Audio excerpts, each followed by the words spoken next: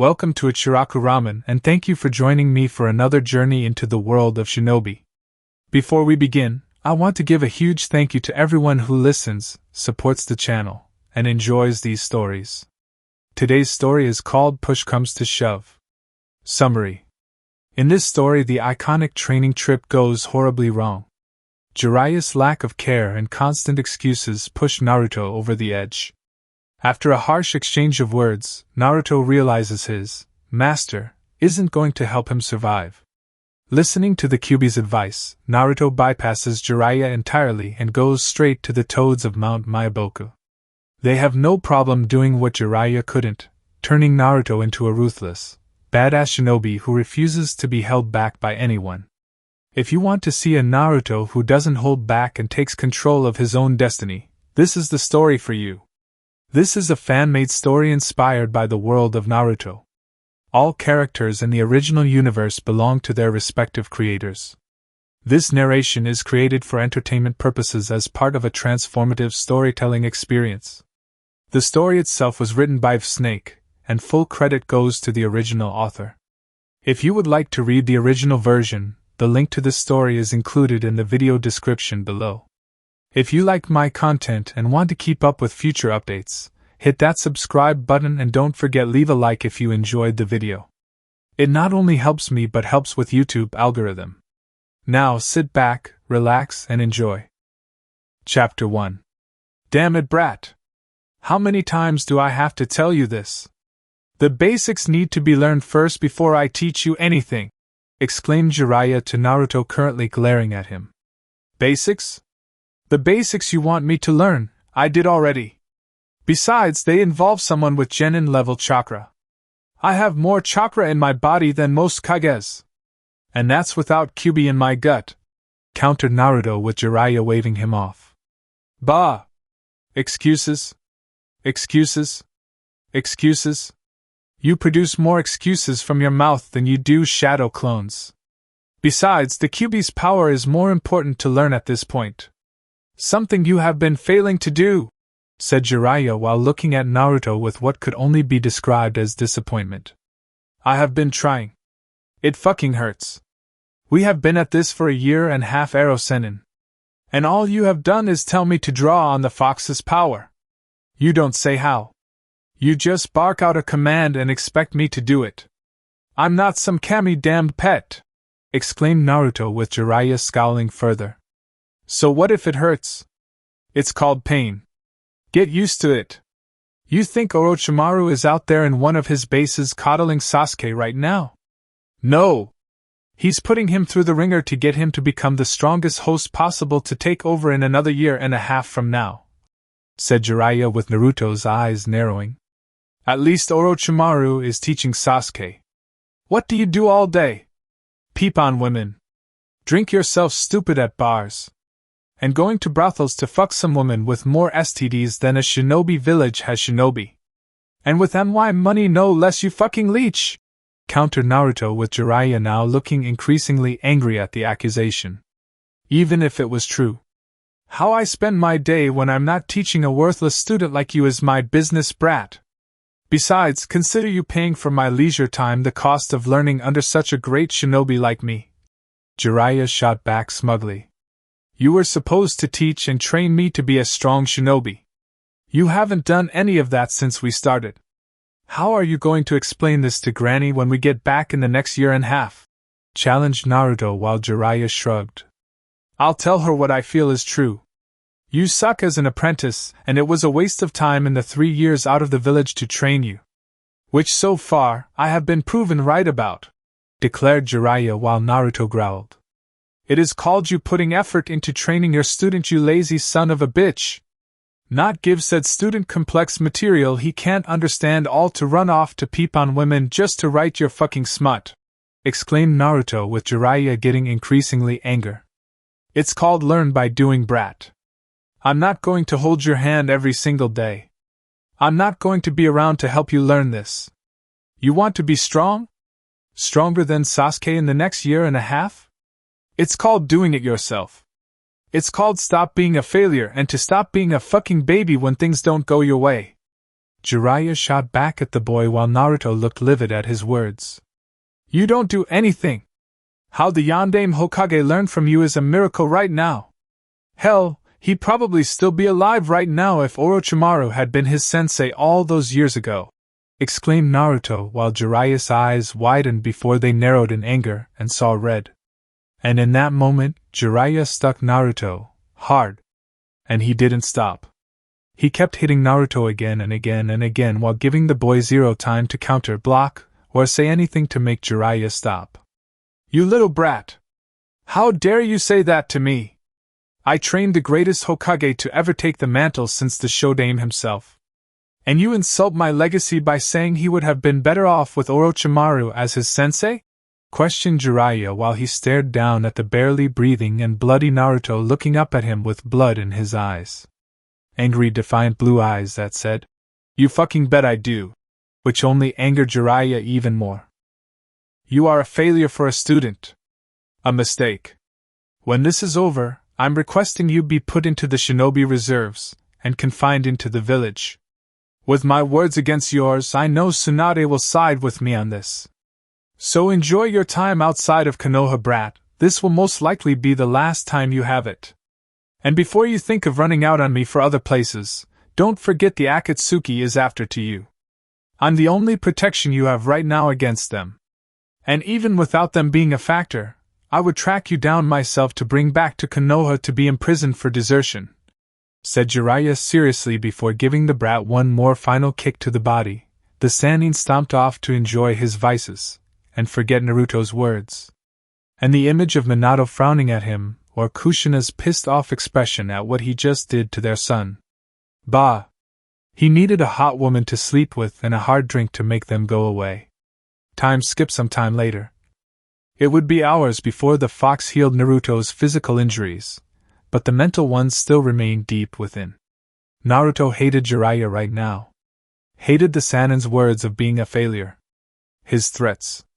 His recommendation he would bring to Tsunade to have him in the genin reserves. It was an insult. A humiliating insult to any shinobi put there. No self-respecting shinobi worth their reputation would be caught dead there. They did so little and were so weak. Their skill level was the middle area between academy student and genin. Naruto vowed not to be so weak. He needed to get stronger. Stronger to the point where all the past Hokages combined were weak, sickly children compared to him. To get so strong that even Uchiha fucking Madara himself would have pissed his fucking pants if they ever crossed paths in life in a hypothetical situation. But how to do it? Leave? Bah! Jiraiya would track him down before he got out of the country they were in right now. Besides, the Sannin's words about the Akatsuki were true. They could get him too if Naruto wasn't careful. He needed a place to train, to learn from competent teachers, and above all else, grow stronger. There is a way, said Kyuubi while Naruto found himself in his mind to see the fox. And that would be? Asked Naruto with skepticism in his voice. The toads. Reverse summon yourself to their mountain. Tell them what Jiraiya said to you, advised Kyuubi with Naruto looking unsure. Won't they side with Jiraiya in his actions? Sell me out to him? Asked Naruto with the fox shaking his head. While the fool is their primary summoner, they do not answer to him. Despite what he may say to the contrary, it is quite the opposite. His actions shame him as well as them, but the difference is the fool doesn't care about it. The man is blind to the lives of those around him, and their feelings. Whether they are friend or foe, it doesn't matter.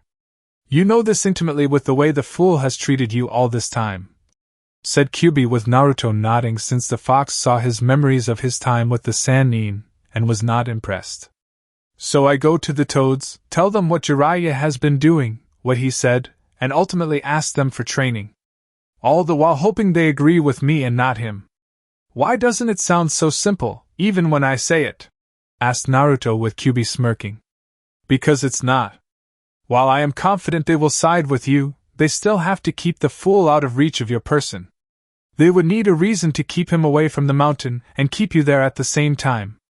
All without him knowing you are on the mountain.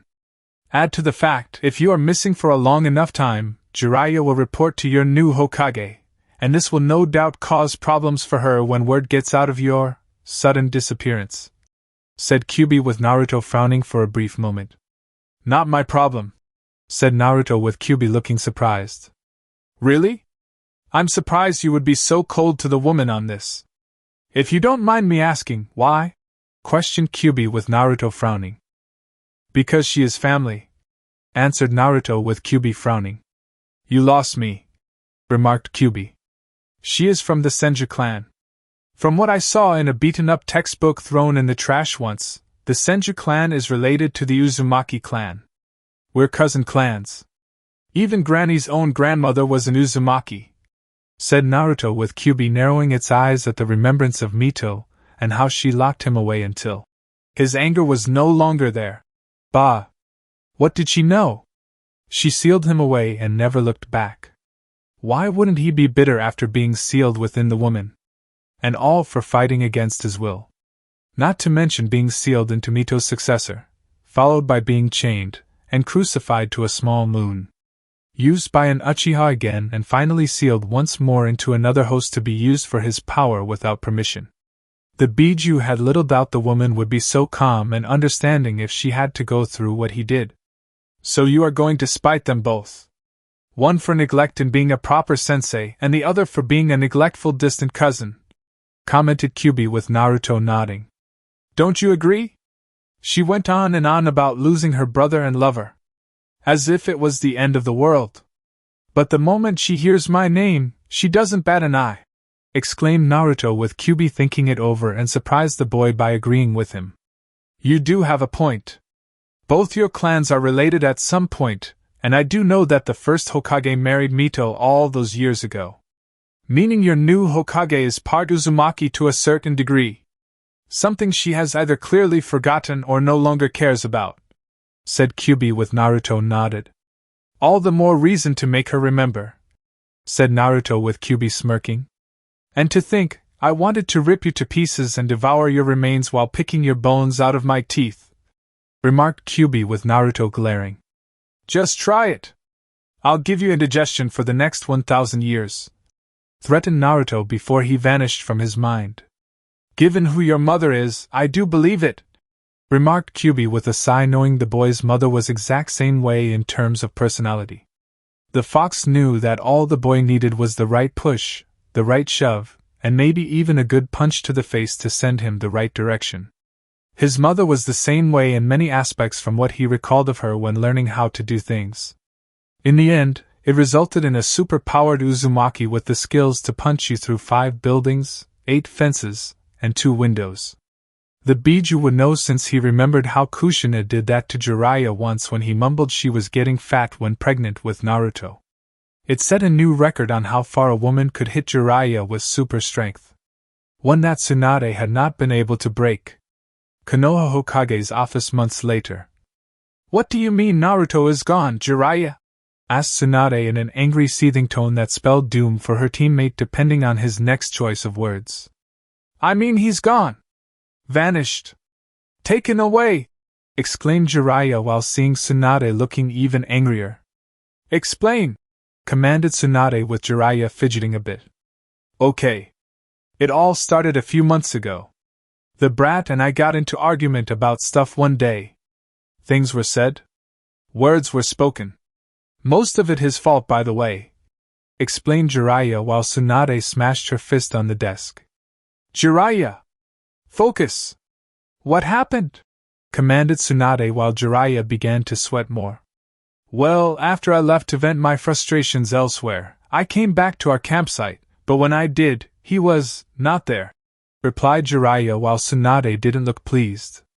"And you didn't become concerned something might have happened to him when you weren't around, because?"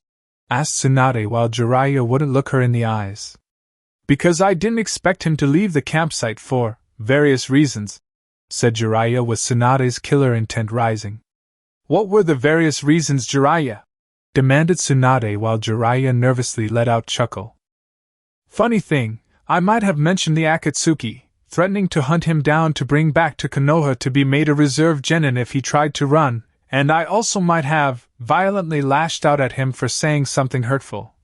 said Jiraiya before he let out a whimper when Tsunade rose from her chair and looked absolutely murderous. First off, who or what gives you the authority to threaten Naruto and saying I would be placing him into the genin reserves? Second, why in the name of all that good and true in this world did you beat him so badly that he would consider leaving your so-called protection in the first place? Demanded Tsunade, knowing only she had that power, and only if the boy was extremely weak without showing any promise at all. His fight with Kabuto when recruiting her to be Hokage showed Tsunade that Naruto had a mountain load of potential. It wasn't my fault. The brat actually had the nerve to say Minato would have been better off learning under Orochimaru of all people over me. That Minato had a greater chance of being alive had Orochimaru been his sensei and not me. As far as I am concerned, the brat deserved his beating. As for making him a reserve genin, I figured after I gave my official report on him being a failure in learning under me, it would happen, defended Jiraiya while Tsunade was showing incredible willpower to not slug him in the face. And what did you do or say that resulted in him saying such things? And what made you think your recommendation alone would merit him being placed in the genin reserves? Asked Tsunade with Jiraiya frowning and looking away. I didn't do anything. It was the brat. I mean, all he did was doing on this trip is complain and whine about his training, said Jiraiya while Tsunade narrowed her eyes further. And what did you train him in exactly? Asked Tsunade curiously. Well, this and that. Focusing on drawing on Kyuubi's chakra. And stuff, explained Jiraiya weakly while Tsunade marched right up to him and looked the man dead in the eyes. Be specific, Jiraiya. What stuff did you teach him? Demanded Tsunade while Jiraiya slowly took several steps back. Basics. The kid needed to know basics. So I tried teaching it to him. He was failing at it, and quite miserably too. I mean, how could a genin not handle the genin-based chakra control training I gave him is beyond me, said Jiraiya while Tsunade's eyebrow was now twitching violently. Jiraiya, do you hear yourself when you talk? Much less think? You just said you were training Naruto as if he had genin-level reserves. Exercises meant for genin with genin-level chakra or slightly higher, said Tsunade slowly like she was talking to someone not all there in the head. Yes so? Asked Jiraiya in confusion. This is Naruto we are talking about. Not Kiba. Not Shikamaru. Not Sakura. Not even that prick of an Uchiha. We are talking about Naruto. The boy whose chakra levels are up there with that of a Kage. How the fuck is he supposed to do genin exercises with the amount of chakra running through his body? Demanded Tsunade with Jiraiya looking like a light bulb went on his head. Oh. Well, when you put like that shit, said Jiraiya while feeling slightly guilty and stupid right now. What else have you done, Jiraiya? Demanded Tsunade since she knew there was more the fool wasn't telling her. Well, we did focus on trying to draw out the Kyuubi's chakra, but the boy complained the whole time. Saying it hurts, I am in pain, and my body feels like it's being pulled apart like a whiny baby, said Jiraiya before Tsunade quickly grabbing him by his shirt and brought him closer to the point where their heads nearly touched. That's because the fox was fighting the seal, you nitwit. Did you really expect the Biju would let Naruto take its power by force? Questioned Tsunade angrily. Well, yeah. What, the seal doesn't allow for Naruto force the fox into submission and takes its power for himself? Asked Jiraiya with Tsunade letting out a noise like she was dealing with a complete moron and wanted to cry over how stupid he was being. No, you dumb shit! Had you gone over the notes Minato left behind, you would know that was not the purpose of the seal. And the fact you didn't even notice this or examine the seal yourself proves just how much of an idiot you really are. Even worse, aren't you supposed to be a seal master? What possessed you to do things in such a reckless manner? Why not research how the Jinchuriki and IWA or Kumo drew on the power of the Biju before trying anything of that magnitude? Asked Tsunade while Jiraiya looked nervous. Come on, Tsunadeheim. I didn't have time for it. 3 years goes by pretty fast. I had to wing it. Besides, the brat should have just took the pain. So what if it hurt? We all have to go through receiving pain to get stronger, said Jiraiya before he was thrown against the wall. You baka! Don't you realize that your method of training was putting his health at risk?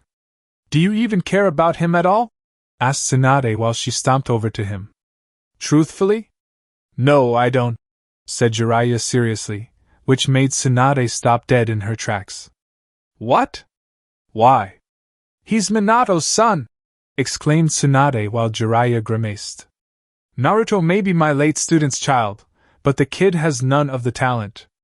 Even if my way of teaching him was off in some manner, the potential should have shown itself easily, remarked Jiraiya bitterly, since he was hoping to get another easy prodigy for a student.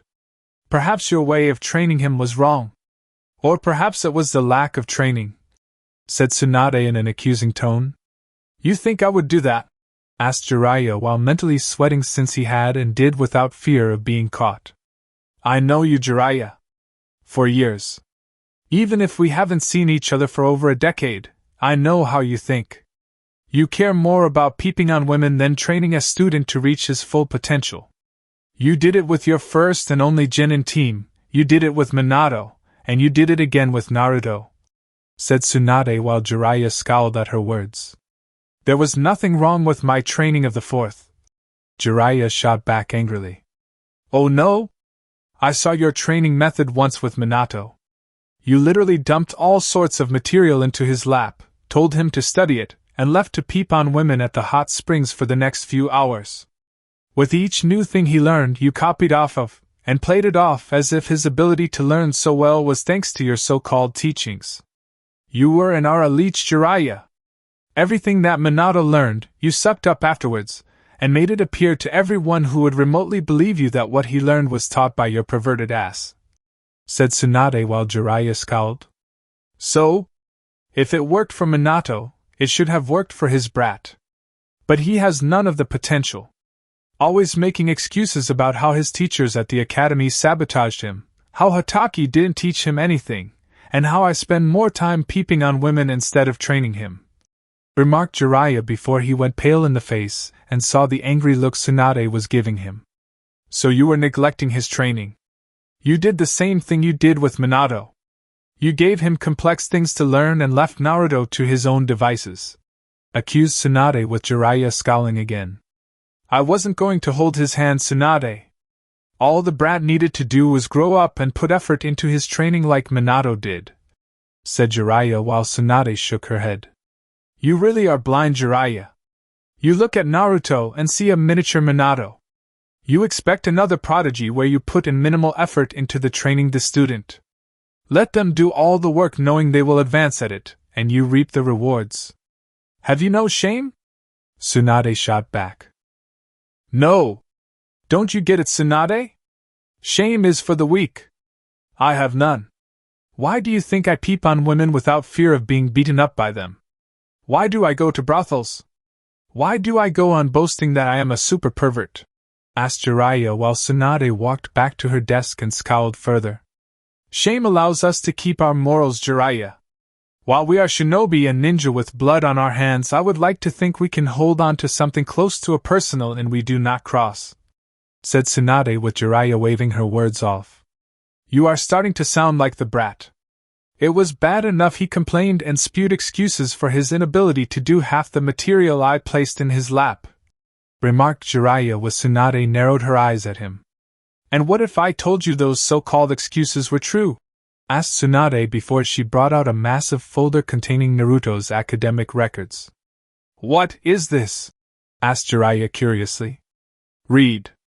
And see, your failure for a student wasn't always a failure.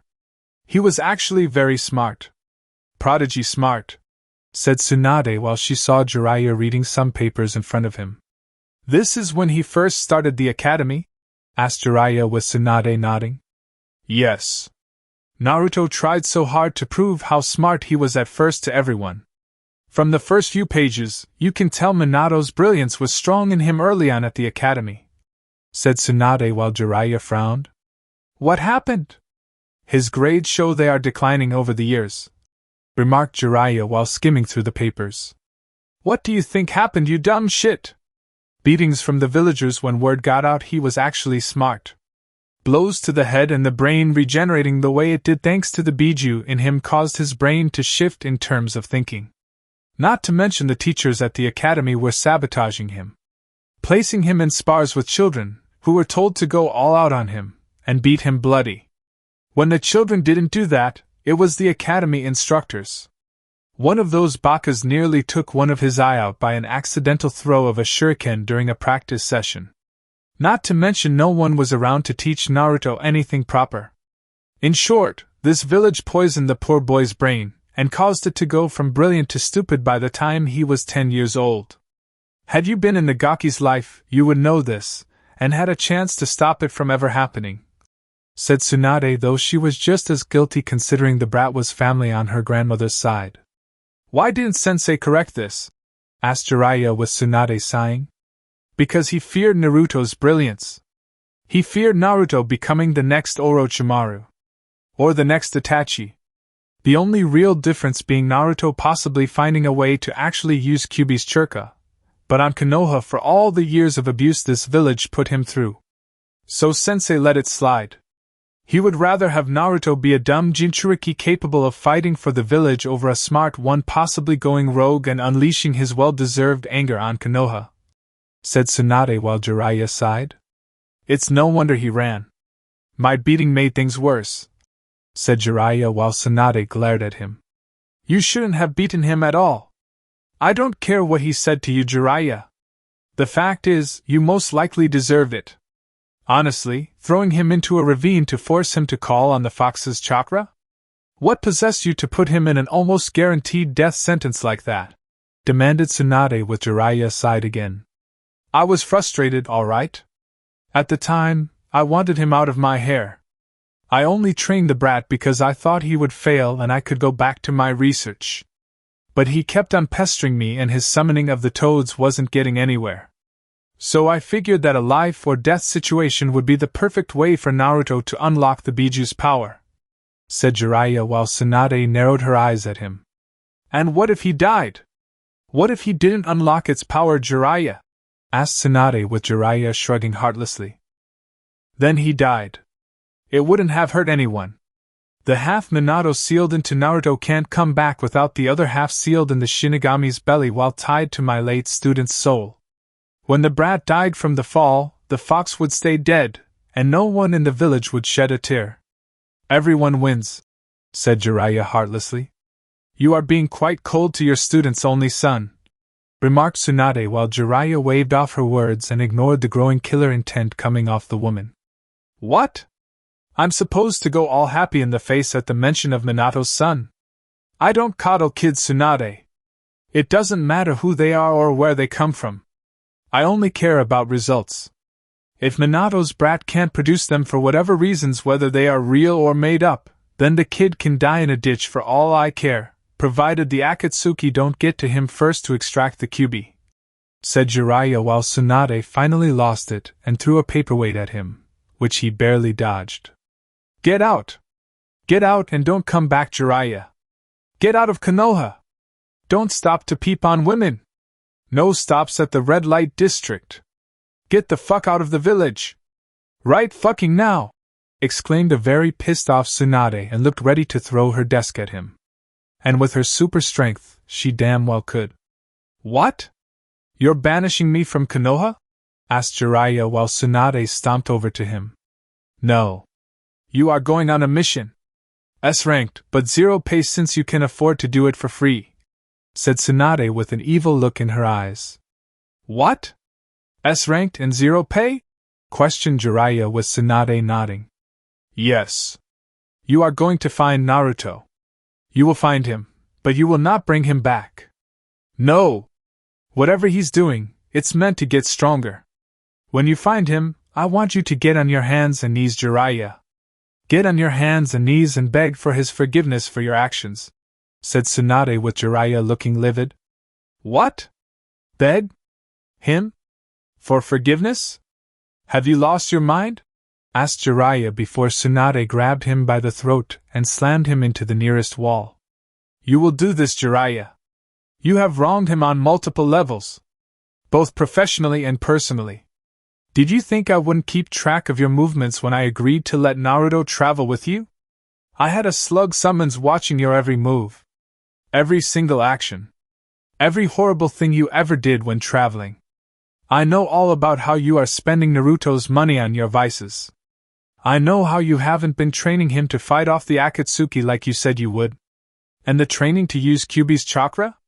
It's bullshit. We both know the pair assigned to hunt Naruto from the Akatsuki were put together to nullify the use of the fox inside him. How do you expect Naruto to combat them without Kyuubi's chakra if you don't teach him anything else? Did you even try to think about such a possibility? Said Tsunade with Jiraiya scoffing. Of course I did. I figured I would teach him how to use Kyuubi's chakra when traveling around, and he learns just about everything else here in Konoha. Surmised Jiraiya like it was the easiest thing in the world. Except you didn't teach him how to use it properly, Jiraiya. You put his health at risk. His life at risk. And for what? So you could spend most of your days drinking and whoring while ignoring your student who is eager to learn. Do you know how many legends of the world would jump at the chance to have a student like that? And because of your actions, Naruto has gone off the reservation, and off the map where anyone could find him, said Tsunade with Jiraiya looking away. The brat will come back. He will come crawling back to us soon enough begging me for forgiveness. Not the other way around. You'll see, Tsunade, said Jiraiya while Tsunade looked skeptical. Did you try reverse summoning him with the toads? Asked Tsunade finally. I went to them. They weren't exactly happy with me, remarked Jiraiya while his mind went to the memory of the toads all glaring at him. Flashback Mount Myoboku 2 weeks after Naruto went missing. What do you mean you won't help me locate the brat? Asked Jiraiya while he stared at Gamabunta, Pa-Ma, and the other toads in the room. And none of them looked happy. The fact he left without you noticing after all this time and not coming to us sooner only proves our decision was correct, said Fukasaku firmly. You were entrusted with the Gaki by Minato. Yet you spit on your duties to him and the boy. And for what? So you can write, you smut? Questioned Shima angrily. Hey! What I do when it comes to my so-called responsibilities with my failure of a godson is my choice and mine alone. You have no right to judge me on this, protested Jiraiya with Gamabunta putting a giant webbed hand forward. Wrong! You had him sign our contract. He is part of our clan now. You cannot do anything that risks his health unless we deem it necessary. Your time with Naruto has left you wanting, declared Gamabunta with Jiraiya scowling at the giant toad. I see he told you everything before running away. Typical, muttered Jiraiya and was given a smack on the head with Fukasaku's staff.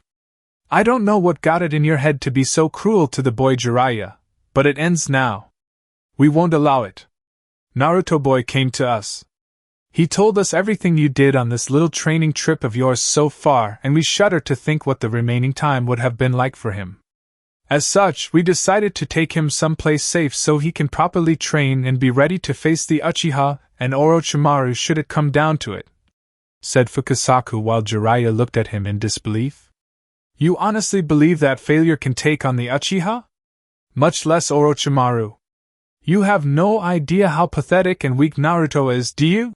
Questioned Jiraiya before he was hit in the head again, harder. Need we remind you, Jiraiya, that you were weak and pathetic failure once when under your own sensei's tutelage? Granted you still are pathetic, but that's beside the point. The point is, the boy can do so much with the right teacher. He puts in more effort to get stronger than you ever did. It's why you never could perform the Sennin Moto to its fullest extent.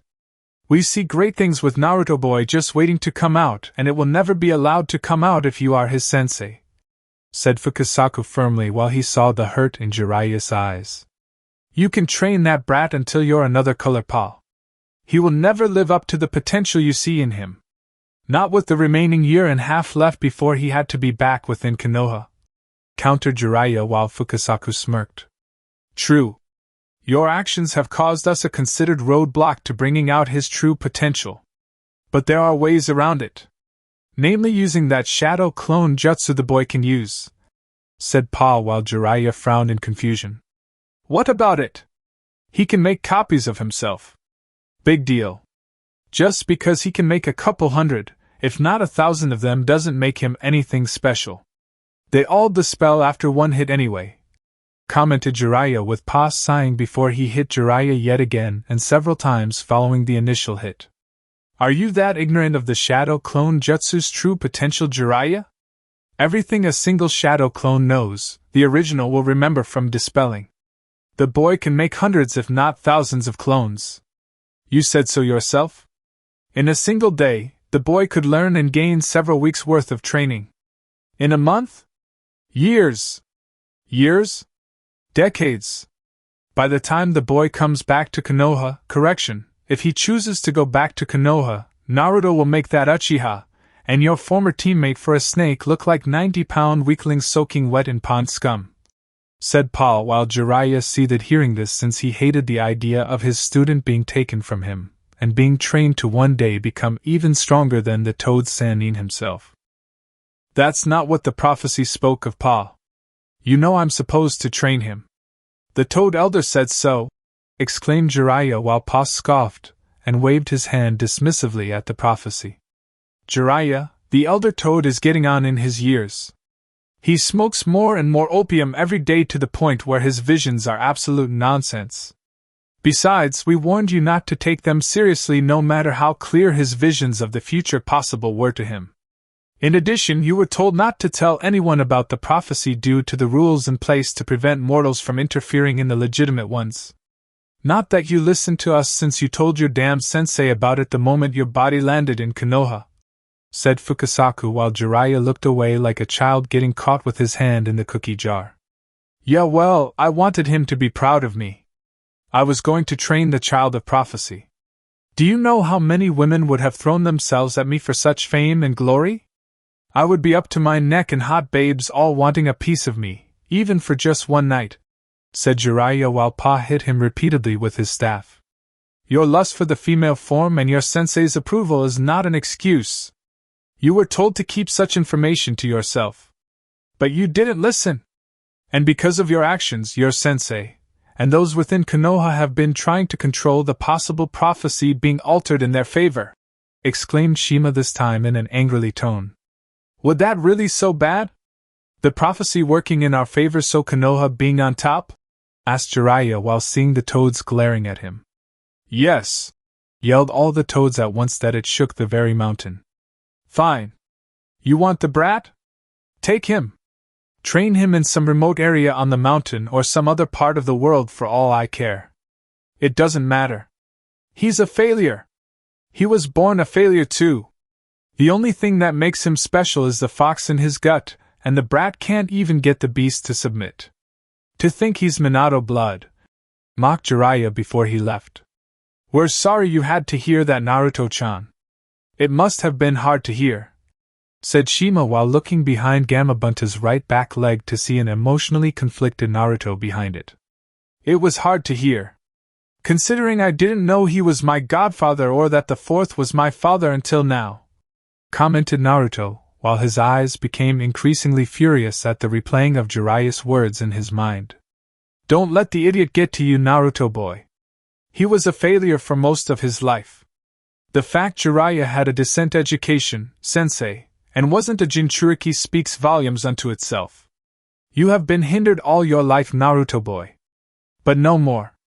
We want you to train here, with us, without interference, and become every bit the shinobi you were meant to be in life.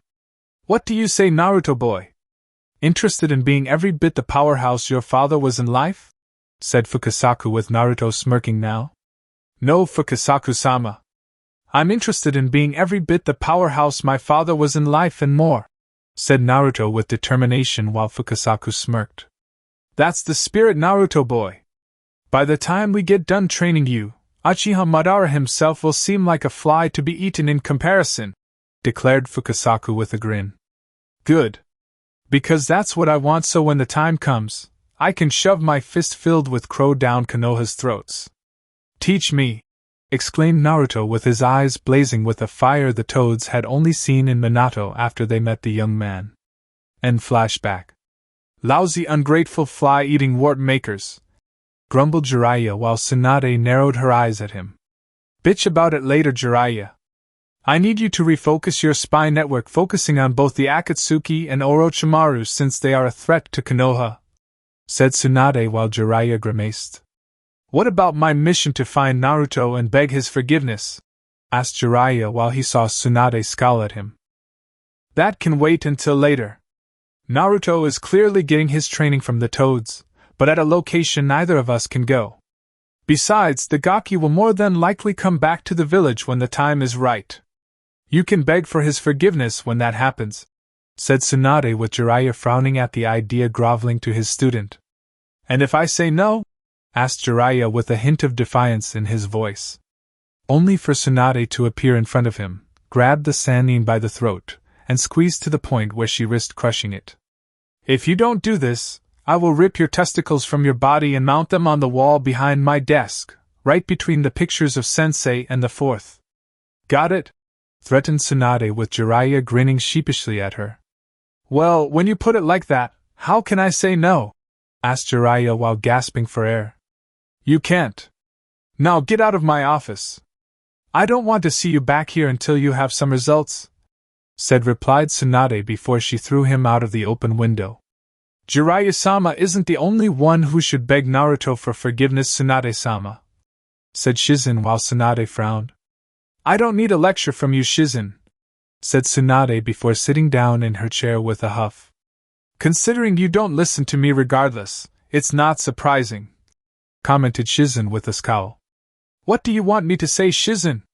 Or do for that matter? Find Naruto and say, hey Gaki. Guess what? You and I are distant cousins. We're family. I knew this whole time, but left you to suffer in Konoha alone. Forgive me, after all this time? What would you do in his place? Asked Tsunade with Shizen thinking it over. Well, if I were Naruto, I would probably punch you in the face simply in the belief you deserved it, followed by pranking the entire village as a whole. As a result, tripling your already large pile of paperwork to the point where you throw a temper tantrum and throw your desk out the window, answered Shizen while Tsunade's sweat dropped. Naruto wouldn't do that, would he? Asked Tsunade with Shizen just smiling at her. Considering his pranking history? You tell me, said Shizen while Tsunade was now crying anime tears. He would do that to her. Damn. Quick pause, guys, I just want to take a second to say thank you.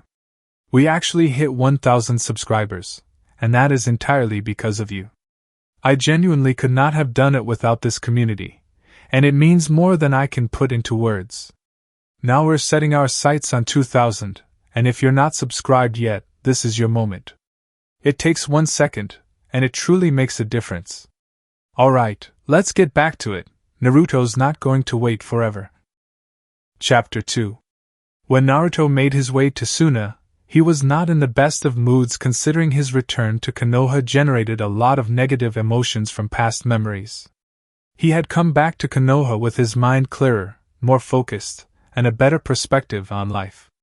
The Toads had taught him everything they had to offer about chakra, including senjutsu, their fighting style to the point where it was flawless in performing the katas without error. There was only one thing Naruto truly needed that he currently lacking right now in life to make things perfect. Life experience. So when word reached Konoha of Suna's Kazekage Sabaka no Gaara had been kidnapped by the Akatsuki, it was only natural that Naruto go to help his friend. A team consisting of Kakashi, Yamato, Temari, Sakura, Sai, and himself had departed to Suna in the hopes they would stop whatever the Akatsuki had planned. And naturally, they ran into resistance in the form of the Akatsuki. After the group left Suna to find Gaara, the opposition came in the form of 2 of its members. In the form of Itachi and Kisame. Not that Naruto let them stop him from reaching his goals. So if it isn't Sushi Bitch and the Silent Asshole. Killed any other clans lately? Have you spilled the blood of innocent puppies? Asked Naruto in a mocking tone. Look at him, Itachi. 3 years away with the Sannin and the brat thinks he is hot shit, remarked Kisame while Itachi said nothing. 1.5 years. I parted ways with that perverted fool when it became clear his way of teaching wasn't teaching at all. Honestly, Teaching me to tap into Kyuubi's chakra in order to fight you two better was not one of his better ideas. It's like someone fighting a house fire with toad oil. It doesn't work and makes things worse. So I spent my remaining time training under the toads themselves, said Naruto, while Kisame kept on grinning while Itachi's eyes narrowed slightly. So you spent your time with some talking webbed warp makers. Big fucking deal. It still won't help you against us, said Kisame while Naruto grinned viciously. If I'm not such a big threat to you, why is Itachi still trying to cast me in a Jinjutsu with his eyes like he has with everyone else? Asked Naruto while Itachi's eyes narrowed even more. So you found a way to make yourself immune to Genjutsu. Interesting, said Itachi while Naruto suddenly scowled. You can stop with the praise, Itachi. I know why you two but buddies are here, and it's not to insult us or speak small praises at what I do. I also sense you two aren't the real deal. You hide it well, even showing the various abilities one would find in both the real Itachi and Kisame. But Uzumaki's sensory perception can see through that weak shit, and right now I see two corpses being used as puppets to hold us off while my friend is being killed. So drop the jutsu and stand aside, said Naruto while Kisame grinned. Or else what, brat? Demanded Kisame, before he was suddenly and violently kicked in the midsection by Naruto, sending the man flying back well over 200 feet. Fast and strong, thought Itachi, while glancing over at Kisame, who had reverted back to the dead body they obtained for this jutsu. Fun fact about senjutsu. It can really hurt people when you strike them in a vital bodily area, said Naruto before he glared at Itachi. I am curious, how are you blocking my Sharingan's power? Asked Itachi, curiously. Simple. I'm mixing senjutsu and the Kyuubi's power through my body in perfect sync. When heading here, I spent that time gathering up as much of it as I could. Mix it just right with what is sealed in my gut, and no Genjutsu you have from your shitty eyes can stand in my way. Not even the second level you have in your back pocket, said Naruto with Itachi frowning further. So you know, remarked Itachi, with Naruto scoffing. Of course I do. Sasuke basically bragged as much on how an Uchiha gets one of your cursed eyes to that stage. I got further information from the toads on how it works. It's a good thing I don't consider your brother my best friend, or else the bastard might get what he wanted. Aside from killing you, of course, said Naruto while Itachi frowned further at him. You should reconsider. You could learn a lot from him, and forming a bond would be for the best, said Itachi, while Naruto snarled. Been there. Done that. What did I get for my efforts? Insults, a broken neck, and 2 Chidoras to the chest. I think I'll pass on the whole friends with the Uchiha concept. It's not healthy, said Naruto while Itachi frowned at him, since he needed the two of them to be friends so Sasuke could get the eyes needed to become stronger. Naruto's resistance to reforming the bond of friendship with Sasuke was hindering the plans of the Uchiha clan's slayer, and Itachi didn't like it. He wanted Sasuke to gain the next level of the Sharingan, so when both Uchiha fought next, Itachi could give his eyes to Sasuke, and become an Uchiha worthy of ruling over their rebuilt clan. But Naruto was being difficult, and it seemed Sasuke himself had been responsible for causing the damage. The Kyuubi Jinchuriki's time with the toads had clearly made the boy stronger.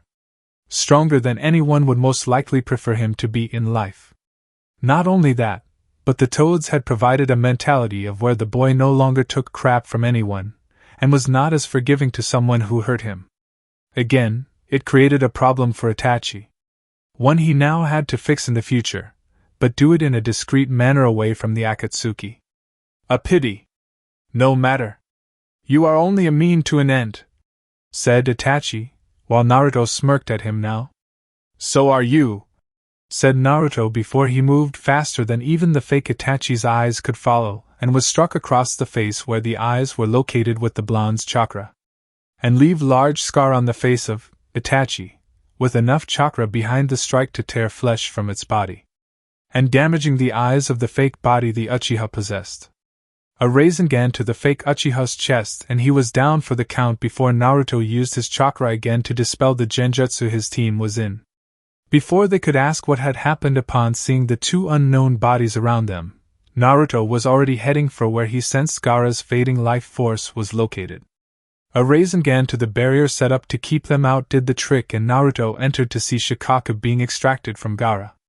Before the two Akatsuki members sent to retrieve the young Kage could speak, Naruto did something that would shock them, the Konoha team, and the other projected members of the Akatsuki in the room. Naruto took out tri-pronged kunai before throwing them at Deidara and Sasori. "Oh," said Deidara with a start, since being a former IWA nin made him recognize what just happened. "Shit," finished Sasori before Naruto appeared in a flash, striking with another kunai to Deidara's skull and a senjutsu-enhanced kick to Sasori's side. Sasori's puppet body shattered into 100 pieces, but the puppet within the puppet had escaped, if just barely. But before he could do anything, Naruto was in his personal space, putting his fist into Sasori's puppet chest, where the blonde sensed was where the remaining anchor of life binding the puppet master was placed. "Any last words before you die?"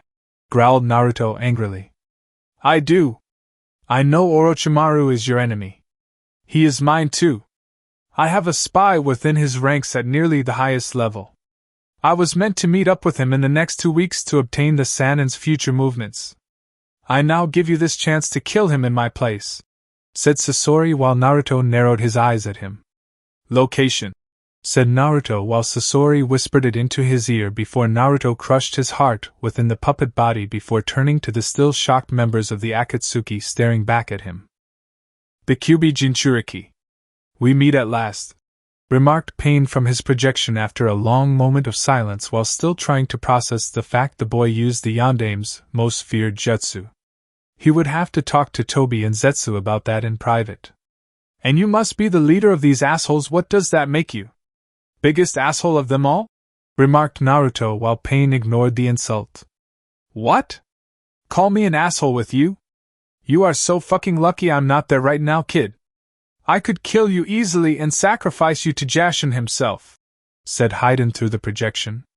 "Am I talking to you? No?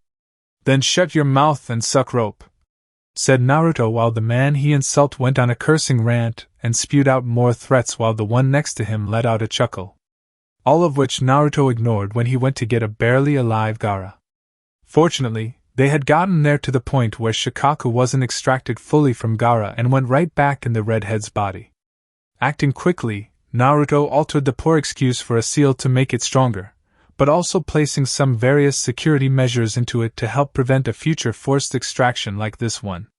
Once done, Naruto glanced over at the projections still there watching him, and growled at Pain currently staring back at him with narrowed Rinnegan eyes. "You are only delaying the inevitable. You and every other Jinchuriki will soon be an extension of my will and bring about a new era of peace through Pain," said Pain while Naruto glanced at him before turning to another projection farther back from the rest of the members. "I'm going to enjoy ripping out your spinal column. I suggest you all get ready for the fight I am going to bring to your doorstep. Because I am not going to hold back, and I am going to show you why it is unwise to piss off Uzumaki Naruto," said Naruto to all of them before he picked up his friend and left without another word to them while ignoring his teammates. After what he just did, it was clear to them that the Naruto they knew, or thought they knew, was no more. This Naruto was geared up for a fight and had no problems with dishing out the beating to those who deserved it. Orochimaru's lair sometime later. "So, where is the loser? I see a pink-haired wannabe for a kunoichi. I see my lazy pervert for a sensei, an unknown and clearly weak shinobi, but not the loser," commented Sasuke arrogantly while he stared down at his former teammate and sensei. "Maybe he doesn't think you're worth the effort?" commented Kakashi while Yamato was looking around for the Sannin. The last few hours, if not the past couple of weeks, had been interesting to say the least for them. Or it had been for Kakashi himself, when Naruto came back to the village with a whole new feel about him. When Naruto had finally come back to Konoha, he had changed quite a bit. No longer loud-mouthy, boasting, and overall weak like he had been when leaving with Jiraiya. He was calm, serious, and had an aura about him like a storm of sorts was brewing all around his very being. When Kakashi tried to greet him, Naruto just gave him the most serious of looks that made the cycloptic Jounin freeze instantly, since it reminded him deeply of his late sensei when serious. It was in that moment Kakashi knew Naruto he remembered was no more. Gone was the ramen addict, hyperactive blonde, and his yell of being Hokage one day, for all to hear. In his place was someone ready for a fight and would gladly dish it out if push came to a possible shove.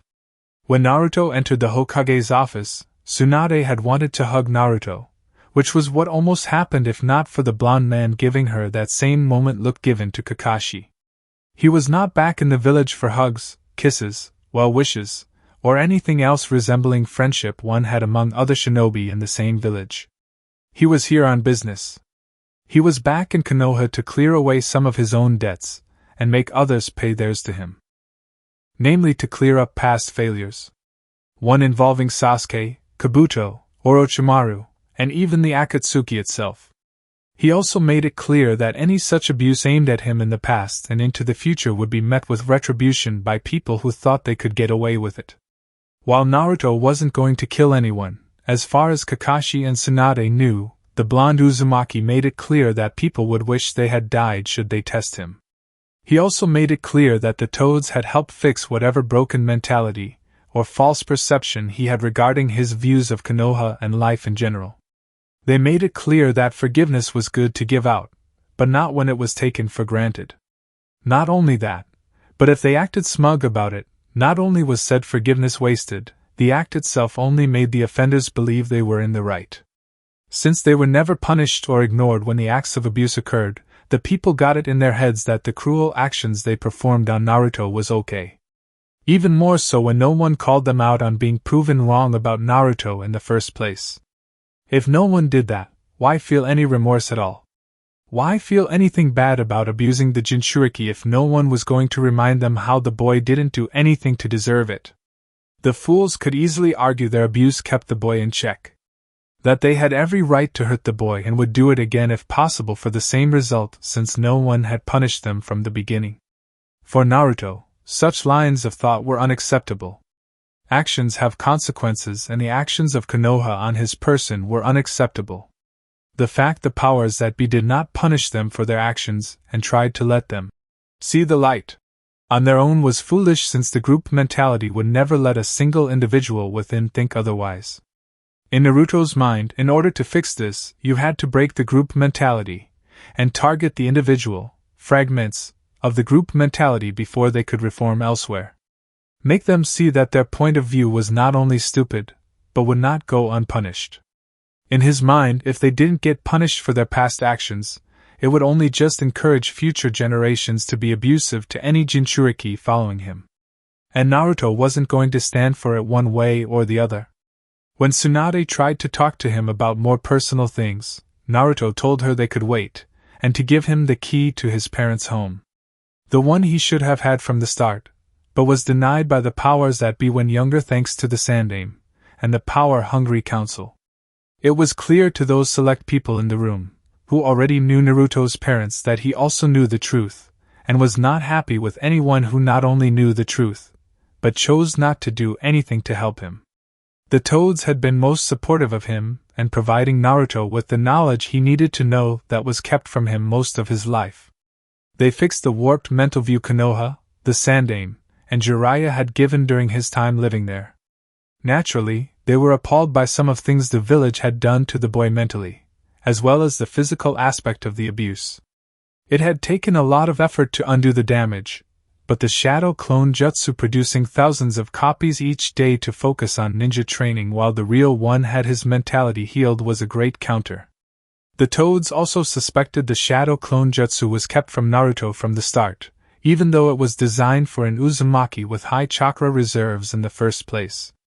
It was also concerning that the Sandaime and Academy instructors had known the boy had such high reserves, yet offered no alternative to the standard clone jutsu. Hell, the Academy let Rock Lee graduate from the Academy, and the spandex-wearing boy had practically no chakra to begin with. It raised a shitload of questions, and speculative answers were all that followed. Again, the Toads suspected foul play. Even more so when all the instructors told Naruto to try harder and pay more attention in class. Despite the fact teachers kicked him out whether Naruto didn't anything to warrant it or not. They didn't tell him anything about chakra control or any other versions of the clone jutsu he could use, much less those that were elemental like the earth or water clone jutsus. Foul play only smelled more likely and more foul the longer the toads thought about it, and made a mental note to speak to Jiraiya about this in the off chance the fool knew or considered this outcome. Still, Tsunade wanted to test his skills in an evaluation. When Naruto asked who would perform the test, the boy unleashed a small pulse of killer intent throughout the room. It made Tsunade, Shizen, Kakashi, and the hidden Anbu watching everything shiver in fear. When it came to the evaluation, it was no longer any real surprise to Kakashi that Naruto had grown up so much since the last time he saw him. Hell, Naruto didn't even need the help of Sakura or the superhuman strength techniques Tsunade taught her. The fact that he ignored her the entire time upon his return notwithstanding. Of course, Sakura would yell at him in order for the blonde to pay attention to her, but again, Naruto ignored her to focus on the test at hand. Which was naturally, the fucking bell test. Something which Naruto recalled ended in the unfair treatment of himself being tied to the post at the end. Honestly, Sakura went down from a genjutsu, and again after seeing Sasuke's head sticking up from the ground. She didn't even try to get the damn bell. So what if he tried to eat the food? Kakashi had also been a prick the entire time, and was late both times they first met him. As if it was okay for him to waste their time when they could have done things instead of waiting. How Kakashi justified his decisions to punish Naruto among other things he did when Team 7 was formed, the blonde didn't know. Nor did he care for that matter. Kakashi had wronged him back when they first started out, and Naruto intended for the man to pay up with this test.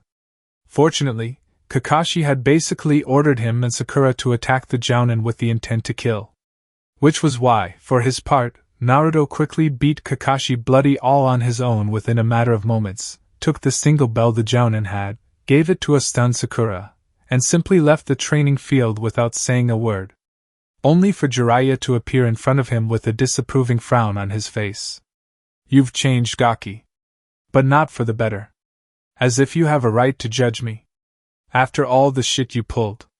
So you're holding a grudge, is that it? It's not my fault you can't take a few hits physically or otherwise.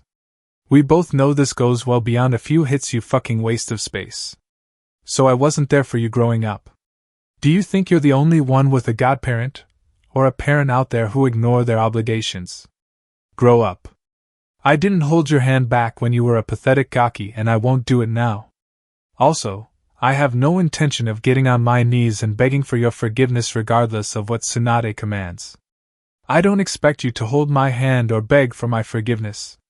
I'm too old for one of them, and the other I have none to give. Even if I did wish to forgive you, Jiraiya, we both know it would an emotional response wasted on a man who cares more about boobs and butts over his own surrogate family. Is it any wonder the old fart monkey liked Orochimaru far more when it came to teaching the two of you? Watch it, brat. The Sandaime was my sensei and a great man. You may think yourself hot shit now, but I've got a lot more experience and can still kick your ass. You would think that. But we both know your skills are mediocre at best. When was the last time you trained Jiraiya? And I mean actually trained in the toad katas you were told require to be constantly practiced? When was the last time you had an actual fight with someone? The answer is simple. It's been a very long time. If I went all out right now against you at your best, I could wipe the floor with you, and still have enough energy left to go on a mission without slowing down. Tough talk for a brat not even 16 years old yet. It's not talk. I can back it up right here. Right now. The only reason I don't is because I am heading to see Hokage for a mission. Excuses? Excuses? Just like before a year and a half ago. If you really were stronger, you would fight me right now. I will fight you. Right after I kill Orochimaru and bring Sasuke back a broken man. You can't kill him, Naruto. Orochimaru's too strong. Not to mention Sasuke will decimate you if there is a confrontation. The kid's a prodigy. You're not. Tell you what, Erosenin. After I return from killing your former teammate and bringing back mine, I will fight you. One-on-one. No holding back. You fight me with everything you've got and I'll bring everything I have to the battle too. Agreed? Done. I just hope you're ready to admit how outclassed you are against a man of my skills, Gaki. And I hope you understand just how stupid you were to neglect me all those years ago after I leave your body broken on the ground. And just so you know, if I see a moment in time where I can kill you, I am taking it. This isn't going to be a simple spar, Jiraiya. This is going to be an all-out war, and I intend to not only win, but see to it you are never the same again as a result. Oh, and one more thing. Your so-called sensei wasn't the god of Shinobi. He was the god of hypocrisy. The Sandaime Hokage was a double-standard fool, and out of everything he taught you, it was the only skill that the man successfully passed down onto you. I'm warning you, brat. Say one more bad word about my sensei, and I will kill you right here on the spot. You tried that already, remember? Throwing me into that endless ravine in the hopes of activating the Kyuubi's chakra. By the way, the toads think you are an idiot for thinking up such a stupid idea. It was the fastest way to do it. And if you failed, it was no big deal in my book.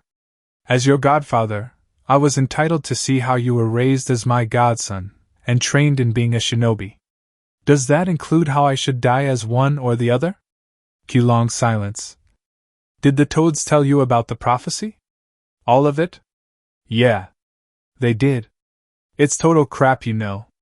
I heard it word for word. Why the elder toad told you said prophecy is beyond me. You were not meant to hear it. Much less blab it to the Sandaime. You do know there are rules in place made by Kami regarding prophecies, right? Though I'm not surprised. You were so obsessed with the part focusing on yourself, itself I would be surprised if you actually cared about who you would be training. Fuck those rules. Fuck Kami.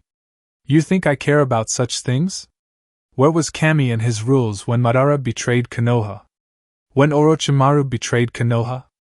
When the fourth Hokage died? When my sensei died? When I lost everything that mattered to me? If Kami wasn't going to play by the rule he set, I didn't have to either. Spare me your so-called suffering. You were always a lazy super pervert and leech long before you became a shinobi. Long before those so-called bad things happened to you in life. You leeched off my father and anyone else you could get your claws into for your own benefit. The only reason you didn't dig even deeper into the fourth was because my mother saw you for the wretched thing you were and put a stop to it. Which is exactly why I'm glad she isn't alive here today. Your bitch of a mother had no business getting between me and my former student. If I wanted to mooch off him, it was my right. She didn't have any right to interfere with how I was interacting with my former student. Even though she was married to him? My mother wasn't exactly pleased with you when she overheard a conversation to convince my father that it was okay to have piece of kunoichi ass on the side. So if my mother got too bitchy, he could always go to another woman for comfort? Not to mention, you told my father how the people of Konoha did not really care for my mother that much because she was considered a foreigner, and having a kunoichi from Konoha on the side as a secondary option was more tolerable. How do you know about that? Both of my parents each left a piece of their souls in the seal as a fail-safe of sorts should it falter from stress and strain. They were very angry with you and Konoha as a whole when I told them about my life. They see your actions as a betrayal of their trust in being a responsible godparent. When you die, they will be having words with you on the subject. Kakashi still shivered at the memory. Especially the last part. The Jounin knew Kushina was a woman you did not cross. Ever. Even Orochimaru, for all his sadistic tendencies, knew pissing the woman off was worse than an angry Tsunade catching Jiraiya peeping on her. It seems that the loser has become even more stupid since the last time I saw him, said Sasuke arrogantly before he suddenly gasped in pain and grabbed his neck when feeling an intense burning sensation. Or maybe Kakashi is right. I don't see you as a threat or challenge to me anymore, said Naruto behind Sasuke moments later with the Uchiha's eyes widening. How did he get behind me without sensing him, thought Sasuke before he turned around and attempted to cut the blonde in half with his sword. or for said Naruto in front of him to explode and send him flying back down towards the Konoha team below. Or rather, that would have happened if not for Naruto coming at him from the right, kneeing him in the rib. This was followed up by one to the left punching Sasuke in the face. Finished off with one surprising the Konoha team by shooting right up from the ground in the lab into the air and delivering a chakra-enhanced kick to the Uchiha's spine. After this happened, an army of Naruto's shadow clones made themselves into a whip, and launched the Naruto at the end to hit Sasuke in the chest to send the still shocked Uchiha back down. Not such hot shit now, are you, Uchiha? Did Orochimaru spend his time training you to be a proper shinobi? Or as his personal sex pet? Asked Naruto coldly toward his former teammate struggling to stand from the hits he suffered. How can you be this strong? Asked Sasuke while looking up at Naruto with disdain in his eyes. Through training. Lots and lots of training. Training day and night. I bloodied my hands, my feet, and even my face to the point where the crimson liquid acted as a second skin. I broke my bones in so many places it's not even funny. What I did to you was not even a fraction of what I can do to you, Sasuke. The force behind each blow I landed had enough power behind it to rival one of Tsunade's super strength punches. Right now, I believe you have several broken ribs, a badly bruised if not broken spine, and jaw shattered on one side with a few teeth being loose, if not falling out, said Naruto calmly while he raised a hand to stop Sakura from moving to heal the Uchiha. I should have killed you at the Valley of the End. To think I spared you on a whim, said Sasuke while Naruto had the nerve to laugh at him. At him? An Uchiha. An elite. You spared me on a whim? Once again, Sasuke, you copy others before doing anything truly original. I spared you first. I could have ripped right through your Chidori with my Rasengan or let my attack rip your face clean off while taking those eyes Orochimaru wanted so badly right out of their sockets. But I held back. I held a lot back. Orders were to use force if you resisted were authorized, but it wasn't lethal force. You, however, had no such restraint, and came at me with the intent to kill.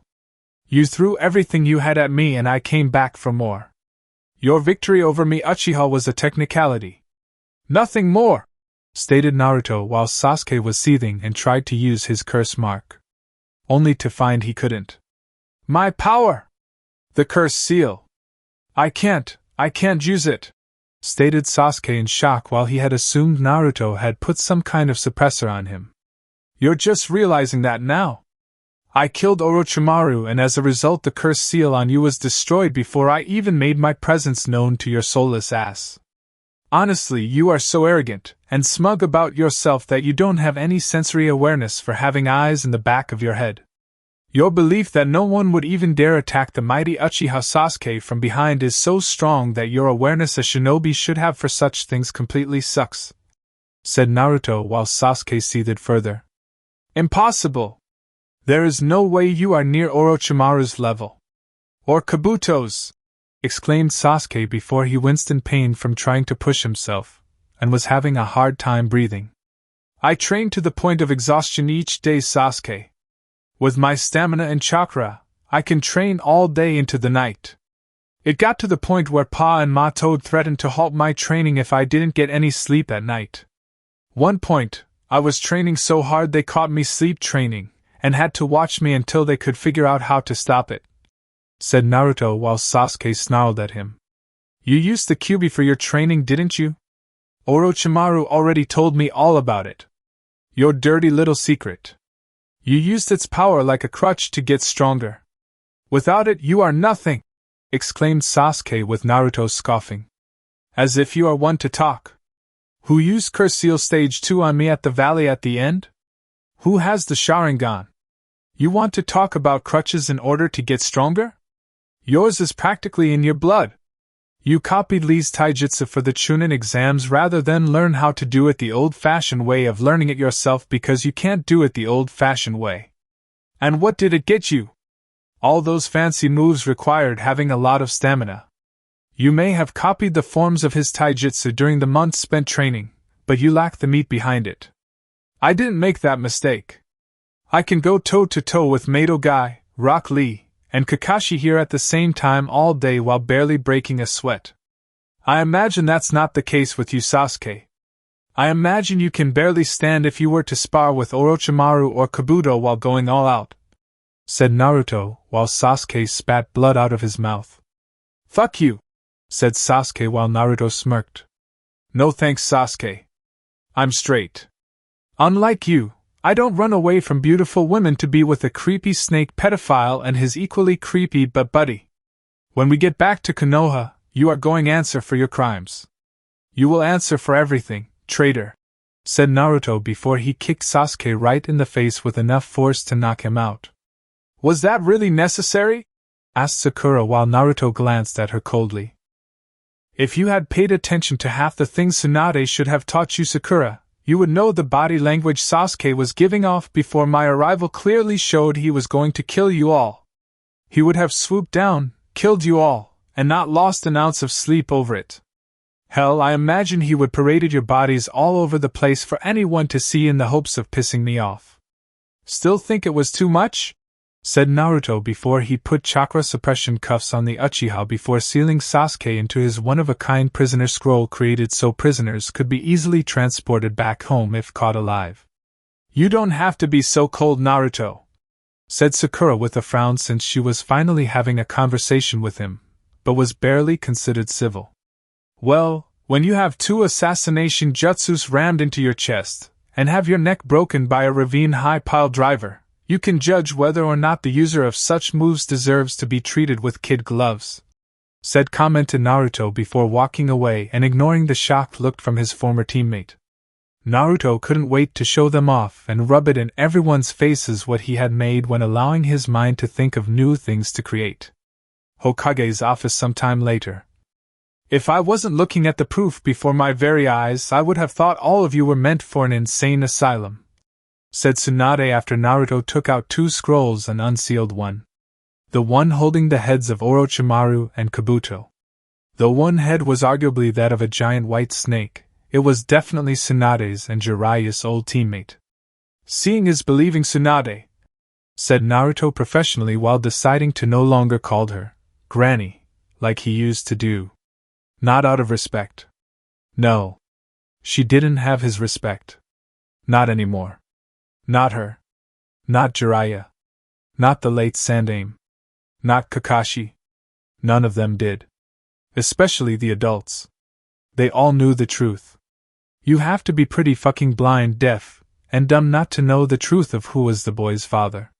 Naruto was especially angry at the Inuzuka clan since he knew they should have been able to tell right away thanks to their sense of smell being enhanced.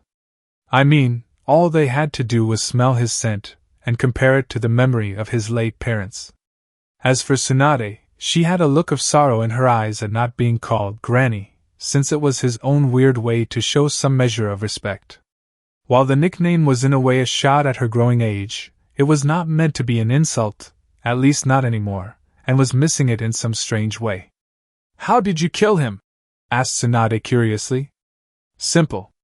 I pissed him and Kabuto off. I had them make the first move. Wasn't hard. Just had to provoke the one weakness Orochimaru and Kabuto had left," said Naruto like it was the easiest thing in the world. "What weakness was that?"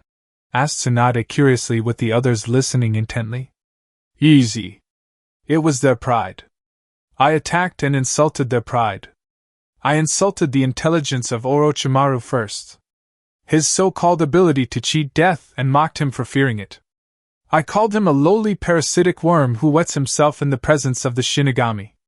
I also needed to make sure Kabuto didn't try to cool his head, so I proceeded to insult him next. I did this by mocking Kabuto for being so loyal to Orochimaru. I also called him Orochimaru's personal butt buddy and liked to have the Sanin's extended tongue and cock slithering up his ass because he didn't have any other purpose in life when it came to serving the Sannin. Naturally, the two didn't take my insults very well, and the fact that their pride was being attacked by someone they considered weak was something they couldn't tolerate," said Naruto, while there was simply more to it than just insulting the two missing nin. For one, Naruto didn't waste time being flashy with them. He was quick and precise in killing them both. Kabuto died first. cutting the man's chakra scalpel-covered arm off at the elbow, followed by the head with standard ANBU sword he had acquired from the traitorous and emotionally stunted Sai had done the job. Naruto had killed Sai because he knew something was off about the pale-skinned and emotionally challenged boy. Pa and Ma had taught him well in determining when a person was not who they truly were, no matter how hard they tried to hide it. Sensory awareness kicked ass. As such, Naruto had interrogated Sai to the point where the boy was a bloody mess. A silent mess, but bloody all the same. It was after Naruto went through Sai's ninja gear did he see the pictures of A and B without their masks, lists of their names identifying them, and even some of their abilities. All assigned to be given to Orochimaru from the looks of things, and a message from one Shimura Danzo of Konoha asking for the two of them to work in taking Tsunade out. The pictures with the identities of the A and B being a sign of good faith payment to Orochimaru and the promise of test subjects if the Sannin helped him become the next Hokage. All in all, Naruto kept such evidence for later, and killed Sai with his own sword before the Ronin could even contemplate what happened. The other members of the team didn't know this since they had gone on ahead to scout for Orochimaru's base. When they asked about Sai on the way back to Konoha, he found it was incredibly easy to just lie to them about how Kabuto killed Sai with the chakra scalpel to the chest. Considering it was how Naruto almost died at one point, it wasn't too hard to believe the story was true since the blonde used his own experience as a reference in the story. This way, the group would believe the story, and make the line more believable when giving his report. The look of remembrance on Tsunade's face would be seen by Kakashi, Yamato, and Sakura, so they wouldn't have any reasons to doubt it. As the body was dumped off the bridge into the river below during the fighting would make it impossible for them to find Sai's corpse, which was actually burned into ashes, so there was no chance in hell of finding it. As for Orochimaru, he was pissed off that Kabuto was killed so easily and quickly by Naruto to the point of instantly going all out on the Kyuubi Jinchuriki. Naruto did the same with the area around them being turned into completely different terrain. When Naruto went to Four Tails, the Sannin had tried to use his sword on him in the hopes the poison in it would end the blonde's life. Only for Naruto to surprise him by grabbing the sword when extended at the last minute, yanked the Sannin forward, and sliced him in half with his claws. Orochimaru was able to recover by reattaching both halves together, but no sooner did he do that, Naruto was on his back, sinking both claws and teeth into the Sannin's body, sending corrosive, flesh-dissolving, Biju chakra into the man, who barely shook the Jinchuriki off of him before shedding his skin-like body to save his life. Only to be met with a Biju bomb, which he tried to shield himself with using the triple Rashomon jutsu. It almost didn't work, but the blast was stopped.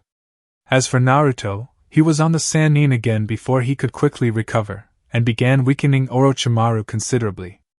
Until finally, Orochimaru had no choice but to change into his giant white snake form to combat Naruto in his four-tailed state. The battle soon became one of pure skill, agility, wits, and just the right timing mixed in with some raw animalistic fury from both sides. With the one instance where Naruto grabbed the discarded and forgotten sword, during the battle, Kusanagi near him and sliced the Sannin's head clean off his body. Shortly after, Naruto stabbed the head into the brain for good measure, a couple dozen times to be exact, and burned the large white carcass looking to be made up of multiple tiny snakes to ensure there was no way the Sannin could continue to live.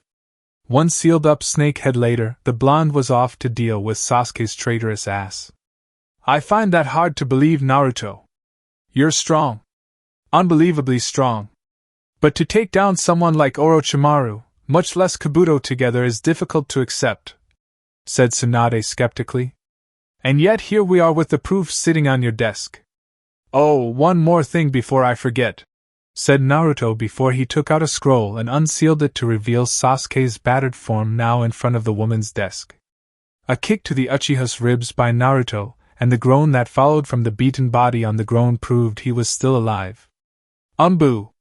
Take the traitor away. No one is allowed to see him except Ibiki, Anko, and myself until I say otherwise. If anyone else tries to see Uchiha Sasuke, I want you to arrest them. commanded Tsunade with the ANBU nodding and left the room with the Uchiha being carried off. When can I get my pay? Asked Naruto with Tsunade sighing since she missed the loud-mouthed brat who would smile and shout about being Hokage. She still believed he would be Hokage, but would not have that same caring smile. Now he was all seriousness. What did he learn during his time away from Konoha and Jiraiya? Did they, her sensei, and Tsunade herself scar him that badly? Here is the pay stub for both the completed mission, the bounty for killing Orochimaru and Kabuto, and the retrieval of Uchiha Sasuke. Present that to the bounty pay room and they'll give you the money you deserve, said Tsunade with Naruto took them, but did not smile at her. Unlikely. If they are the same idiots who were there 3 years ago, they still owe me back pay for not providing the appropriate amount of cash from my previous missions when the Sandaime was alive. This includes the bounty for the 2 Akatsuki members I killed back Suna when rescuing Gaara, said Naruto while Tsunade frowned since she didn't know that. Did you tell my sensei about this when he was alive? Asked Tsunade curiously while also making a mental note to pay that section a visit. I did. The Sandaime said he would look into it. I waited 2 weeks for him to fix the problem. He never did. I always assumed it was because there was a lot of red tape on his end considering what I am to people in this village, said Naruto while Tsunade sighed and mentally cursed her late sensei for acting the way he did with the blonde in front of her. I'll handle it, Naruto. If they give you any trouble, tell them I will be down shortly, and will be looking over everything myself if necessary, said Tsunade with Naruto frowning at her. Funny. He said the same thing. Don't bother interfering. I'll handle them myself, said Naruto before leaving with his pay stub. What happened to you, Naruto? Why are you being so cold? This isn't like you, said Tsunade with Naruto stopping at the door. Normally, I wouldn't be like this. But after spending time away from Konoha and been taught things I was denied for years, I felt change was necessary. Why do you care? I would think a mature version of myself would be an improvement over the stupid one you first met 3 years ago, said Naruto before walking out the door. Should we be worried, Hokage-sama? Asked Yamato with Tsunade's side and waved the concern off. No. Naruto has a lot of anger in him at the moment. Anger put there by this very village and brought to the surface after being away for so long. If he wants to vent some of the anger out, let him do it. Maybe afterwards, it will open the eyes of these morons down below what it means to abuse a child, and act like it is no big deal simply because said child is a Jinchuriki, said Tsunade before the door opened again and 3 people she didn't want to see were now in the room looking as serious as ever. So it is true. The Jinchuriki killed both Orochimaru and Kabuto, commented Danzo while Tsunade narrowed her eyes at him. He has a name, Danzo. You would do well to remember that, warned Tsunade, but it was clear the old war hawk didn't care about that right now. He never did. Asshole. Did he explain how it was done? Demanded Koharu while staring at the giant white snake head that was Orochimaru's face. He did. But I'm under no obligation to tell you, said Tsunade while all 3 elders frowned at her. Tsunade, you know it is imperative for us to know these things. First the 2 Akatsuki members. Now Orochimaru and Kabuto.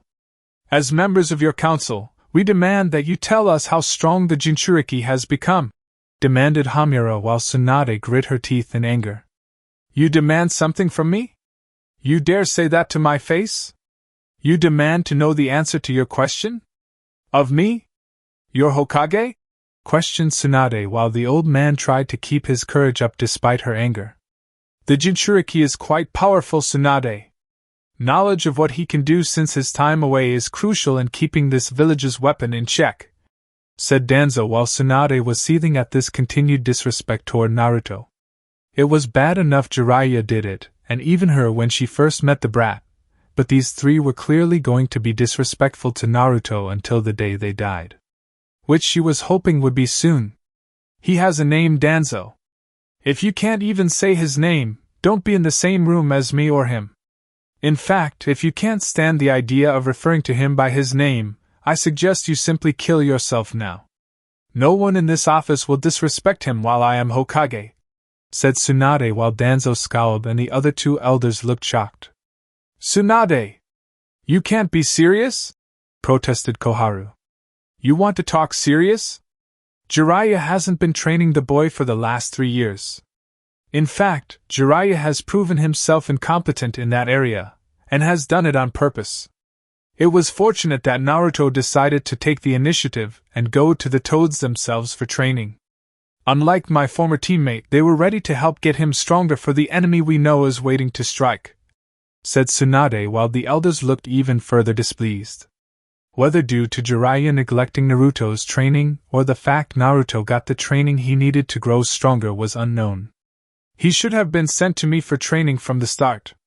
I could have molded him properly into a ruthless shinobi, said Danzo with Tsunade narrowing her eyes. There is no question about that last part, Danzo. Provided he wasn't a Jinchuriki. But the fact still remains, Naruto being trained like one of your old routine wouldn't work very well for anyone. Jinchuriki need their emotions, and the lack of them will make one weak to the point where they are simply cannon fodder to be used on an enemy. Not only that, but I highly doubt you want to risk Naruto snapping mentally, and pulling in Itachi on an even greater level before we could stop him. Besides, we all know any shinobi you train, or is conditioned to your root training is basically programmed to be loyal only to you. We all know the boy would have been used in a coup to take the position of Hokage from me, said Tsunade with Danzo saying nothing since it was true, and just chose not to acknowledge what the woman accused him of doing being fact. Danzo would have made the boy his loyal pawn, and used him in a coup to take Konoha from his old rival, or the woman in front of him. Not that he would admit it outright. Let the woman in the Hokage seat accuse him of possibly snagging the Kyuubi Jinchuriki for his own purposes. His silence spoke nothing, yet everything to Tsunade, but without proof, it was just her spouting off nonsense. Which worked fine for him since it made the woman look inadequate in being Hokage. What does Jiraiya have to say on the subject of the boy? Asked Hamura curiously while he changed the subject back to the village's Jinchuriki. What do you think? He is acting like an angry man-child about it. Naruto resents him for the lack of training received from the beginning and knows Jiraiya did it deliberately. Not only that, but I imagine the Toads told Naruto quite a few things that no one ever thought would be revealed to him until much later in life. Certain things we would rather take to our grave before letting see the light of day, commented Tsunade while the elders now had a look of fear on them. Even Danzo. They wouldn't dare! Hiruzen forbid the boy from learning anything until he was ready, exclaimed Koharu while Tsunade scowled at her. And when would this sense of readiness be determined, Koharu? When we were all on our deathbeds? When Naruto himself was old, gray-haired, and too weak to do anything if he felt like it? Besides, Sensei only forbid Konoha Shinobi from telling him. The Toad summons do not fall into that category. He is also their summoner and therefore have the right to tell him things we would not, said Tsunade while none of the three elders liked this one bit. His mind needs to be wiped or suppressed of these things, stated Danzo immediately while the others agreed. No! I forbid it. Naruto knows what he knows and that's fine. He should have known the things he does now from the start. Sensei made the wrong choice on how to raise Naruto and Konoha. He let the village treat the boy like a punching bag in order for them to vent out their frustrations and damn near stunted the boy's growth and potential beyond repair. We all know that if my grandfather, granduncle, and grandmother were here they would have piled a lot of bodies in the middle of the village square for what this place has done to him. And don't bother denying it. I know enough about the issue to know that all three of you helped in its very orchestration. You are all just as guilty as he was when alive and even more so to let it continue, said Tsunade while knowing these three had the pull in Konoha's own government to make it happen. To say otherwise would insult everyone's intelligence in this room. We did what was best for Konoha. Such potential had to either be stunted, controlled, or both to the point where the boy could not attack us. Hiruzen understood this and decided to let things play out. Whether or not it went against the wishes of the fourth Hokage was irrelevant. The needs of the village as a whole outweighed the wishes of the select few, said Hamura while Tsunade scowled. says the select few who preyed on the fears of the whole village to get what they had wanted from the start. Says the people in front of me who are afraid to actually make the selfless sacrificial play to ensure Konoha lives to see the next day. You three are a bunch of sniveling cowards, who throw away the true patriots of this village just to sit in your cushy seats of power while judging others for the work they do, said Tsunade while the elders made scowling faces at her to indicate she was not only right, but they hated being called out on it. So what will you do now, Tsunade? Asked Danzo curiously while wondering what she had planned to do about the village's weapon. It is Hokage-sama to you, Danzo. If you can't call me by my title, I suggest you not come to any more council meetings, and officially retire from all service. As to your question, I will let Naruto do as he wishes. If anyone tries to fuck with him from now on, it will be their own damn fault if he finally decides to smash their stupid faces through a wall or two, said Tsunade while the elders didn't like her answer at all. So you condone him lashing out at Konoha? At its people? At us? Asked Hamura while Tsunade scowled. Yes. I do. As to what I do not condone, Hamura-san, is people in this village, which my grandfather built, trying to hurt Naruto, and thinking they can get away with it. This village needs a wake-up call, if not a kick in the ass. Who better to kick it than Naruto? Said Tsunade with the elders grimacing. They really didn't like her decision now. The people will not stand for this, Hokage-sama, warned Hamura while Tsunade glared at him. If they are looking for someone to blame on the issue when Naruto starts beating people bloody, they can either look in the fucking mirror, or they can turn their anger out on the three of you for setting this in motion from the start. Take your pick, said Tsunade while giving those three a choice, knowing the people would come bitching to them first before they went to her. Either have these old buzzards turn the blame on the people for hating Naruto since his birth, or accept the blame, the hate, and anger of the mob that would no doubt form as a result of their machinations which brought about its conception. Either way, she didn't give a shit, and something told her either would Naruto if he were here in her position. Chapter 3. Sure enough, the elders were right about not liking Tsunade's decision regarding Naruto, and letting him do what he wanted should someone try to mess with him. It was quite the shock and wake-up call for Konoha to see the boy they hated suddenly retaliate against them. The first to feel his wrath was the payroll department following his return to the village after killing Orochimaru and Kabuto while bringing back Sasuke.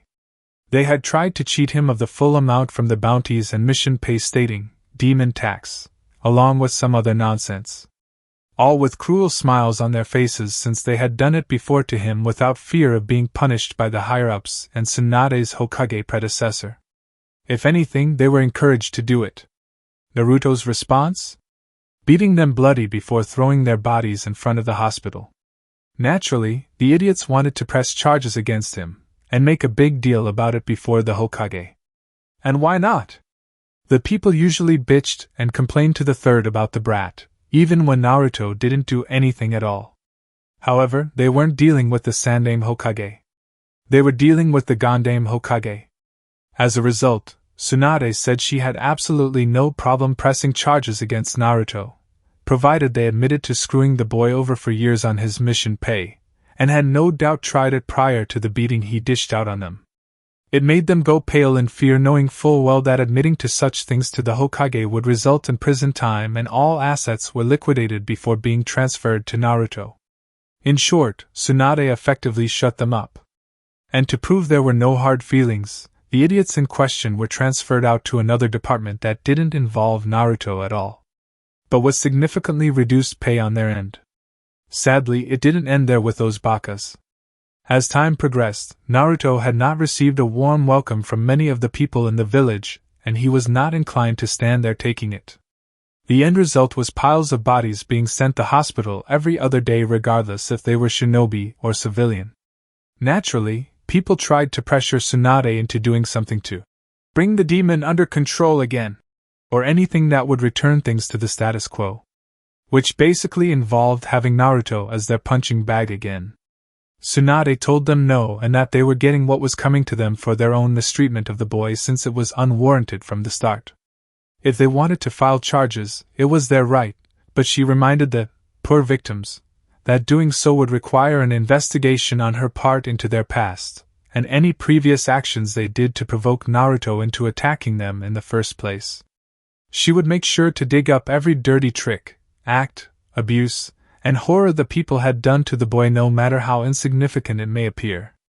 After all, she had to hear both sides of the story and find out which side was telling the truth. Various other shinobi were targeted too. Kakashi for one. The evaluation spar had been one of many beatdowns Naruto had given him due to the fact the man was the student of the blonde's father. Instead of protecting him as a child or teaching him when on a team, the asshole taught next to nothing, and focused entirely on Sasuke during that time. Speaking of Sasuke, the elders were moving for the Uchiha to have his punishment from being one of imprisonment to that of house arrest.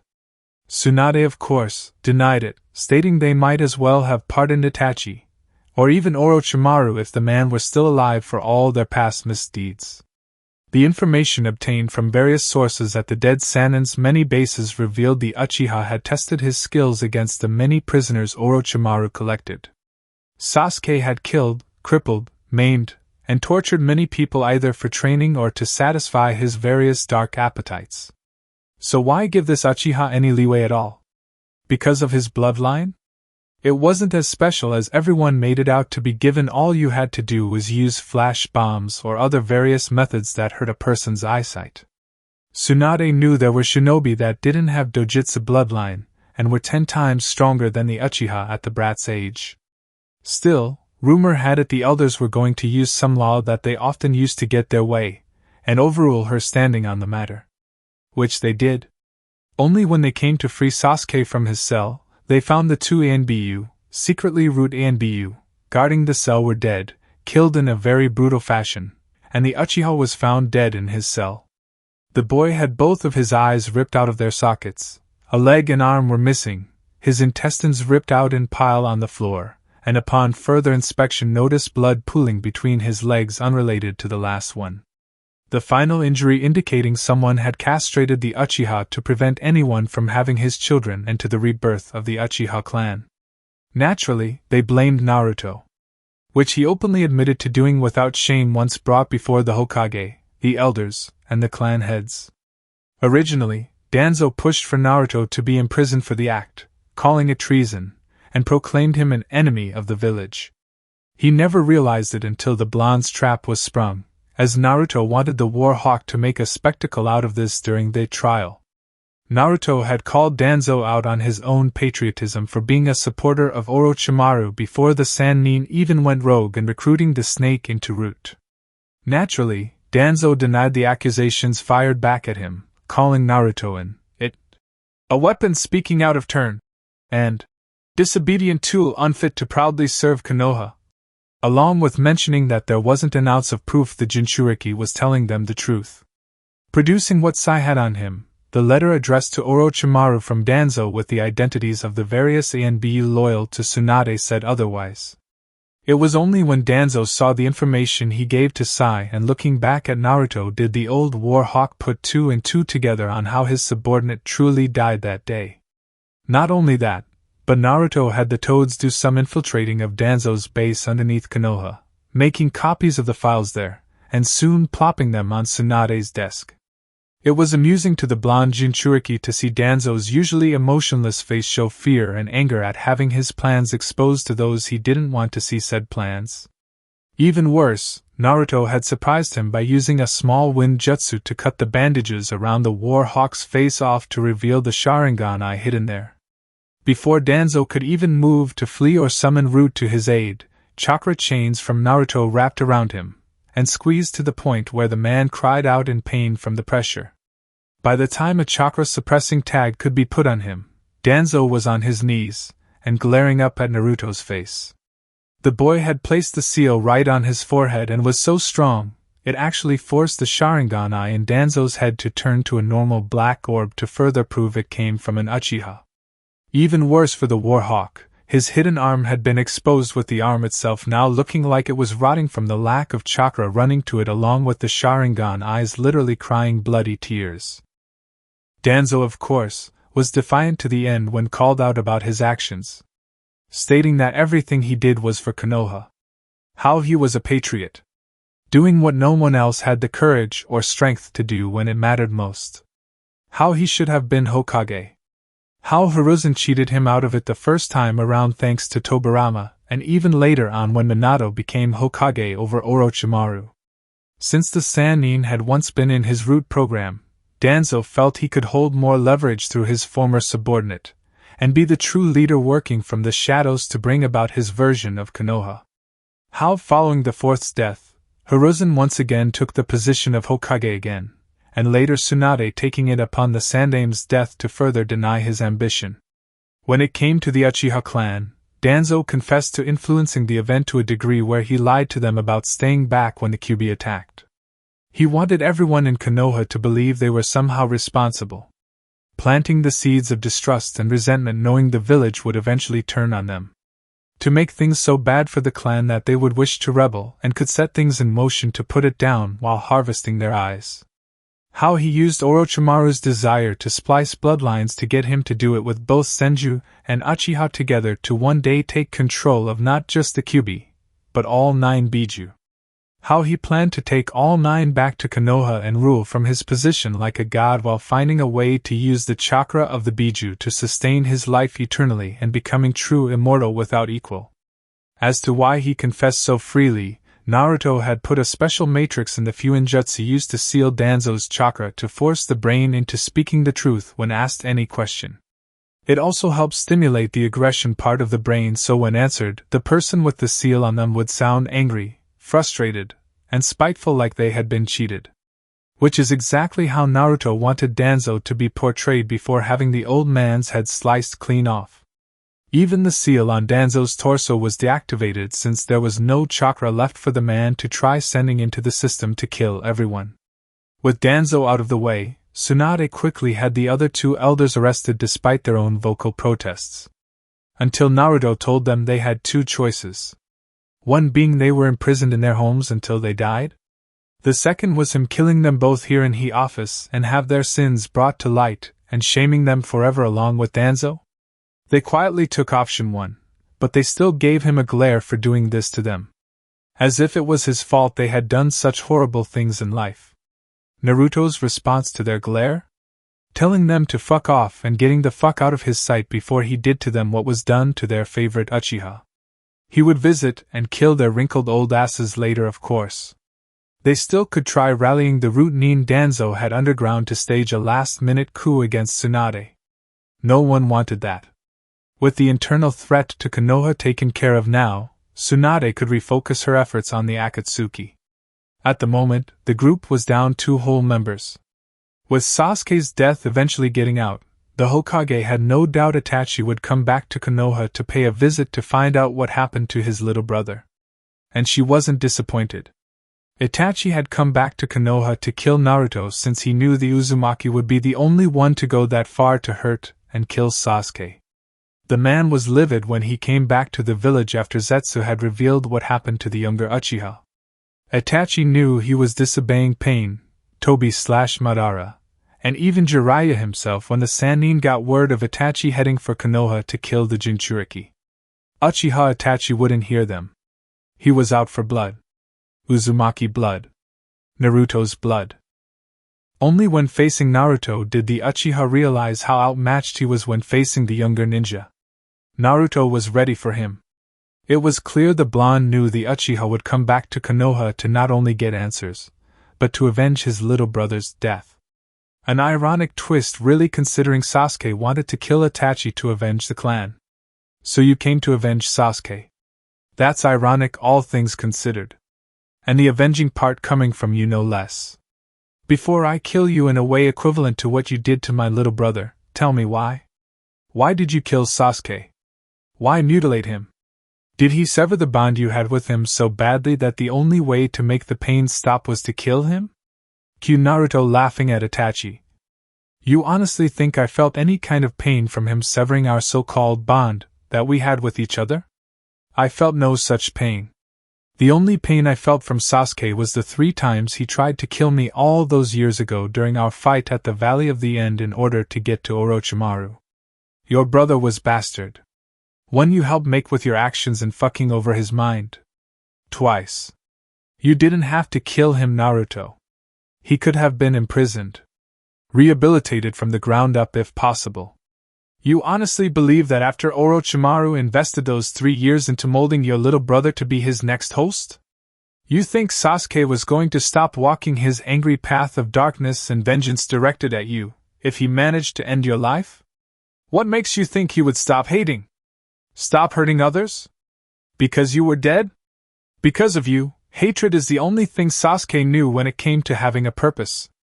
With you gone, Sasuke would have been a wild rabid animal roaming the elemental countries, killing just about everything and anyone who so much as sneezed right in his general direction without pity, mercy, or remorse. You don't know that. Actually, I do. He told me as much, before I killed him. You lie. Not about this. Why do you think I did what I did?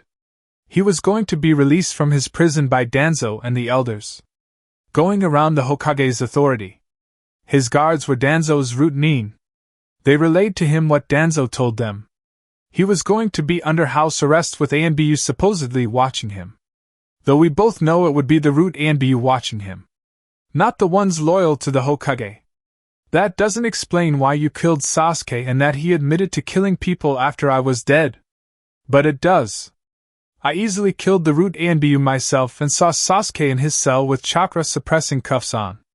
He had this knowing smirk on his face, as if everything I had done would mean absolutely nothing.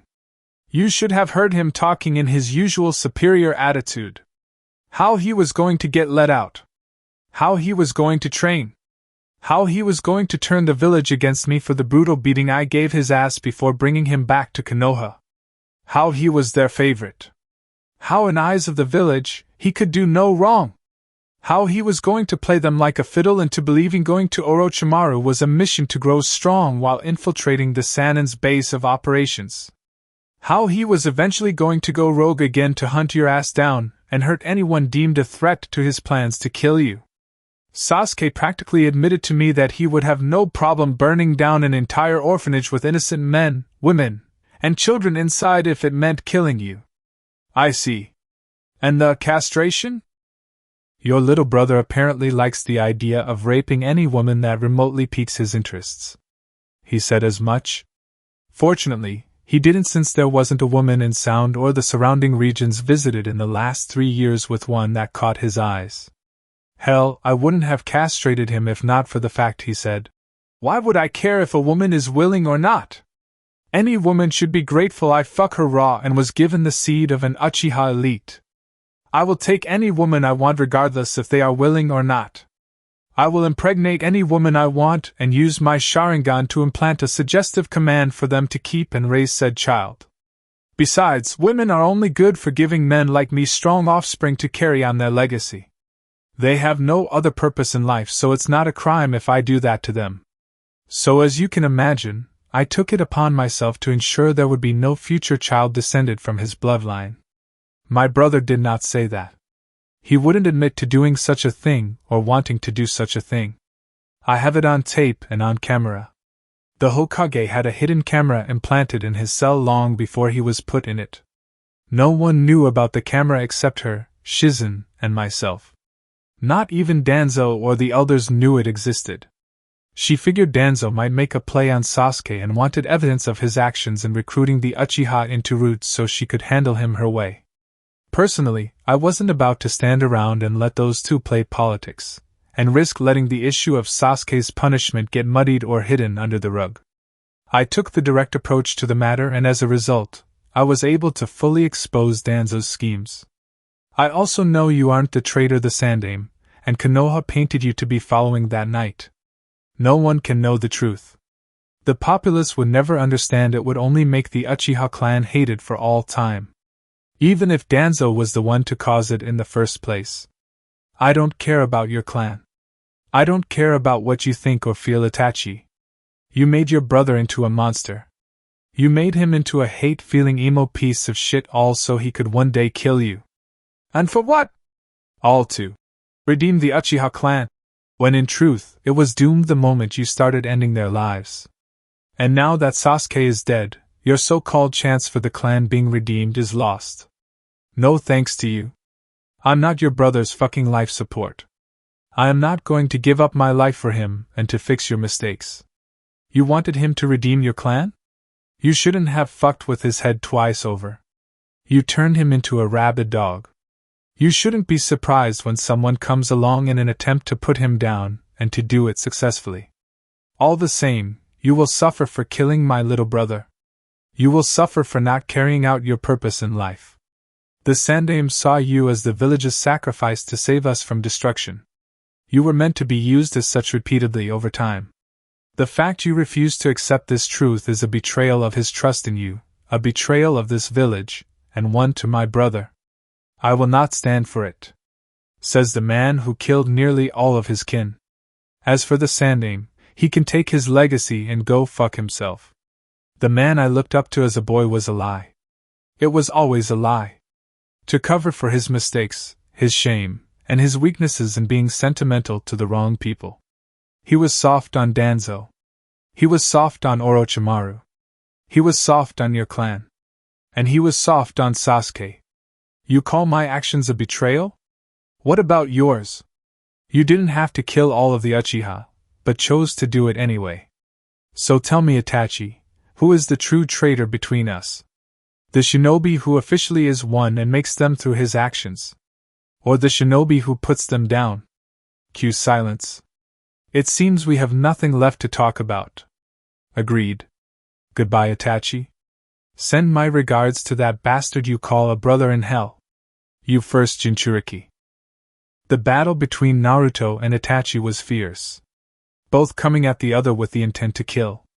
But not even Itachi, for all his skill, training, and power with his Sharingan eyes, could match Naruto's mastery of using Kurama's chakra mixed with senjutsu.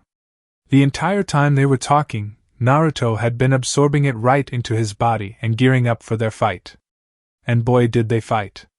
When it was over, the training field looked like a war zone. The trees were either uprooted or incinerated. The ground had craters everywhere with ninja weapons scattered all over. And on the ground in the biggest of the craters was Itachi. Or what was left of him.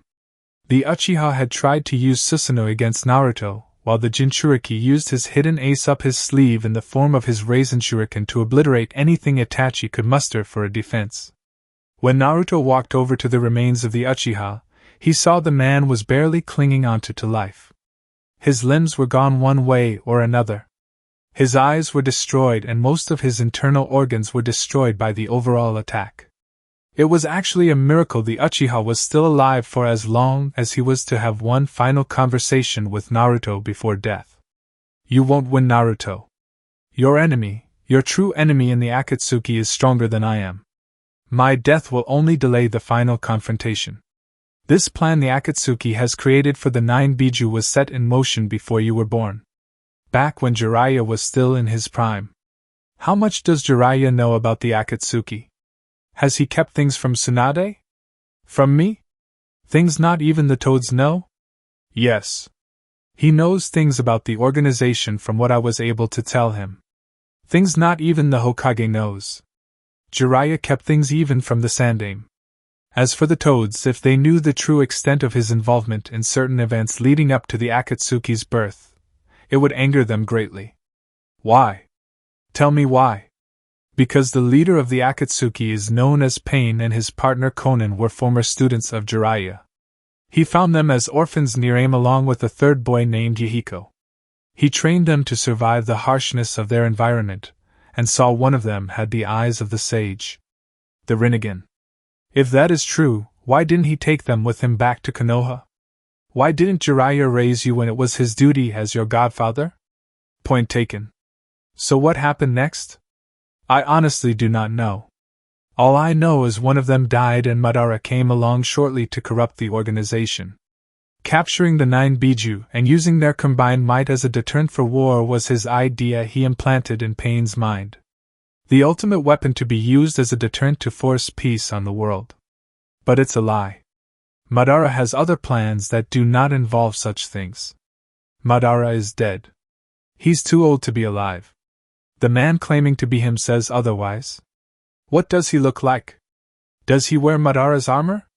Does he have the Sharingan? No. He wears a spiral mask and standard ninja gear under his Akatsuki robes, and calls himself Toby in front of the group. Plus, he pretends to be an idiot so none of the other members know he is Madara. But to answer your last question, yes. He does have the Sharingan, and can turn it off. Only an Uchiha can do that, so the man is clearly from my clan. Which further proves he isn't Madara. The real Madara would never do such a thing in front of anyone. Acting like an idiot, and hiding behind a mask is not something the real Madara would do. His pride would never allow it. He's clearly an Uchiha, but clearly not the most infamous one. Nevertheless, he calls himself Madara.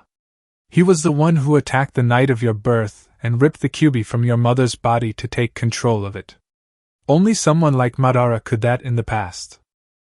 I figured as much from what the fox showed me from his own memories of that night with my parents dying. Doesn't matter. I know enough about the fool to plan a proper defense against his little time-space manipulation and transparency technique. When the time does come, I'll crush the Akatsuki, and any who support them. You swim against the tide. You will drown in the attempt. Perhaps, but I have no problem making waves that will set change in motion before I do. A kunai to the skull later and Uchiha Itachi was no longer alive. After he did that, Naruto found Tsunade had come with a small army of ANBU, the clan heads, Jounin, and Jiraiya with the last one glaring at the Jinchuriki. Of course, Naruto wasn't surprised the man was upset with him. Not only did the blonde Uzumaki prove he was strong, but he had killed Jiraiya's only spy that high up in the Akatsuki organization. Never once did he show concern for Naruto's own health or the fact Itachi no longer acted as a spy for him when coming back to Konoha to kill for revenge. Of course, Tsunade was also angry, but surprisingly, her anger was not aimed at Naruto for killing Itachi. He didn't do anything wrong despite Jiraiya saying otherwise. No. The woman's anger was aimed at Jiraiya for not informing her of Itachi being a spy in the first place.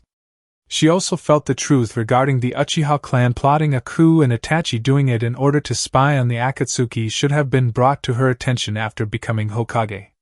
Jiraiya disagreed, stating if he told her where some of his key spies were, it would make his value as a spy master diminish.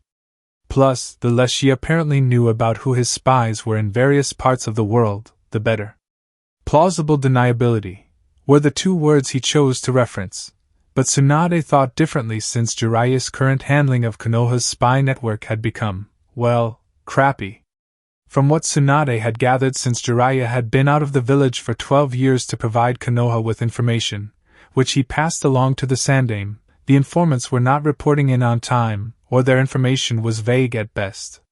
Some had threatened to quit unless given an increased paycheck and holding the information they held as key leverage.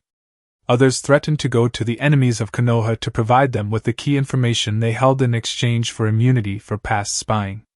Others simply wanted out because the Toad Sannin had found them in dire straits at the time of first meeting them, and continued to blackmail these people unless they played ball with the pervert. Some of these spies were women, and from what Tsunade had been able to carefully read, in between the lines of course, her former teammate had gotten far more than just the information from their spying from them. If it wasn't from the fact they were in such valuable spots and needed for them, Tsunade would pull those spies, especially the women, out with those willing to take over.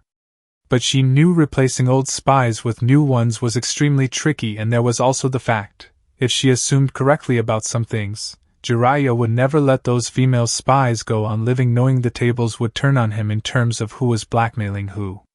If these women, if allowed, told the various people in positions of power about Jiraiya, and what he did to them in order to obtain their loyalty as spies, among other things, it would not only severely damage his, already questionable, reputation, but put Konoha in a bad light too. It seemed no matter what, her former teammate for a pervert left a big fat stain or stink on Konoha that no one could remove no matter how hard they tried. Even worse, Jiraiya had some debts of his own outside the village that were not on the books and had conveniently forgetting about. Until they came to bite him in the ass. The first one was the issue with the Nadeshiko village, which was waiting for Jiraiya to honor his promise. he made to the former leader of said village years ago. The kunoichi from said village named Tokiwa came with Shizuka to Konoha after hearing about Naruto killing so many S-ranked nin and the other rumor he was Jiraiya's student. Tsunade had admitted the boy was Jiraiya's student, and using the term loosely, for a short time, but had a falling out over the teaching methods. Again she used the term loosely, the sannin used during that time frame. After hearing what Jiraiya had promised, Tsunade had all the more reason and desire to smash her former teammate's head into the ground before breaking every other bone in his body. Starting with the tiny one he had between his legs, since that seemed to be where his damn brain seemed to relocate itself 98% of the time. As for Jiraiya himself, the pervert had conveniently made himself scarce when hearing how two kunoichi from Nadeshiko had come to Konoha.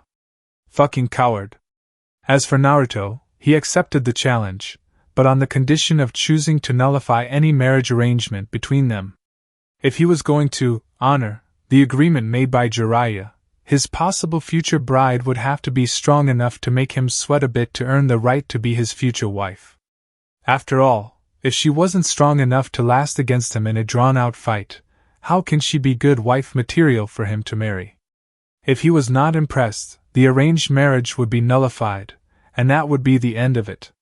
Shizuka found it acceptable, and surprisingly so did Tokiwa, who smirked at how Naruto was able to turn their village's laws against them. Shizuka hated those laws that said she had to fight the man who would be her future husband if he won against her. The man she loved was dead, and closing off her heart was the only thing left for Shizuka to do.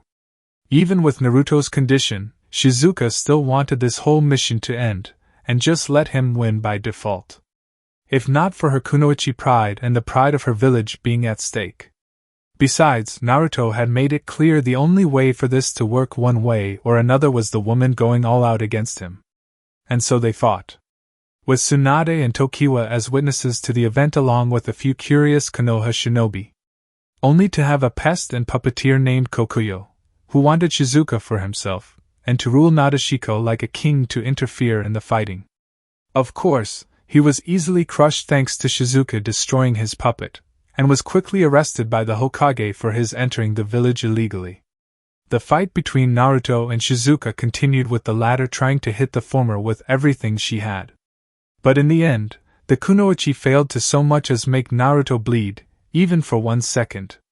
It was clear that he was just too strong for her, and could not win no matter what she did. In the end, Shizuka lost, but at the same time, won the right to live freely without having to be married to someone she didn't love. Not that she didn't find Naruto ugly. Quite the opposite. She found him handsome, and after getting to know him following their fight had almost made Shizuka regret not marrying the young shinobi. The fact he was so strong and not ranked higher was a bit of a bafflement to her. It was only when he openly admitted to being a Jinchuriki did she understand his rank being that of a genin, while everyone else was chunin or higher. She had heard stories about the Jinchuriki in general. Mostly hated. Used as weapons of war. Tied to the village kage on some level. How they were violent. Bloodthirsty. How the one in Kiri became Mizukage and had caused a civil war with those having bloodlines.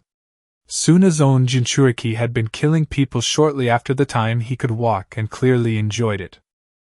But seeing Naruto and talking to him showed her that not all Jinchuriki were like that in regards to killing everyone in their path. In fact, Naruto cleared up why Gaara was the way he was in the first place, and how it wasn't the kid's fault. Rather, his father did it, and didn't even have the courage to consider the option of having the faulty seal looked at to fix Gaara's inability to sleep at night. Insomnia and having a biju in your head constantly talking about killing and spilling blood was not good for someone's mental health. When it was finally time to leave, Shizuka bid Naruto farewell, and even being so bold as to kiss him on the cheek while thanking him getting her out of this situation. Naruto gave her a genuine smile. One he rarely gave to anyone, but still gave to those who deserved it. He almost missed the blush that formed on Shizuka's face when she turned to leave the village, and wondered if marrying the woman wouldn't be such a bad idea. He did have a clan to revive after all, and Naruto got the distinct impression his mother was on the other side saying, "Give me grandbabies right now! You're such a pervert, Naruto!" A accused Sakura with her arms crossed and face forming into a scowl. Oh really? Her kissing me on the cheek makes me a pervert? You wouldn't be saying that if Sasuke kissed you on the cheek, countered Naruto, while Sakura's scowl deepened on her face. She should have castrated you, remarked Sakura after witnessing the whole thing. For what? Winning our fight? Asked Naruto with a scowl of his own. That's and for simply being the super pervert student, answered Sakura bitterly while Naruto scoffed at her, knowing her reason for being this was due to Sasuke. She never would forgive him for killing and castrating Sasuke if the truth got out to her on the subject. The kunoichi in front of him would no doubt feel the Uchiha's possible future children deserved some chance at redemption. I wasn't his student. Not for the last year and a half. And the first year and a half, he did absolutely nothing except peep on women and drink himself stupid at bars. With my own money no less after stealing it. Not much for a training trip between master and student, is it? Naruto shot back while Sakura scoffed back. Or maybe you were just a poor student looking for an excuse not to do any of the heavy lifting needed to get stronger, mocked Sakura, which earned her a blast of killing intent and making the kunoichi show signs of sweating. Says the Uchiha fangirl who couldn't do anything to literally save her life when she was younger, and we were on missions. It took UAC turned A-ranked mission, an invasion by 2 shinobi villages, and 3 years with the new Hokage to snap you out of it. Of course, judging from the negative feelings coming off of you right now, I take it you still hate the fact I didn't treat our former teammate with kid gloves this time around, said Naruto while not mentioning Sasuke was now dead by his hands. As far as Sakura knew, the Uchiha was still imprisoned in a cell, and for a very long time befitting his treachery. No doubt his pink-haired teammate thought she could one day try to convince the Hokage later to help in bringing Sasuke back into the fold. Why shatter her dreams and fantasies about the jerk? Tsunade could do that for him. He was our friend Naruto. Friends don't do that to each other, countered Sakura, but the glare and killing intent from Naruto only increased. Oh? And what about what he did to me? You say friends don't hurt friends? Well, our so-called friend tried and succeeded in hurting me. Even worse, he tried to kill me. As far as I am concerned here, Sakura, the team was not a friend. He was not a teammate. He was a power-hungry asshole and deserved the beating I gave him, if not more, stated Naruto before he left. I'm sure Sasuke-kun feels regret for doing what he did, Naruto. Can't you feel any at all for him? Asked Sakura while Naruto stopped and glanced back. My only regret, Sakura, is the simple fact I didn't do worse when we fought each other for that brief moment, said Naruto before he was gone in swirl of leaves, and leaving Sakura shocked at his words. Following that incident, Tsunade wanted more answers from Jiraiya about the Akatsuki, and who was this leader Itachi mentioned before dying.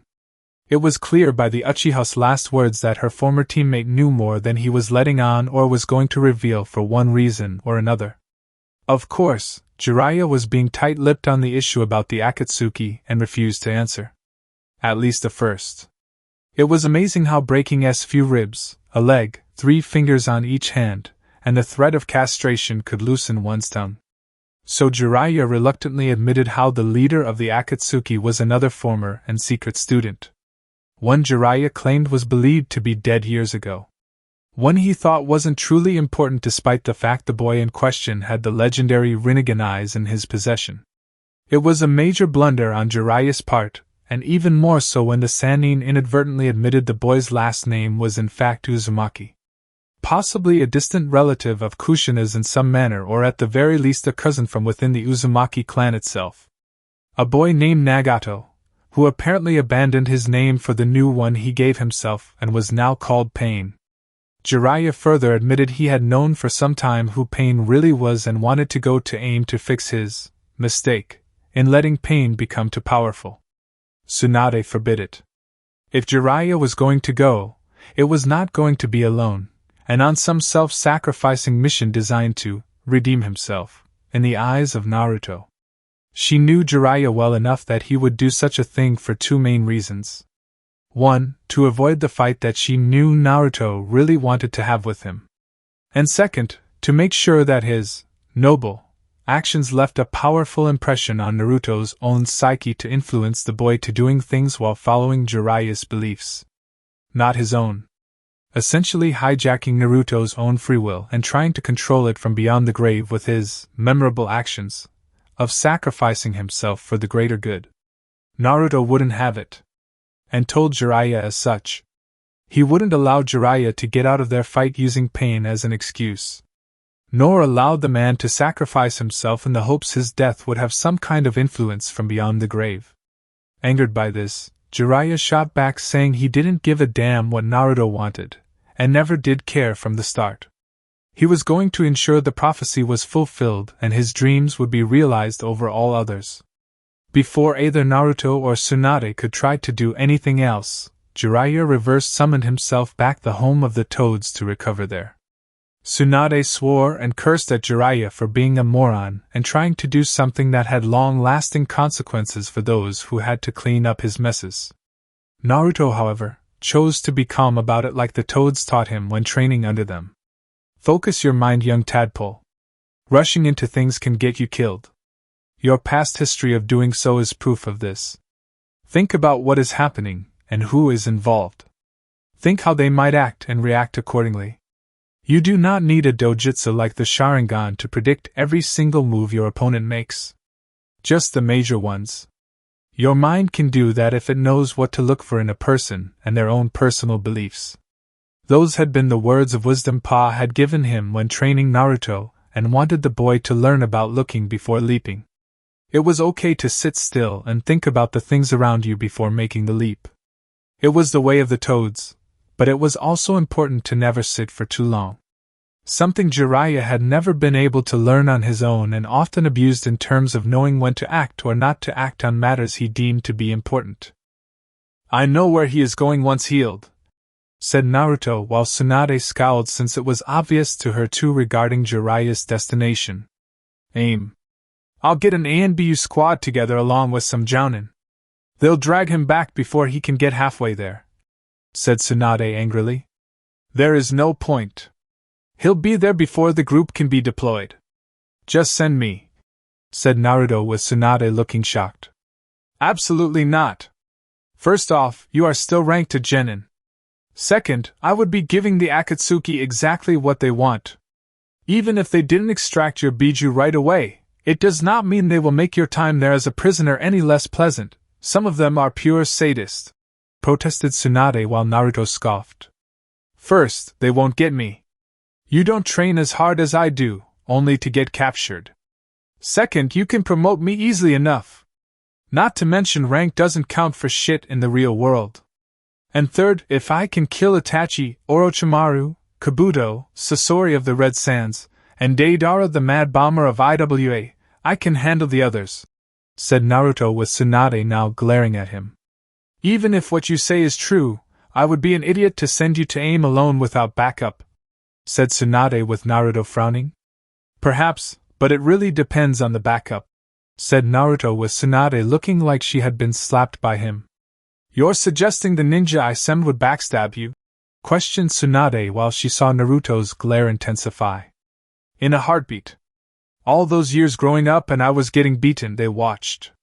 Some even went as far as to join in. They knew who my father was. They knew enough about Fuinjutsu to know the difference between prison and prisoner. Did they care? No. Why would they? Who was going to remind them of their oaths to the fourth? Who was going to enforce it? The Sandaime? He gave the order. Force the Kyuubi Jinchuriki into submission. Make sure he is nothing like his mother. Like his father. Make him weak. Reliant on me. Reliant on those I tell him to be reliant on. You haven't rotated out the ANBU when becoming Hokage, and I can easily sense those in your office looking at me with hatred. You assign any of them to provide support, they'd sooner sell me out to the Akatsuki, and make up any story they wanted, said Naruto while Tsunade winced since what he told her was true. What do you have in mind? Asking Tsunade with Naruto shrugging. As I said, you just have to send me. We both know it will take some time for Jiraiya to heal from the beating you just gave him. The Toads are more loyal to me over him. The moment he pops out of their realm, they will tell me. Once that happens, I'll head to aim and stop the fool from doing something stupid, said Naruto while Tsunade grimaced. Fine. Considering your actions since coming back and your level of power, if not your strength, I'm promoting you straight to Jounin, said Tsunade with Naruto looking a tad surprised. Are you sure you can do that? Won't the rest of the shinobi forces who hate my guts go throw a fit? Go on and on about procedure and exams and all that crap? Don't I have go through promotional ranks one at a time instead of skipping them? Questioned Naruto with Tsunade shrugging since she understood his surprise.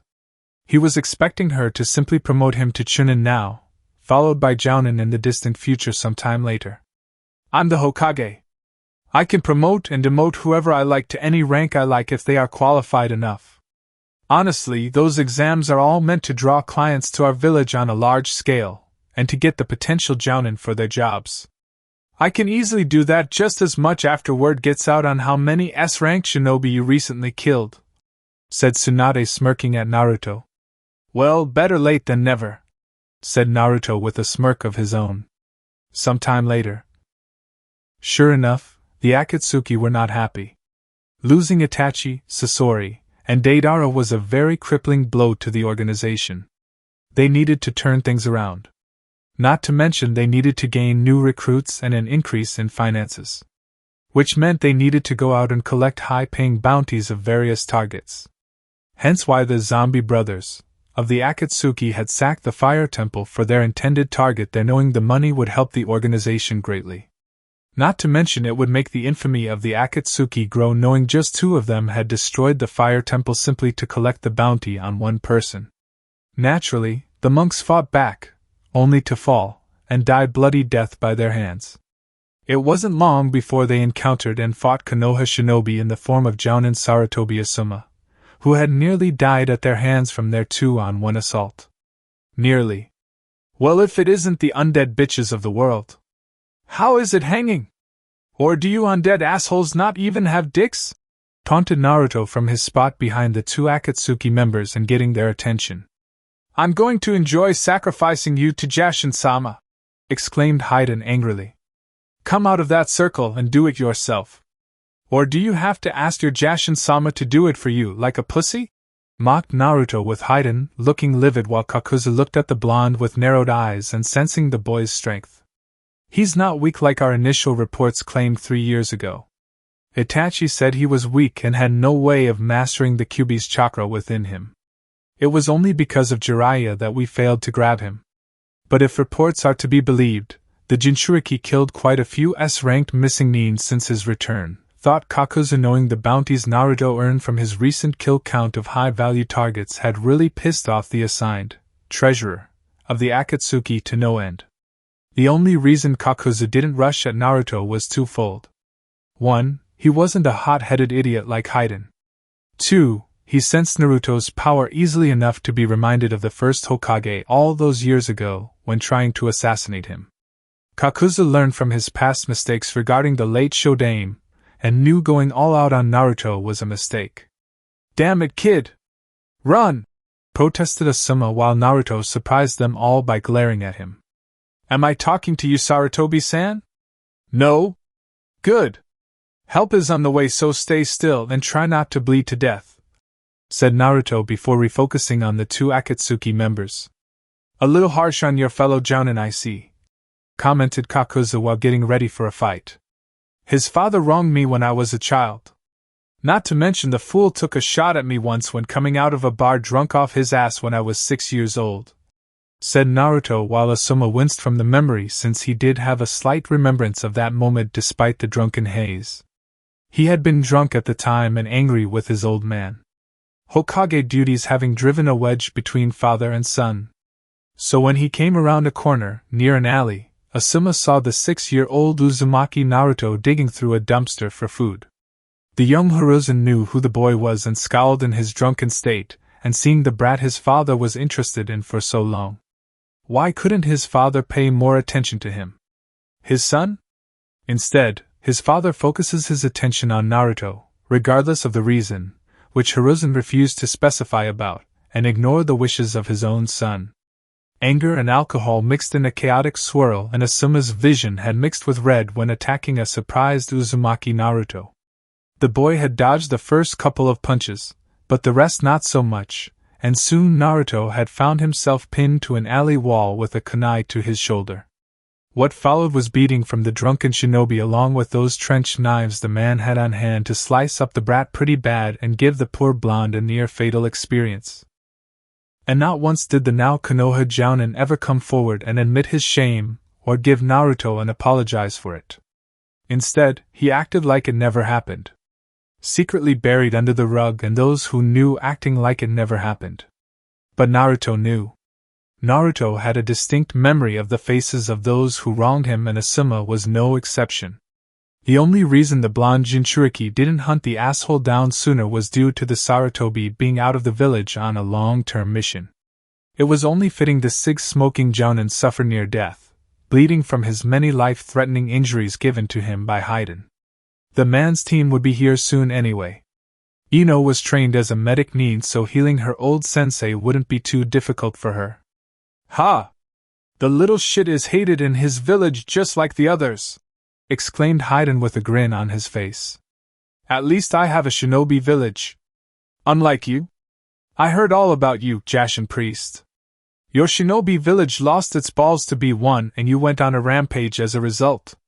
Must have hurt to know your village didn't have what it takes. Did you cry? Whine like a bitch? Maybe even peed yourself like a little baby while crying like one?" asked Naruto with a grin on his face while Haiden looked like he was ready to explode with rage. Only before he could, a shadow clone of Naruto struck from behind, and kicked Haiden in the back of his head.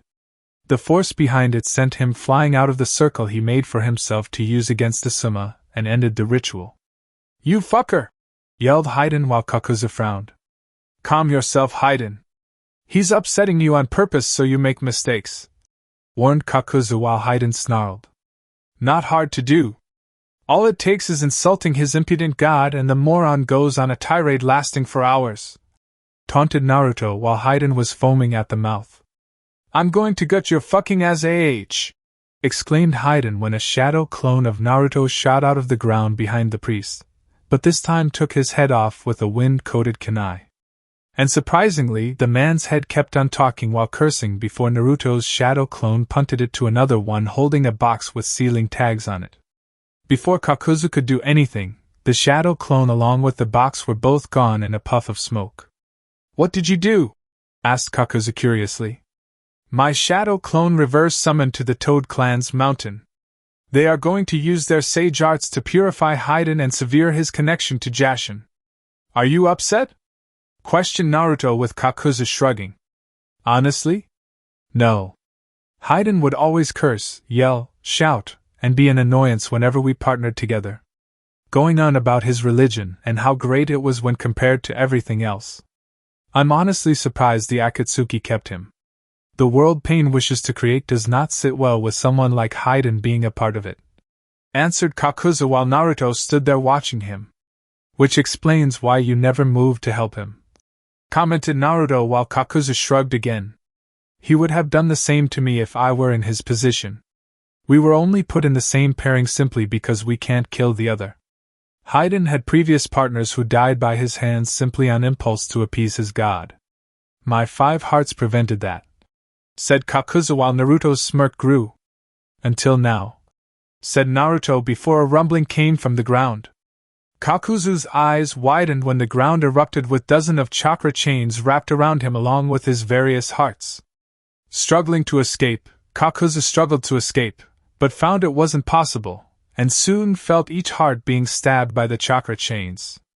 "You were stalling so those chains would make their way through the ground to me," said Kakuzu while his remaining heart was being squeezed by the chakra chain around it. "No shit. I'm an Uzumaki.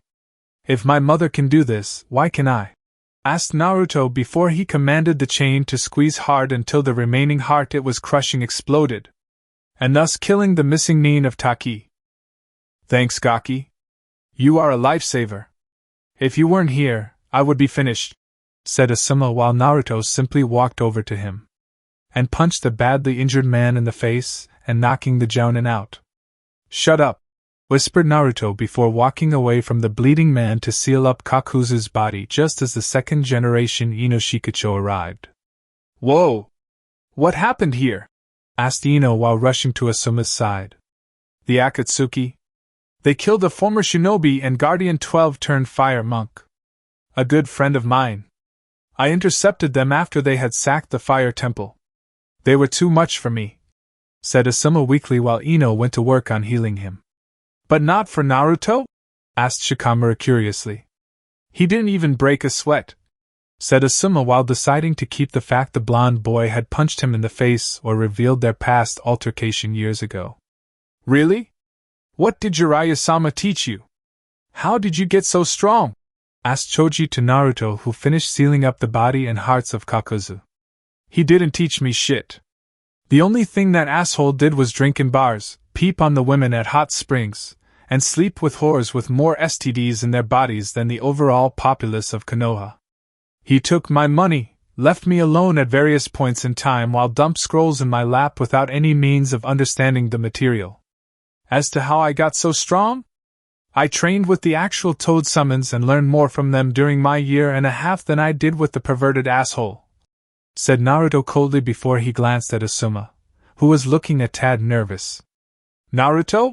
Asked Shikamaru curiously while seeing the look between the blonde and his former sensei. Don't worry about it, Shikamaru.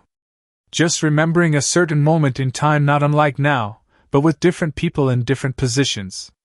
Talk to Sarutobi there. He knows all about it. Afterwards come see me. The story your former sensei tells you may have quite a few truths, retracted on his end in order to hide his shame, said Naruto before he left them to look at Asuma, who was again looking increasingly nervous. Asuma-sensei? Asked Ino with Asuma closing his eyes and letting out a sigh. It's a complicated story. I'll tell you later. Just let me heal. I need to collect my thoughts on certain matters, said Asuma while looking up at the sky while Ino continued to heal him. Aim sometime later. This is unacceptable. We have lost practically over half our members in just a few short months. The rings taken from the corpses have been destroyed save the one off of Haiden's headless body, but that just be speculation at this point, said Pain angrily at how things had spiraled downward for them while Conan was watching him from a distance. We need to recruit new members. Find a way to replicate the destroyed rings, remarked Conan while Toby shook his head. Those rings were one of a kind. We can't make new ones yet. Not without doing some serious research and finding the means to make more. It could take years. Decades. Time you do not have. Time that we do not have, said Toby in rare serious tone. Where is Kisame? Asked Conan since he wasn't here. He went out to capture Iwa's 2 Jinchuriki alone. I was going to send Zetsu or even Toby here with him, but the man refused. He said taking on 2 Jinchuriki might make things interesting for him, said Pain while Conan narrowed her eyes. And you let him go? Asked Conan while Pain nodded. There was no point in refusing him. Besides, if we sent either Toby or Zetsu with him, I have no doubt they would have been targeted by the man's sword. We do not need one of our stronger members deciding to lash out at those who remain like a wild animal. I trust Kisame to channel his bloodlust properly and report when possible to us once the job is completed, said Pain while knowing it was best to unleash Kisame against their enemies over stopping him. He would let the monster run free. Their enemies would hunt and eventually kill Kisame, but Pain also knew the monster of Kiri would take plenty of them down before that did happen. As a result, Pain knew the number of his enemies from the 5 shinobi villages would be diminished significantly. Shame. You were going to need him, commented Jiraiya, who came out of the shadows with a serious look on his face. Hello, Sensei. It's been a long time, commented Pain while Zetsu and Toby decided it was time to vanish back into the shadows. Not long enough. I see you have changed since the last time we saw each other. At least Conan became every bit as beautiful as I believed, replied Jiraiya with a small smile to the woman. If you are done having perverted thought about Conan, I think it's time you explained your presence here, said Pain while Jiraiya's smile left him. To fix some mistakes I made in the past, Namely with you, answered Jiraiya with pain, staring at him impassively. You have known of our activities for some time. Yet you are personally interfering now of all times? Why? Questioned Conan while Pain watched Jiraiya's body movements. Personal reasons, commented Jiraiya while Pain knew that while it was the truth, it was also a lie. Half-truths, Jiraiya-sensei. You always hated it when we told you lies or half-truths. Don't tell me you have become a hypocrite since the last time we saw you, commented Pain, as he recalled a time when Jiraiya always demanded they tell him the truth, and hated how the 3 orphans of Aim would try to deceive him. Enough talking. Time to end this, said Jiraiya while Pain nodded. Agreed. Conan, do not interfere, ordered Pain while Conan nodded and took several steps back. You underestimate me, Nagato. You always did, said Jiraiya with a smirk before he summoned Pa and Ma to his shoulders. Nagato is dead. I am Pain. As to underestimating you, I was a child, believe you were someone to look up to when growing up. Now I find myself staring at a man who plays the fool to hide his failures and inadequacies during his lifetime of being in the shadow of everyone around him, commented Pain while seeing Pa and Ma Toad remaining calm despite Jiraiya's scowl. And did they secretly place something on the back of Jiraiya? After today, I will show why I am the strongest of my 3 teammates despite the fact I was the dead last of my genin team, said Jiraiya with Pain looking unafraid. Hardly something to boast about. Orochimaru was the weakest of us when he joined for our protection once going rogue from your village. He is focused on staying young and dissecting things over expanding his actual skills. Tsunade was a drunken gambler for over a decade, so her skills have no doubt declined. You haven't improved on anything since the Yondaime Hokage was alive. You are the strongest of your 3 teammates due to their skills being rusty or neglected while yours have stagnated, said Pain mockingly while Jiraiya grit his teeth. We'll see, said Jiraiya before he used his imperfect version of Senin Moto after he had gathered enough senjutsu during their conversation. Not see. More like I know, said Pain before his other 6 paths suddenly appeared and now made Jiraiya a tad nervous. Ah crap, thought Jiraiya while he braced himself for the fight that was to come. This fight was going to hurt. Chapter 4. Jiraiya was right. This fight did hurt. In fact, the last time he was this badly beaten in a one-sided fight, Tsunade had caught him peeping on her in the hot springs. If he didn't get medical attention fast, Jiraiya was certain death would descend upon him. Pa and Ma were bested and sent back to the mountain where they would no doubt report this incident to Naruto, if not Tsunade. Man, was she going to be pissed off at him. Damn. And here I was hoping to fix things and set Naruto on the path I wanted for him by proving my superior strength. Oh well, maybe my death will be just as effective since the brat does appreciate those who act as martyrs for a cause, thought Jiraiya while he let a small chuckle leave his mouth. You shouldn't laugh, Jiraiya. I have won. You have lost. The time has come for you to die, said Pain while a chakra rod was in his hand and ready to stab the Sannin. Only for a sudden orange flash manifest itself and Naruto was there glaring down at the Toad's Sannin. I figured as much. Look at what he did to you. It's bad enough you fled when those 2 kunoichi from that kunoichi-only village came regarding your promise, but you had the never to run after Tsunade tried to beat some sense into your perverted ass. She told you not to come here and do this. You practically committed treason for disobeying her. And for what? To make sure the prophecies stay focused on me and not on him, said Naruto angrily before he glared up at Pain. Kyuubi Jinchuriki. You made a fatal error in coming here of all places. And to save him no less, said Pain while Naruto snarled. I didn't come here to save his dumb ass out of the goodness of my heart. I came to bring Aerodumb shit back to Konoha so Tsunade could heal him up just so she can beat him bloody all over again. Pa and Ma only came here when summoned by the Baka so they could put a Horatian tag on him so I could interfere shortly after they got knocked off his dumb ass. Good thing too, since not even Tsunade can repair the loss of his arm if left off for too long. Still, with all the groping he did on women, whether consensual or not, it seems fitting he lose at least one of them. explained Naruto before he kicked Jiraiya in his already broken ribs for good measure. No respect, whispered Jiraiya while Naruto glared at him. Considering you tried to grope my mother when she was slightly drunk one night and thought you could get away with it, you should have lost your raisin-sized balls years ago. Just another reason for me to fight and beat the living shit out of you, exclaimed Naruto before he picked up the Sannin by the back of his coat. You will not be leaving here with him. He knows too much. As do you, said Pain while his 3 remaining 6 paths to Pain surrounded them. And you think you do? Itachi was Jiraiya's spy. He told this idiot everything and passed it along to the Sandaime. After the old shit monkey died, it went to the Gondame. Not only that, but I have it on good authority that you aren't the true leader of the Akatsuki. Just the puppet. Ironic considering you command quite a few of them around us, said Naruto with Pain showing emotions on his paths with each one scowling. I am a god. My eyes are that of one. You will fall to me, said Pain while Naruto just scoffed. Like I haven't heard that one before today. Also, the masked idiot calling himself Uchiha Madara? He's not the real deal. Just an Uchiha for a student using his name.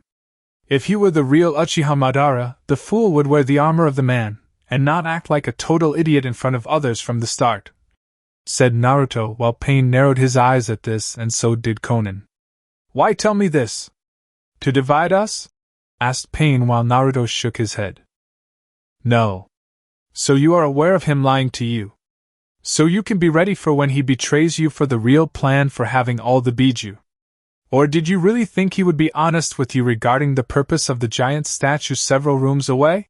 Asked Naruto since the Toads had been to him earlier to scout ahead and saw the statue itself before Jiraiya was even ready to come here. Are you saying it's not a weapon of ultimate power?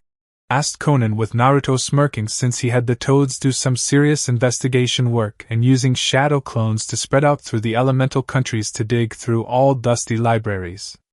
Kurama also helped fill in some blanks too. It took some serious leaps of faith from the fox to disclose things, but it was worth it. I didn't say that. It is a weapon of sorts. A living weapon.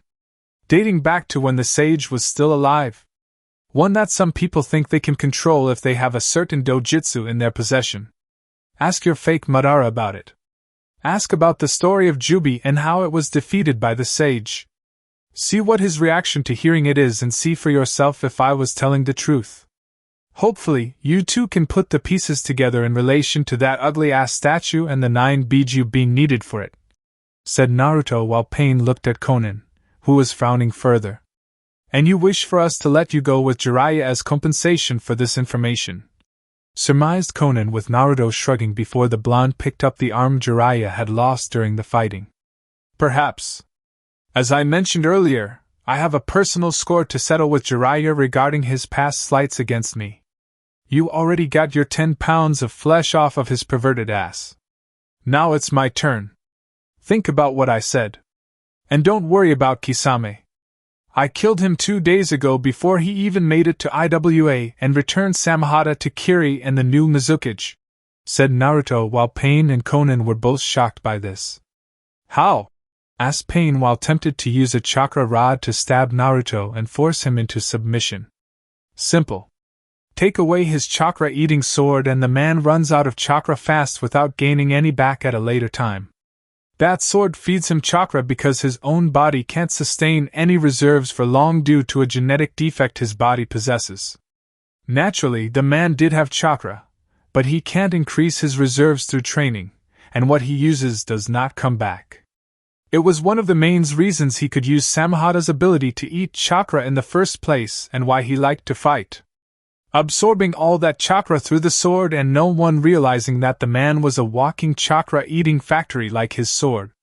But if you take away the ability to use it, and go on a full-out fight with someone like me, you lose in the long run, said Naruto while Pain didn't look happy with that piece of information. Kisame was considered a Biju without a tail due to his massive chakra reserves, but no one had suspected he only obtained such reserves through Samahata. Most assumed the sword took the majority of the chakra eaten off of people and gradually channeled some of it into him. No one assumed the man needed the sword just as much as the sword had a need for Kisame. The shark man basically threw himself into fights knowing his enemies would generate chakra his sword could devour, and send to himself to keep his reserves up. Kisame's death wasn't expected, but was no real loss to us either. In times of peace like what I wish to accomplish, people like him fade from existence, or lose all purpose in life. No doubt Kisame preferred the idea of going down fighting and did just that against the Kyuubi Jinchuriki, thought Pain, as he watched Naruto readjust Jiraiya onto his back. I'll see you soon. Also, I wouldn't be surprised if the plant man with your fake Madara was in on the original scheme they kept from you. If you do use your Uzumaki sensory abilities like I have, you will know what I am talking about, cousin, said Naruto while seeing Pain and Konan look at him in surprise. And in a flash, the young blonde-haired Uzumaki was gone. Do you think he was telling us the truth? Asked Konan with Pain narrowing his eyes further in thought. I do not know. But I have a way of finding out. First, I need to replace my lost paths. Once they are replaced, we will get our answers, said Pain while wanting to know the real plan the supposed Madara was keeping from him. Konoha Hospital sometime later. You are a baka. Do you know that? Do you have any idea just how stupid you are for pulling a stunt like that? Going to aim without my permission. For defying me? Do you know just how much I want to beat you within an inch of your life? Demanded Tsunade angrily at the person in the hospital bed, in a fully body cast, and was at an angle where injured person could not look away. Tsunade-sama, given his condition I don't think, said Shizen, but was silenced by a glare. Do not pity him, Shizen. Jiraiya deserved his near-death experience. He's lucky I was even able to save and reattach his arm. With enough physical therapy, he just might get it to work properly. Though personally, I wish Naruto had just left it to rot so he would have one less hand to molest innocent women with, said Tsunade while she continued to glare at Jiraiya with all her anger. You should have let me die, mumbled Jiraiya while Tsunade's glare increased. I should have done a lot of things in my life, Jiraiya. One of them should have been your castration for peeping on me in the hot springs instead of just beating you within an inch of your life. I also should have returned to Konoha sooner to help watch over my distant cousin from the Uzumaki clan. Again, a mistake on my part. Hell, I should have every single person our sensei allowed to hurt Naruto be put to the sword in a public execution.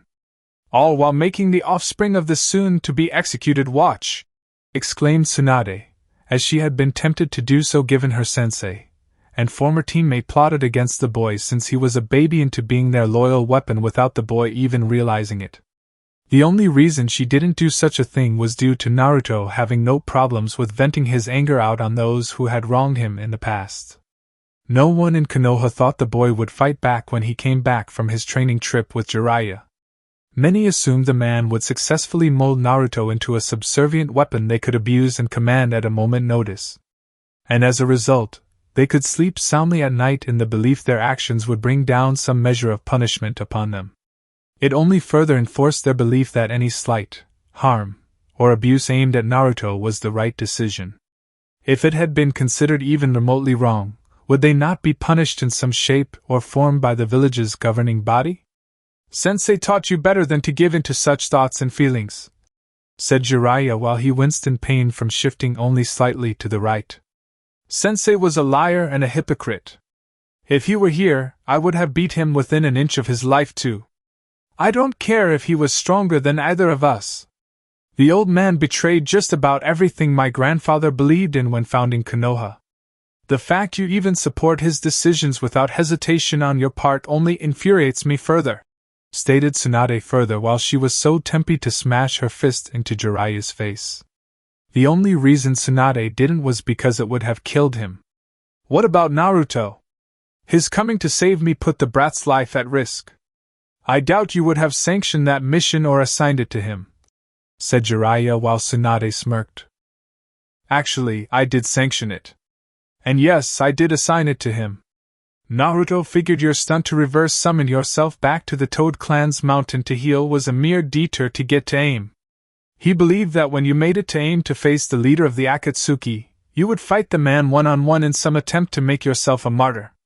To pass down your stupid beliefs using your own death, if necessary, to leave a lasting imprint on Naruto's mind.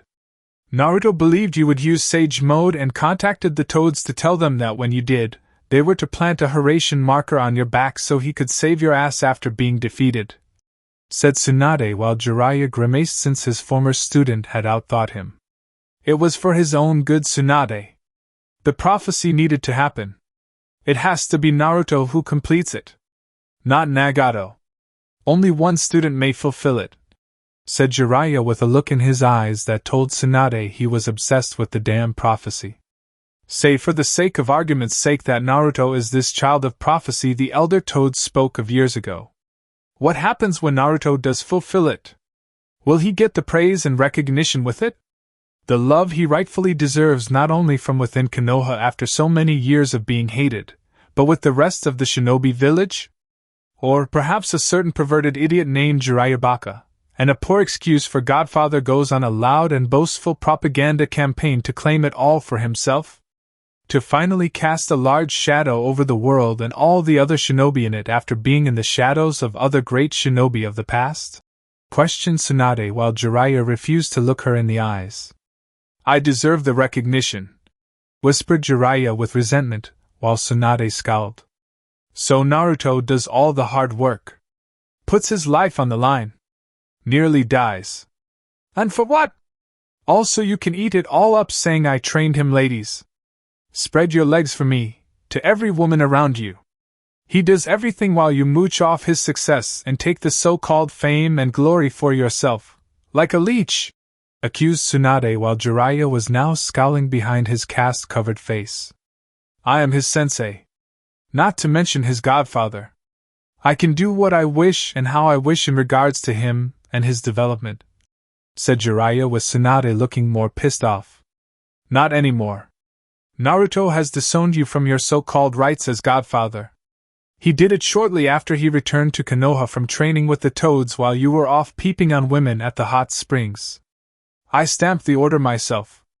I also made it clear in the brat's records how you failed him as a sensei with your past actions so no one can argue in your defense," said Tsunade while Jiraiya looked livid. "You had no right, Tsunade!" protested Jiraiya while Tsunade glared even harder. "You forget, Jiraiya, I am an Uzumaki by blood on my grandmother's side. Not only that, but the Senju are cousins to the Uzumaki clan. I can trump your claim of guardianship on that alone since we are related by blood," countered Tsunade with Jiraiya snarling. "Said the woman of blood relation who wasn't there for him for over a decade," Jiraiya shot back. "Maybe it had something to do with both you and Sensei keeping things from me at the time. I asked Sensei about Kushina and the child after the Kyuubi attacked in a message. Do you know what he said in return? They are fine. Nothing to worry about. Keep on wandering and heal. It wasn't until I met Naruto that I thought Kushina had done a bad job of raising him, only to find that the boy wasn't raised by her at all. Because she was dead. Something Sensei decided not to tell me.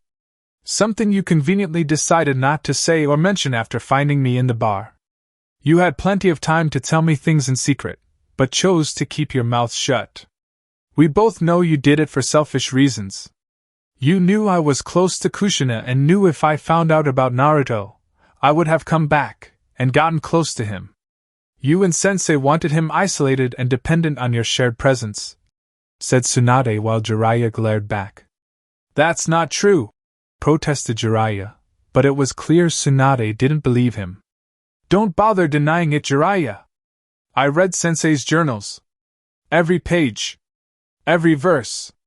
Every chapter. Every word written in his handwriting. Everything related to Naruto and how you two tried to screw him over," exclaimed Tsunade to the point of nearly shouting and saw Jiraiya's denial fade away to admittance almost instantly. "It had to be done. Don't you get it, Tsunade? Naruto has to be balanced. Not too weak so he crushed Konoha's enemies, but not too strong the brat will be able to turn on us without fear of losing. It had to be done," Jiraiya shot back. "Bullshit. You didn't need to do what was done to him to make the boy loyal. Naruto's status as a Jinchuriki didn't have to be made known to the council by Sensei. He did that deliberately, knowing it would set off the chain of events needed to make the village hate him. Also, you could swoop in one way or another to provide him the only support you were willing to let Naruto have in life and force your beliefs down his throat. He has the right to choose Jiraiya. You had no right to force your beliefs on him, stated Tsunade while Jiraiya growled angrily. I have every right. I don't care what you say, Tsunade. I am the boy's godfather and still his legal guardian. I can do what I like in terms of dictating the brat's future. Do you know why? Because the boy is mine. Mine to mold. Mine to control. Mine to make sure the prophecy is fulfilled the way it was meant to be fulfilled.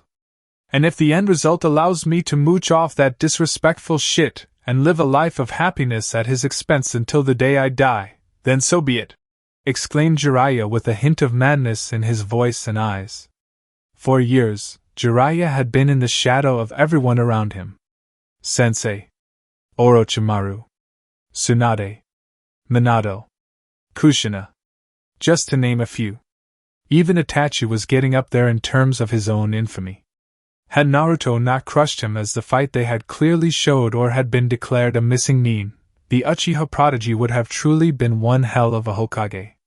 But Jiraiya was tired of being in the shadows of others. His first book, Tales of the Gutsy Ninja, was a complete flop. His perverted books were loved, yet some, all the women, hated the fact he peeped on them in order to get his inspiration. Something which he felt should be considered an honor. He proved his greatness with his transparency jutsu and trusty spy network, but was openly ignored for Tsunade's own super strength and her top-notch medical skills. Orochimaru showed off his genius daily before it got all sick and twisted, which only inflated the Snake Sanin's ego to keep holding the bar higher than Jiraiya could reach. Even after it got sick and twisted, people still revered the Snake Man's genius, and left Jiraiya in the dust. Fuinjutsu? Minato and Kushina had it down to the point where they surpassed him on the subject like it was a piece of cake. His transparency jutsu? Spy network? His Ichiraku Paradise series? Mere footnotes in history compared to some of the exploits of others in Konoha. Even some Jounin, who had died bravely in the last Shinobi War, were treated with more respect over himself. And all because they weren't perverts or super perverts like himself. He was tired of it. Where was his fame and glory casting shadow? Where was his army of people giving him respect? Where were the people who look at him with respect and fear? Where were the looks of envy? Of desire by the women? The answer? They were focused on everyone else but him. So when the Toad Elder spoke his prophecy, Jiraiya decided to seize a rare and golden opportunity for himself.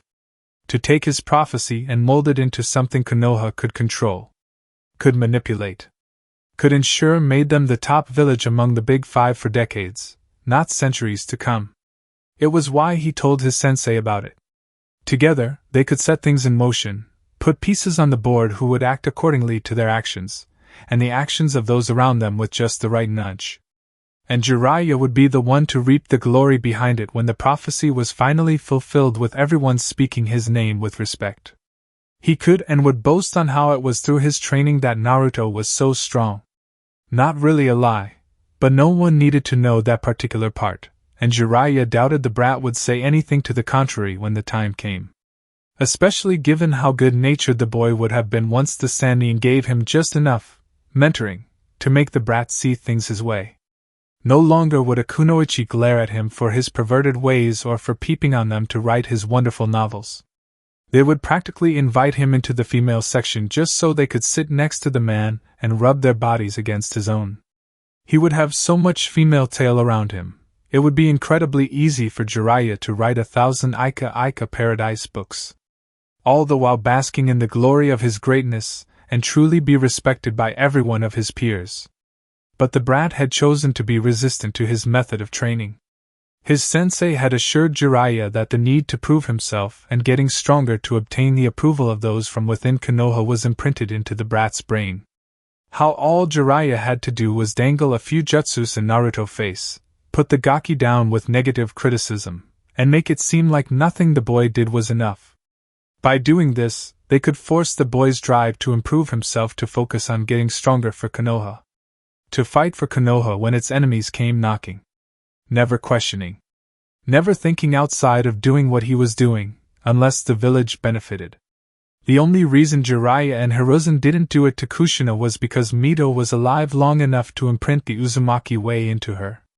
Added Minato's own good-natured self not having the strength to break her beliefs or way of thinking only made trying to control her next to impossible. Hiruzen and Jiraiya had to start fresh with a newborn babe without parents to influence the brat in order to make their various dreams a reality. The Kyuubi attack the night of Naruto's birth was very much unexpected, but the hidden opportunity was too good to pass up.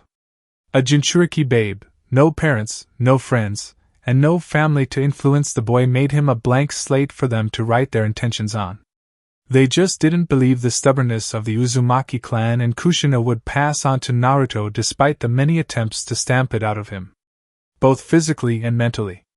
By the end of his little rant, Jiraiya could only stare back at a silent and deadly serious Tsunade currently staring down at him with a look he couldn't quite understand. There was disgust, loathing, anger, definitely lots of that, and yet behind all of it was a plan to make him suffer. I see. Well, Jiraiya, I hope you feel your actions were worth it because now is the time to see what your actions have produced in the coming month, said Tsunade while Jiraiya frowned at her words. What do you mean? Asked Jiraiya with a hint of worry. Simple. I'm going to heal you. Every wound. Past and present. I'm going to use all my medical skills and knowledge to fix your broken perverted body, answered Tsunade while Jiraiya and Shizen looked confused. Not that I am complaining, but why? Asked Jiraiya in confusion. Because I don't want you having an excuse for when Naruto fights you. So you can't complain when Naruto shows you what your stupidity has done. So Naruto can enjoy taking your fully restored body and breaking it into pieces before leaving it to rot. So I suggest you enjoy the feeling of your body being back to its prime state, Jiraiya, because after Naruto destroys it, I'm not healing you. I'm not saving you. Nor will Shizen. If you want medical aid after Naruto destroys you, I suggest you go seek a back alley doctor, said Tsunade while Jiraiya was shocked by this. You honestly think the brat can win against me when I'm at full strength? Asked Jiraiya with Tsunade giving him a cruel smirk. Of course I do. Have you seen the list of S-rank nin he's killed recently? And in such a short time? When was the last time you took on so many S-ranked shinobi in such short amount of time and won? Not only that, but he saved your ungrateful ass from suddenly being killed by another tucked-away former student with a grudge, said Tsunade with Jiraiya grit his teeth. You mentioned he used the narration to have us escape pain. How did he do it? Asked Jiraiya while Tsunade smirked at him. He has access to his parents' home, remember? Minato was a genius in Fuinjutsu and so was Kushina. If there is one thing Naruto excels at besides shadow clones, it is in using Fuinjutsu in a way that many would consider to be scary, said Tsunade while Jiraiya looked livid. What? No. He can't have it yet. The Sandaime decreed he couldn't until he was mature enough or was jounin with considerable experience, exclaimed Jiraiya, knowing his old sensei had done this to make it nearly impossible for Naruto to have access to the vast knowledge left behind for him.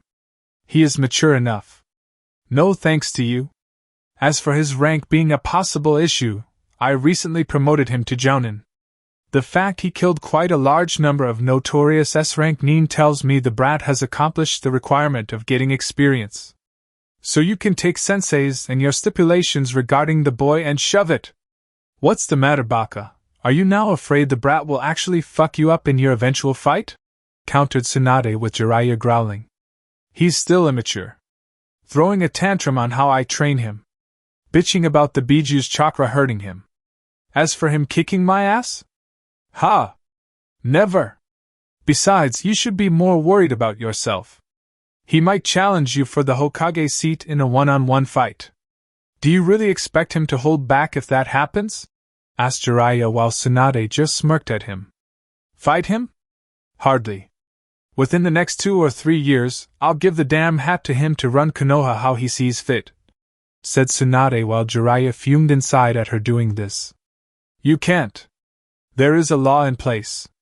One sensei has locked in so Naruto could never have his dream fulfilled, said Jiraiya while Tsunade frowned. And what law is this? I know all the laws in Konoha. There is nothing in the books that says Naruto can't become Hokage, replied Tsunade while let out a small chuckle. Oh really? Check along the lines of requirements. Sensei always had contingencies in place for almost anything. So in the chance Naruto did get nominated to be Hokage, a law was put in place to deny him due to his Jinchuriki status, said Jiraiya while Tsunade was furious about this law. When did this happen? Demanded Tsunade, knowing it could be repealed if the daimyo signed off on it. Shortly after the Gandame Mizukage and Jinchuriki Yagura started his bloodline civil war within Kiri. Sensei used it as an excuse to create a law banning any Jinchuriki in the village from being Hokage. He said, "We can't afford Konoha to have future Hokage who is like the Gandame Mizukage and one too strong to stop or rebel against, with the clan heads and elders supporting the decision. So you see now, Tsunade? The dumb brat can't be Hokage. His dream was always meant to be just that. A dream. A hopeless dream he could never accomplish. An impossible task," said Jiraiya while Tsunade seethed for a moment. "I can repeal the law, Jiraiya. The elders and Danzo are dead. Hamura had his throat slit and Koharu was found with the woman's body hanged using her own intestinal tract. All within their own home. The clan heads won't deny Naruto or his dream. He's more than earned it. Sensei played off their fears.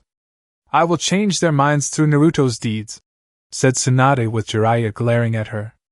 "You honestly think Sensei didn't think everything through? That there was a chance the next Hokage after him would take this to the daimyo? This action was supported by the Fire Daimyo himself. You want the law repealed? You have to go right through him, and I doubt he will do it. Hiruzen has told him enough about Jinchuriki in general to make the man believe they are too dangerous to be put in a high position of power. The Gandame Mizukage only reinforced this, and despite Sabaku no Gaara being Kazekage, we both know the Fire Daimyo thinks that the Wind Daimyo is an idiot. Naruto's dream of being Hokage is just that. A dream!" exclaimed Jiraiya, since he did not believe the Fire Daimyo could be convinced to help change that law. "We'll see about that, Baka. I still have a trick or two up my sleeve when necessary to deal with daimyos. Plus, Naruto's shinobi record shows he is far from what the Gandame Mizukage ever was when ruling Kiri. All I have to do is show him how our sensei was pour lies into his ears, and the foolishness of supporting those lies will be for him in the future if Naruto is denied becoming Hokage," said Tsunade while Jiraiya just growled at her. "As if the Fire Daimyo will believe you. Sensei was a well-respected shinobi and Hokage during his time," countered Jiraiya while Tsunade smirked. "And I have enough evidence and dirt to throw on said respected time to make the Fire Daimyo realize he was being played like a fool by said man." Tsunade shot back. "You would do that to our sensei? Where is your loyalty?"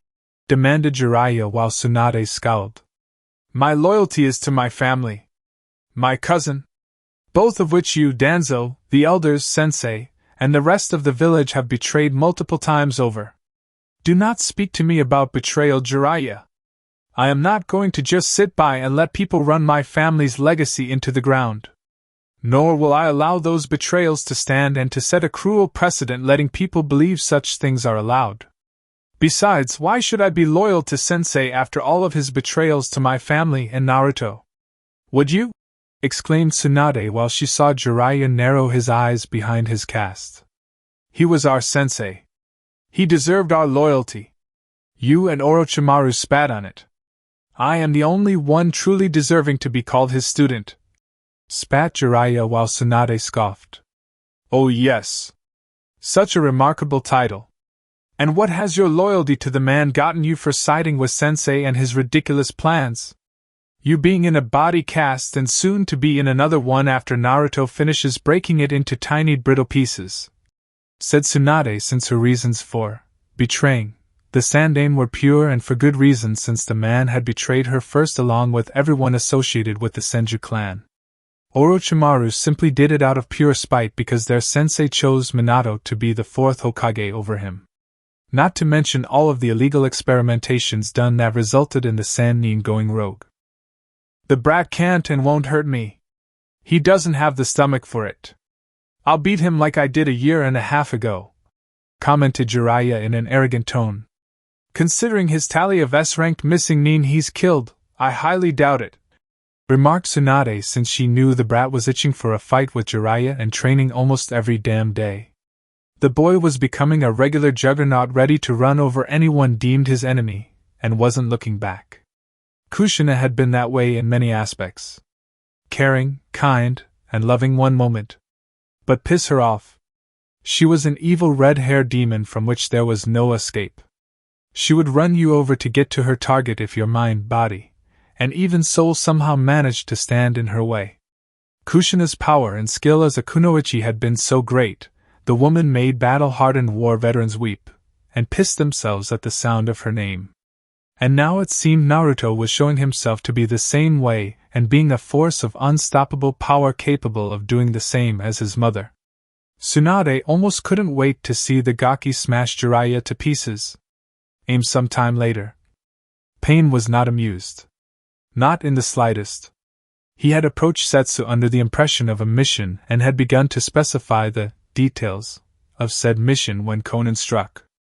The paper woman was a master in using any and all things paper related thanks to her skills honed over the years of training and warfare. As such, it was incredibly easy for Conan to send a paper with a seal on it to the back of the plant man's neck, and cutting off its ability to use chakra. Before either half of Zetsu could say anything about it once the seal was applied, Pain had grabbed his head, and ripped out the plant creature's soul. And got all of the creature's memories. Making Madara believe Zetsu's darker half was in fact the Uchiha's will implanted into it for manipulating events to one day bring down the big 5 shinobi villages.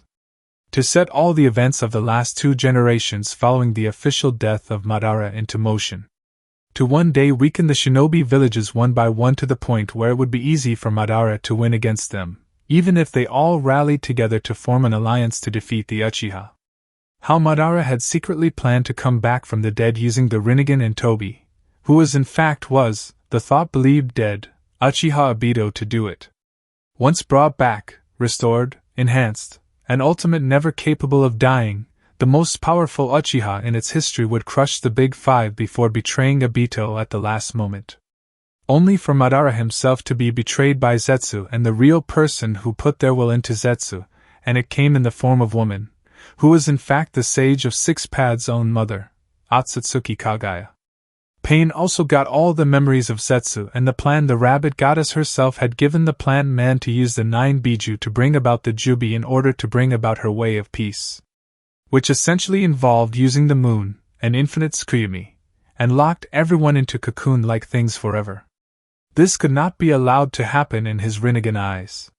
While Pain did want peace, he did not want it to happen this way. For it wasn't peace at all. It was genocide of the entire human race until all that was left was Kagaya herself. "What do you want to do?" asked Conan while Pain looked at her.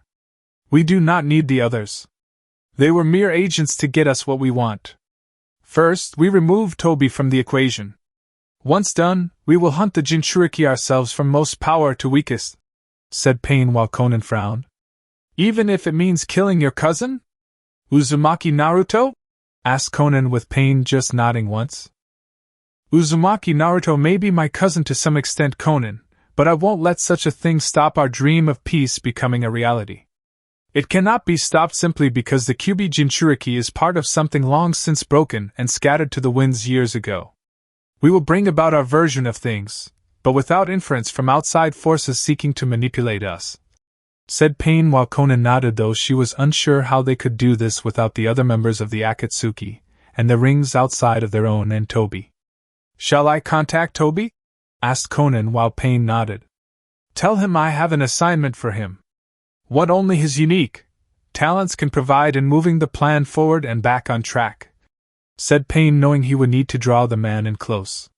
"He might suspect something," said Conan while Pain looked completely calm. "I'm sure he will be suspicious. But it is a risk we have to take, said Pain while knowing the masked Uchiha's ability to phase out for a short period of time and teleporting would need to be negated first. I hope you know what you are doing, Nagato, said Conan, knowing that for all of the masked man's display of stupidity in front of others, Toby was far from stupid. So do I. Still, one should not underestimate him. We have done that for too long. In the event I should lose to him, I have one final assignment for you. One only you can carry out, said Pain while Conan nodded. I'll help any way I can, said Conan while Pain gave her a small, barely noticeable smile on his past face. I know you will, Conan. This is my command should the Uchiha defeat me, said Pain before he told her what was to happen afterwards should the Uchiha win. Konoha sometime later. You can still back down, Gaki. Admit I'm your better and we can stop this right now with your pride somewhat left intact, said Jiraiya with a smirk. Why? So you can go around boasting and bragging about how you supposedly best me in combat while trying to swoon some whore in the red light district so she'll put her diseased mouth on your junk? No thanks. You already have enough STDs in your body to be labeled a biological weapon. We don't need you adding more to a possible mutation and outbreak, said Naruto while Jiraiya scowled at him. You sound like your mother brat. If she had just kept out of my relationship with Minato when growing up, I could have made him into quite the ladies' man, commented Jiraiya with Naruto rolling his eyes. Yeah. I'm sure my mother would love the idea of marrying a womanizing adulterer with a small army of STDs running around in his system.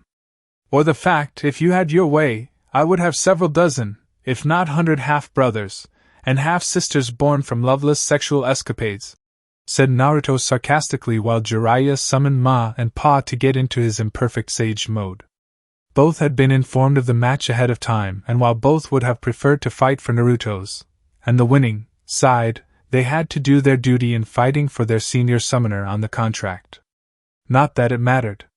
Pa and Ma knew their presence on Naruto would result in the boy being unable to use sage mode properly. Besides, they had seen firsthand his ability to get around the imperfection despite the difficulty of doing it thanks to Minato's seal holding a certain nine-tailed Biju within Naruto. There is nothing wrong with my way of doing things. Everyone else is wrong in judging me for how I do things, said Jiraiya while Naruto gave him a flat stare. That has got to be one of the most stupidest things I have heard come out of your mouth since I came back to Konoha. It is all the way up there with you ditching me for whores and you throwing me into a nearly endless ravine to access the fox's chakra, said Naruto with Jiraiya looking unapologetic for the act. Sink or swim, brat. It's the way of life. If you can't handle it, I suggest you drown quickly so others don't get dragged down by your dead weight, said Jiraiya with Naruto entering his version of sage mode now. And unlike Jiraiya, it was perfect. The only thing about to be dead around here is you, said Naruto before getting into his toad fighting stance while Jiraiya did the same. Tough talk for a brat barely reaching puberty, said Jiraiya mockingly. Says the man who never achieved it after reaching his twilight years. The only thing you can do early is age and ejaculate into an unsatisfied woman, said Naruto while Jiraiya was seething at the insult to his male pride. I'm going to enjoy hurting you, said Jiraiya while his eyes narrowed. Says the man who was ducking me and going on a suicide mission to get out of our fight you had originally wanted from the start. Naruto shot back before he was gone in a mere second before his fist was barely caught by Jiraiya. The impact forced the man back several feet, while still holding the fist. You call that fast? Your father could move faster and hit harder too, said Jiraiya while Naruto smirked before leaping away from the Sannin. I know. I was just taking it easy on you at first. Being old and frail at your age, I felt a sudden moment of pity and compassion for you. It's gone now, said Naruto mockingly before he got serious and moved even faster.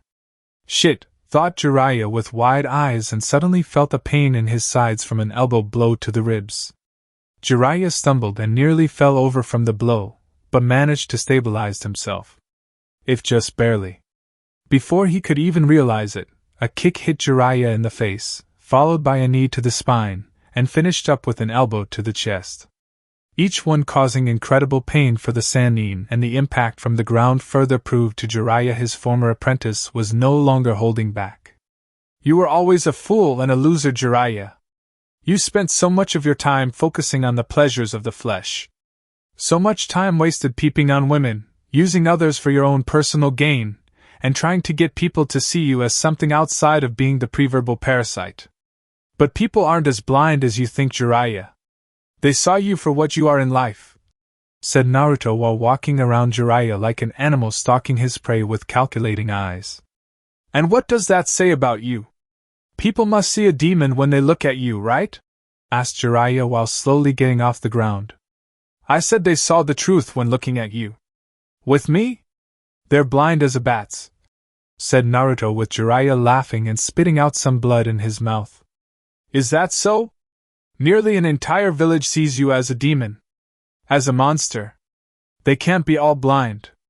Maybe they do see something about you that you can't see about yourself? Asked Jiraiya while Naruto scoffed. And how exactly am I a demon? A monster? If it is simply for holding the Kyuubi, then they are just as stupid as they are blind. Just because I hold a Biju doesn't make me one of them. I am not some weapon or tool or pet you can command and expect to obey without question, replied Naruto before Jiraiya moved to hit him. Only for the Sannin strike to be blocked by Naruto, who countered by punching Jiraiya just as quickly. That's where you are wrong, brat. You are a weapon. A tool. That is what Jinchuriki are to their respected shinobi villages. They fight and kill like good little attack dogs and are punished when they don't follow orders, said Jiraiya before he went on the attack and tried to land a decisive blow against Naruto. Keyword being tried. So my mother was one too. And Uzumaki Mito? Asked Naruto before dodging another arm strike and viciously broke Jiraiya's elbow, followed by kicking the man in the back 3 times before throwing him onto the ground. Of course they were tools. The only difference was either one knew it, and were too strong to remold into the image others wanted them to become such things. Despite her old age, Mito made sure Kushina wasn't turned when my sensei became Hokage. Even when she grew up to be a kunoichi, Kushina was untamable thanks to Mito's influence, and later with my student when they fell in love, snarled Jiraiya while hating the concept of the word and how he felt it poisoned his student. What do you have against love? I thought you loved Tsunade. So why say the word like it was something foul? Asked Naruto while Jiraiya glared and charged at the younger man with the intent to kill. I don't love Tsunade. I love her body. The body she had when younger. The breasts, the ass, and the legs that show off her physical beauty. Ever since I first laid eyes on her in that hot springs, naked from head to toe, I loved the idea of being able to mount that fine piece of senju tail until my balls were drained. But she never gave me the time of day. She had eyes for that sissy boy Dan, and all because he believed in the same things she did. When my student fell in love with Kushina, but does he exploit her love she gave in return? Does he try to act like a real man and take charge of his home? Put his future wife in her place? Does he use his ever-growing reputation as a highly skilled jounin and soon-to-be Hokage to sleep with multiple women on the side? No. He stayed faithful to her. Because he was in love. So yes, I hate the concept of love as you, Minato, and even Tsunade see it, said Jiraiya, who finally managed to land a punch on Naruto's face. Only to find it didn't do much. In fact, the younger man's face barely moved from the blow Jiraiya had delivered. Not only that, but unknown to the Sannin himself, Naruto allowed Jiraiya to hit him in order to gauge the man's overall strength. He wasn't impressed. Is this it? Is this all the strength you have? I was expecting you would at least move my body back a good 2 inches. But this? I didn't even feel it, commented Naruto before he batted away the fist of the stunned Sannin and kicked Jiraiya in the chest. That was my hardest punch. I put everything into that hit. How?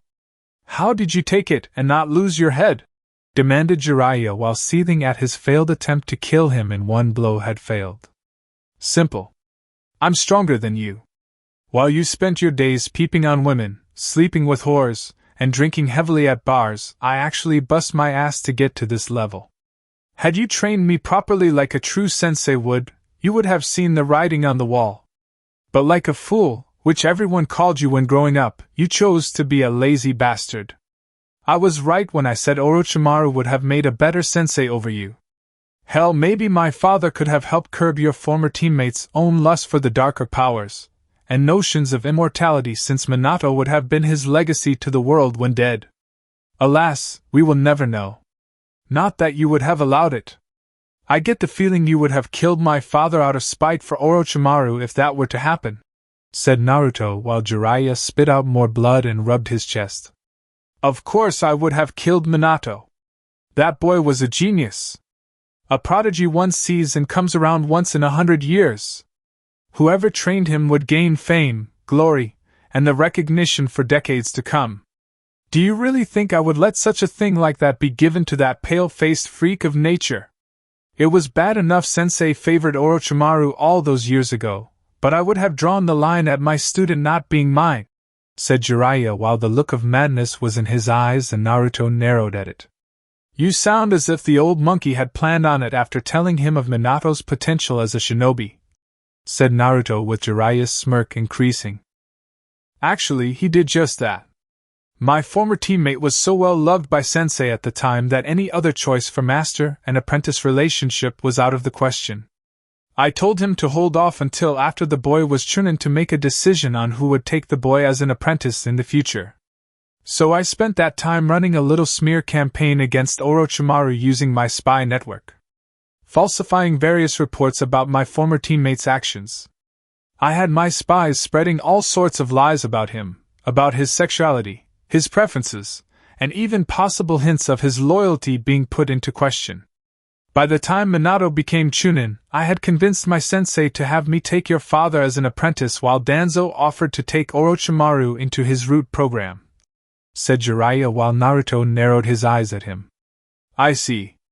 So because of you and your clearly inferior ego, if not insecurity, Orochimaru of the Sannin was sent into the arms of Shimura Danzo.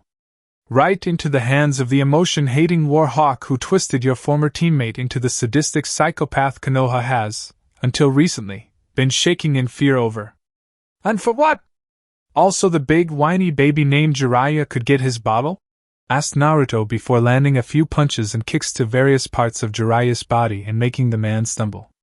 Minato was mine! The prophecy stated as much. Anyone I trained is mine to do with as I see fit. Don't you get it? The prophecy bringing about peace with me as the sensei of the child of prophecy is all that matters. My name will last throughout the ages as the very person who trained him. I will have my great legacy and my shadow stretch far and wide throughout the ages of time. Nothing will stop it. Do you hear me, brat? Nothing! Exclaimed Jiraiya with the madness in his eyes and the last bit of sanity snapping like a rope being stretched to its limits. Actually, there is someone who can stop it.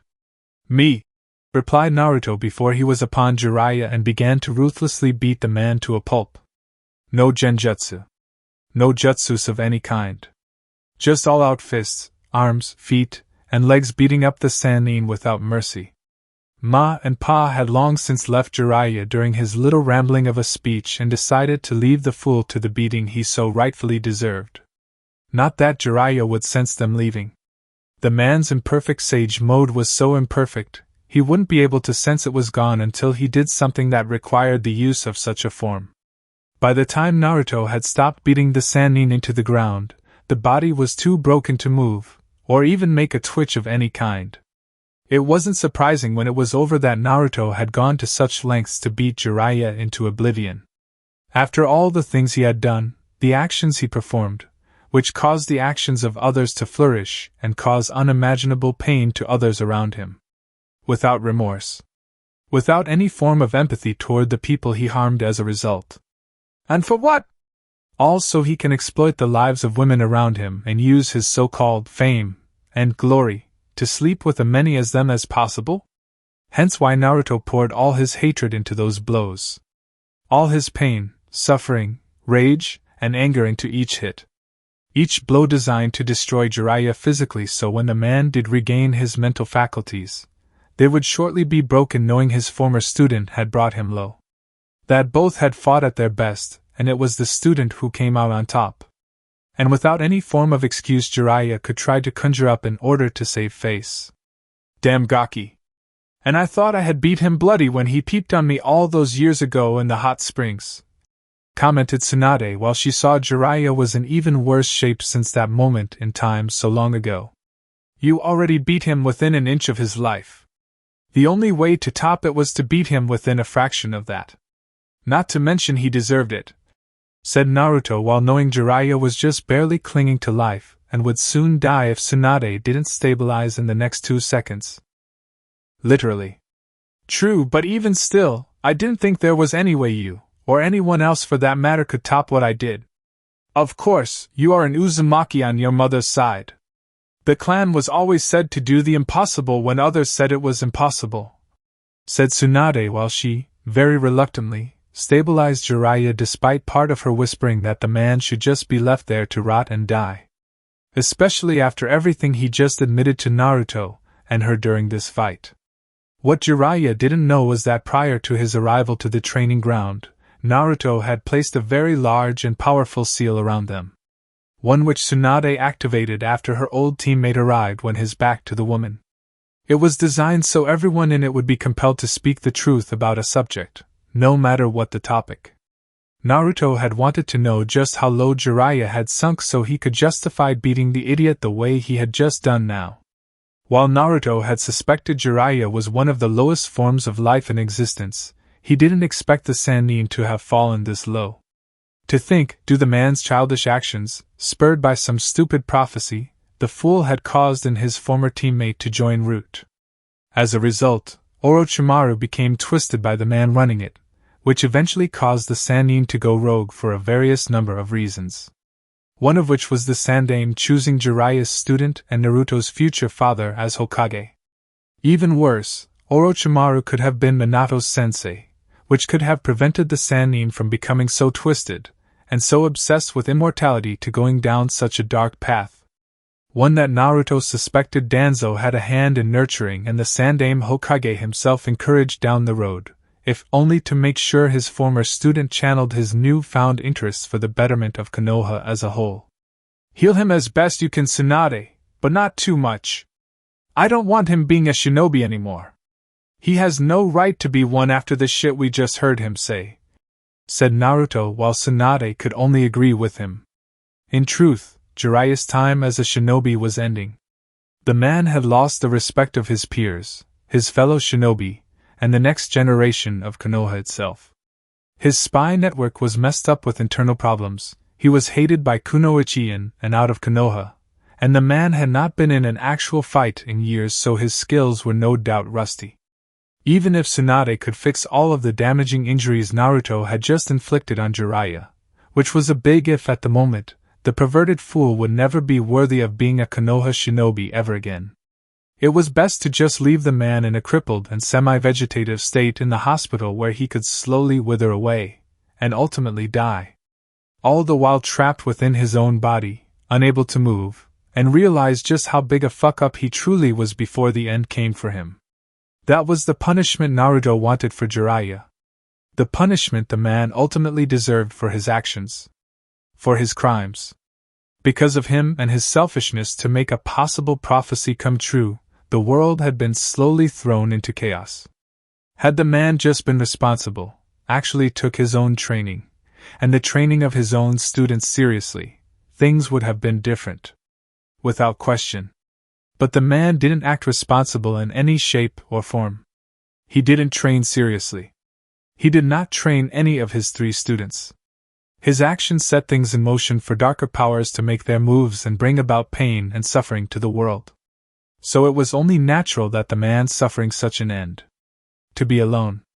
In the darkness of a room. No one to visit. No one to see. No one to speak to anyone about anything. Unable to move without feeling incredible pain. A true hell if there ever was one. And it was one Naruto believed Jiraiya deserved with all of his being. Chapter 5. Pain was dead. Not just his paths, but the man himself. To Uchiha Obito aka Toby, of the Akatsuki, it was of not great loss. The man was dying for some time now, and was only alive due to his Uzumaki genetics. What did matter was the Uzumaki had somehow learned of the Moon Eye plan, via Zetsu's death, and decided to ruin it. Not only did the fool Nagato manage to weaken him during their fight, but stalled him long enough for his paper bitch of a woman to take the Rinnegan eyes once belonging to Uchiha Madara, and leave aim for Konoha. He would have pursued Konan, but Nagato had used the last of his chakra to create a barrier seal tied to his life force that prevented him from leaving it. Even the Uchiha's own Kamui ability was proven ineffective and had to wait until Nagato died, which sadly was several days. Damn Uzumakis and their seals. It was any wonder their clan was destroyed. Zetsu had done his job well over the years in manipulating certain events to bring fear to the hearts and minds of others when it came to that clan. The Uzumaki and their intimate mastery over Fuinjutsu would have been a threat to the overall plan, at least according to the plant creature, and he had gone from village to spread fear of the clan. All in order to make them ally against the Uzumaki clan and prevent their skills in Fuinjutsu from being allowed to grow. Only now, it seemed that skill had come back to bite him, and the Moon Eye plan right in the ass for one last act of defiance. By the time Obito got free from the seal barrier, he was sure Konan had already made it to Konoha. Going anywhere else would be foolish, and told them everything she knew. Considering she was Nagato's right hand and knew about him being the true leader, Obito knew he would have to act on his own at this point. He would have to take out all the heavy hitters from each shinobi village in order to truly break them long enough for him get all 9 Biju into the statue. The Uchiha had hoped to revive Madara to make things easier in crushing the future opposition of the big 5 shinobi villages. But without the Rinnegan, or the Edo Tensei for that matter, Obito was on his own. Not that it mattered. Obito was strong enough to handle them all should a fight break out against them should they band together. Once all his enemies were crushed, Obito would form the Jubi once more, and use his eyes to take control of it in order to seal the creature into his body. With his newfound power, the Uchiha would use the moon itself to cast a world-wide Tsukuyomi, and bring the world under his control. A world where Rin lived and they could be together. A world without Kushina. A world without her son or the Uzumaki clan. A world without people like Danzo, Orochimaru, and even Kakashi. A world where all things were perfect to him and him alone. We have been doing this in the wrong order. We have been targeting the weakest to the strongest of the Biju. We should have done it in reverse. So that is what I will do. With the Kyuubi under my control, I can have it attack Konoha within its own walls, and Go or Kumo next. Once done, I will target the other shinobi villages until they are broken, and disorganized with their Jinchuriki dead or badly wounded.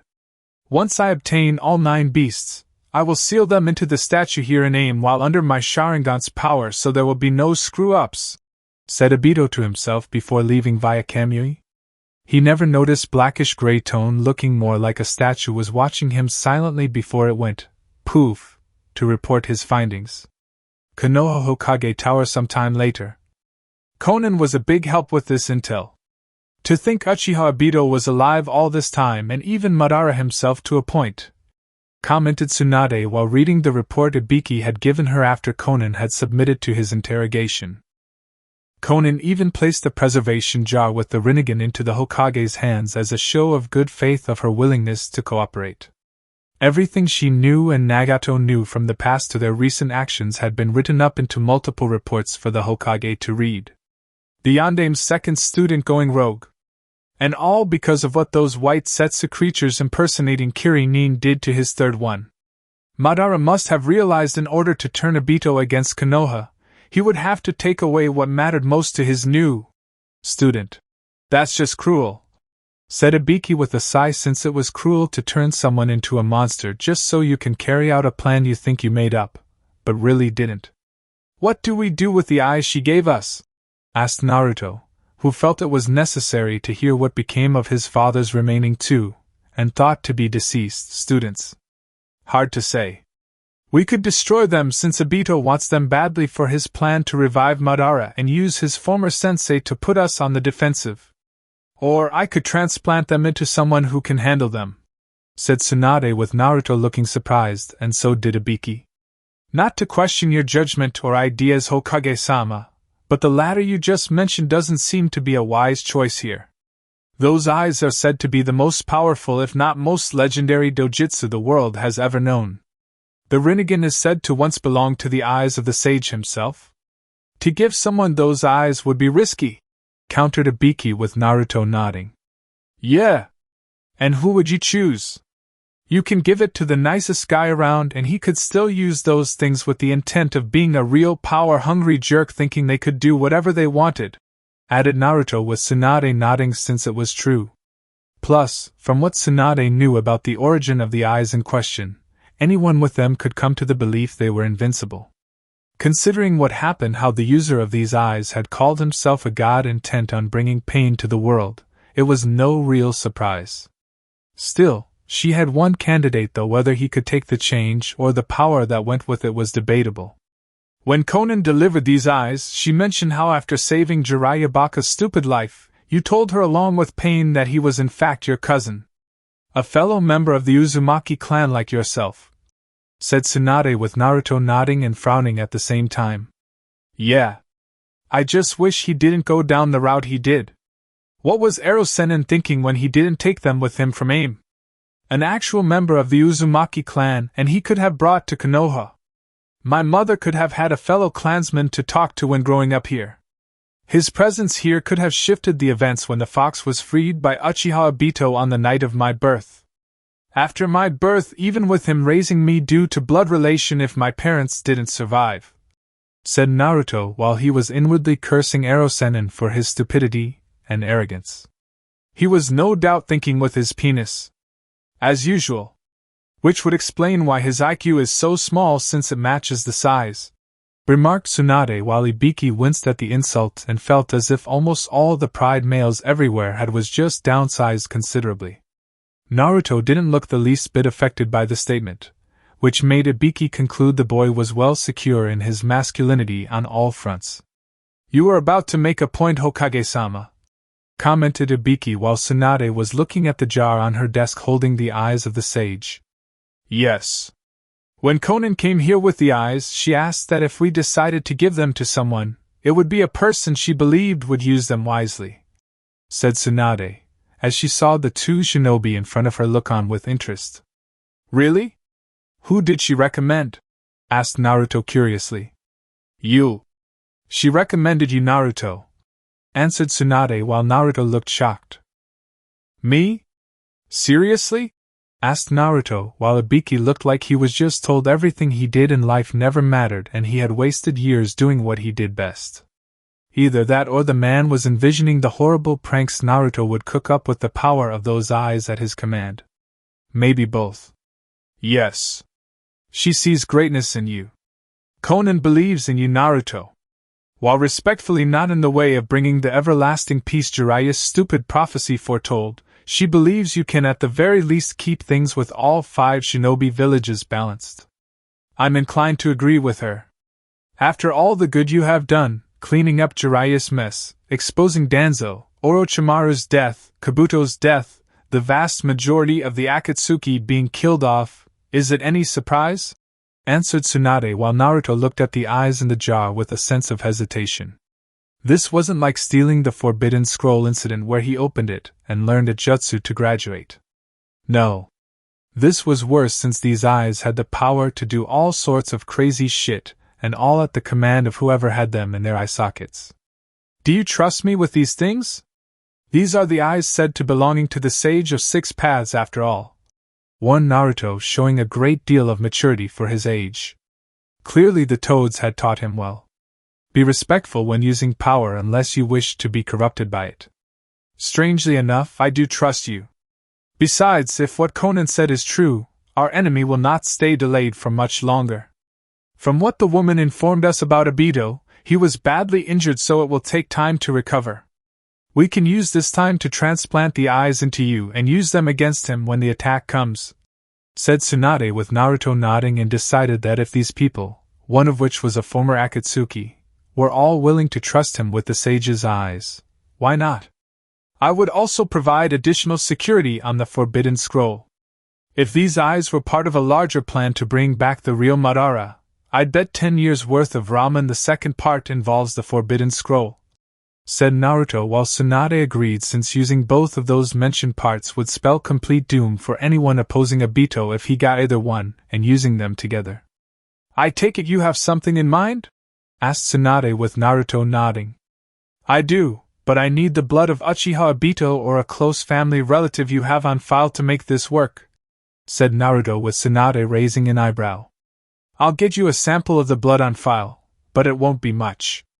After the Uchiha clan was wiped out by Itachi, Danzo and the elders pushed for all the stored Uchiha blood at the hospital be destroyed since there was no point in having so much from dead people, replied Tsunade while Naruto frowned. Let me guess, he oversaw the operation? Asked Naruto with Tsunade frowning. Yes. Though we have confirmed Danzo did destroy most of the blood from all of the documents found in his root base underneath Konoha. I would wager he gave some to Orochimaru to help with the experiment regarding that abomination for a hidden arm he was concealing, said Tsunade, knowing that whatever samples Danzo gave Orochimaru was not enough for the Sannin to use for his own personal use. I just need enough of what is on file. Barely a vial of it. His medical records have a seal holding some, right?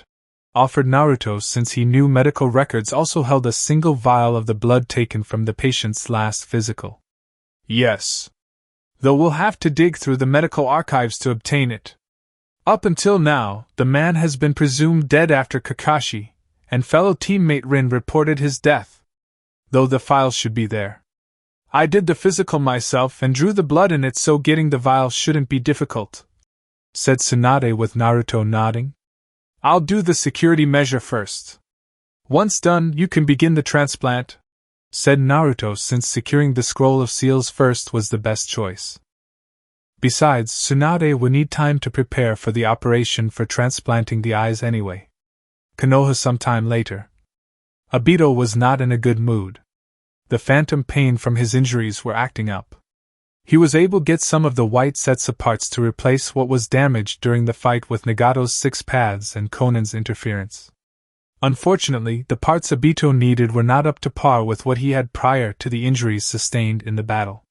The paper bitch had sabotaged his entire supply of body parts and organs, including his own supply of Sharingan eyes he obtained when the Uchiha clan was killed before Danzo's root had come to take the rest. No matter. Once he had the Forbidden Scroll of Sealing, the Uchiha intended to unleash a whole shitstorm down upon Konoha before targeting the other shinobi villages. He just needed to subdue some of the stronger Jounin-level shinobi in the village before he used them for his sacrifice to bring back a few notorious S-ranked nin of legend. One would be Uchiha Madara, of course, but Obito wanted some extra muscle he could call upon to protect him when getting all 9 bijus sealed into the statue. Using Kamui, the Uchiha entered the Hokage's office, knowing she wasn't there so late at night unless it was a major emergency. Walking to the safe where the scroll of sealing was located, Obito easily used the combination he knew would open it. In a rare act of sheer stupidity to those wearing the hat, the combination had never been changed since the time of the Shodaime Hokage. The combination itself was meant to be known only to each Hokage in power, but there were times when a certain select group of people learned it as a sign of trust by the Hokage in question. But in Obito's case, it was in the form of Orochimaru when he joined the Akatsuki after he went wrong. The Sandaime during the Third Shinobi War had planned to retire, and was going to name Minato the Yondaime Hokage in the coming weeks. Orochimaru had gone wrong soon after before joining the Akatsuki and unknowingly revealed it to him under the powerful hypnosis the Sharingan can create on someone. He could have used it to get the Edo Tensei, but at the time, Obito didn't know Orochimaru even knew how to use the jutsu. It wasn't until the Sannin used it when attacking the Sandaime did the man realize what a lost opportunity it had been on his end. One he now planned to fix here and now. Only this time, the end result would favor him. Outside of Konoha's secret location, Naruto smirked when he saw Obito appear in front of him. A look of shock behind his masked face was no doubt there since he was looking around frantically. No doubt he had just touched the Forbidden Scroll of Seals and the next was found here. No sooner had the masked Uchiha appeared did Naruto give the signal and a barrier went up around the two men. "Hello, Toby. Or should I call you by your real name, Uchiha Obito?" asked Naruto while Obito glared at him behind his mask. "So you know," commented Obito before his eyes widened when he saw the blonde's eyes and the fact they were no longer blue. "Conan told us a lot about you. Not to mention the toads are excellent for spying. I just needed to have some of them who are indigenous to aim hoping around. No one is the wiser. Not even you. They have been spying on you and the Akatsuki for some time and telling me all about your movements. Add to the fact Nagato killed Zetsu after ripping out his soul, I know the truth about the reason behind your actions, and how you are just a puppet for the real mastermind behind this," said Naruto with Obito scowling before he removed his mask to reveal his scarred face. "Madara does not control me. My actions are my own," said Obito while Naruto scoffed. "Madara? I never said it was Madara. Hell, he was being used like a puppet too. Black Zetsu was never Uchiha Madara's will. It was Kaguya, the mother of the Sage of Six Paths. She tricked Madara into thinking Zetsu's will was his own. Zetsu was going to use you, Madara, and everyone else they could get their hands on to fulfill her ambition to one day return to the land of the living after being sealed away by her own sons during their battle," explained Naruto while Obito narrowed his eyes at him. "No. The Moon Eye plan would have brought peace. Zetsu explained it to me in great detail. There is no way he could make that up," said Obito while Naruto shrugged. "Oh, the Moon Eye plan was real. But you wouldn't be the one to use it. Kaguya would be the one to use it.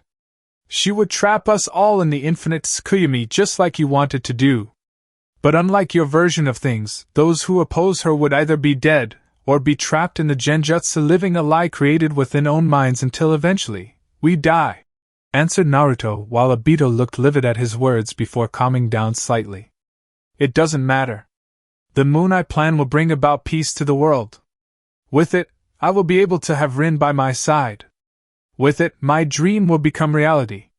With it, no one I care about will die while those who are insignificant will not longer exist," exclaimed a now clearly deranged Obito while Naruto frowned. "Even after hearing the truth, you still want to go through with this. All for what? A girl that is dead and can't come back to you unless she is an illusion. A fake made from your own imagination and memory of her? What happens when you get tired of her, Obito? When the joy from being in the illusion and lie become too painful to handle whenever you see the fake standing there? Will you destroy the illusion? The genjutsu itself? When the lie becomes more painful than the truth?" asked Naruto while Obito looked angry and was not amused. "My world will become real. My world is all that matters. Rin is all that matters. I will have Rin back. One way or another!" exclaimed Obito while Naruto scoffed again. "If that were true, why not use the Edo Tensei to bring her back? You could have tricked Orochimaru into doing it and wrestled control of her from him using your Sharingan. Hell, you could have asked him for the hand signs for the Edo Tensei. But you didn't. Why? Because you know if you do, the real Rin would disapprove of your actions. You want to live a lie because the fake Rin wouldn't care, and you can lie right to her face every time if the question ever came up. Face it, Obito. You want to live a lie because the truth is far too painful to live in, and the very thought of ending your life for the next world scares you even more. All because we both know that if you did die one way or another, the place where Rin now resides, you cannot enter. Ever," said Naruto harshly while Obito seethed in rage at his words. Since deep in his heart, Obito knew the words spoken by Naruto were completely true. Deep down, the Uchiha did fear his own death. After all he had done, the things he had helped orchestrate, the lives taken, good lives, honest lives, Obito knew where his soul was going upon his death. It was going south. The deep south. Rin was no doubt located in heaven and happy there. He could have used Edo Tensei once learning it or used his Sharingan to make Orochimaru do it before taking control afterwards. But as Naruto had said, Rin would have seen his actions and disapproved of them. Yelled at him. screamed at him. She would have denounced his actions, denounced their friendship. She would have called him a monster. So yes, Obito chose to create a lie. Create a false Rin. Simply because the fake one would not care. Would not hate him. Would not judge him. Because the lie was easier to handle over the truth this world produced. But was he going to openly admit it? And to his late sensei's brat? Hell no! Shame, your opinion means nothing to me. All that matters is my ambition becomes real and Rin is by my side. While you, your father, mother, and every other person opposing me are removed from existence, exclaimed Obito while Naruto smirked. Then come at me. I have something you want. Something you need. Not only the fox in my belly, but the eyes of the sage himself. This barrier will ensure no one interferes in our fight. It will also nullify your ability to use Kamui just in case you decide to act like a fucking coward and retreat. Just like you did with my father when he bested your stupid ass, said Naruto while Obito clenched his teeth and fist. And yet I was the one to walk away from the fight alive. Not him. His victory over me was hollow. He died. His wife died. You were left to rot in a village that hates your guts. That will keep hating your guts, even if you become Hokage. I imagine it will be difficult to rule over a village that would sooner burn itself to the ground over accepting you as its ruler, said Obito mockingly while Naruto shrugged. Well, if the people don't like me as Hokage, they can either kill themselves or leave the village and go live in a cave. When it comes to the arrogant, the bigots, and the overall assholes Konoha has produced, I honestly don't give a fuck about them. If they were to be attacked right here, right now by an invading force, I would simply let them die. I would spare only those who were worth sparing, said Naruto openly without shame in his heart. Your parents would be disappointed in you, commented Obito with Naruto smirking at him. Not really. They both left a piece of themselves inside of the seal as a failsafe just in case things went south in holding the Biju at bay. I told them everything that happened to me during my childhood and everything else following it. They agree with me and my way of thinking that I should protect only people worth protecting and say fuck you to everyone else in the village. Oh, by the way, the fuck you part 1 just quoted. That was addressed to you too. In fact, my mother went on a rant calling you a crybaby bitch, who wouldn't be able to satisfy any woman, let alone Rin, because of your inadequately small dick was equipped with a quick shot motion attached to it while her hair came alive. It was actually quite a sight, said Naruto while seeing Obito looking even more enraged. I should have slowly killed your bitch of a mother after I ripped the fox from her gut, exclaimed Obito angrily.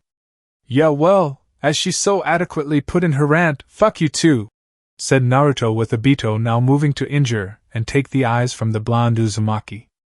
Only for Naruto to grab the offending hand reaching for the eyes. You're fast. But I fought and trained under people much faster, said Naruto before he was stabbed in the gut by a kunai in Obito's free hand. They should have trained you to be smart instead of fast.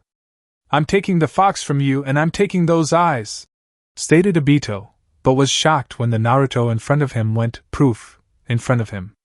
It was a shadow clone, and found a pair of hands grabbing his ankles to yank him into the ground. They did. In fact, they trained me to be both smart and fast. Shame it couldn't be said for you and your clan. One would think that the student of the Yondaime Hokage and Uchiha Madara himself would have actual brains to go with his so-called strength. Of course, it is no real wonder you are considered to be a disappointment, said Naruto after popping up from the ground and staring at Obito with amusement.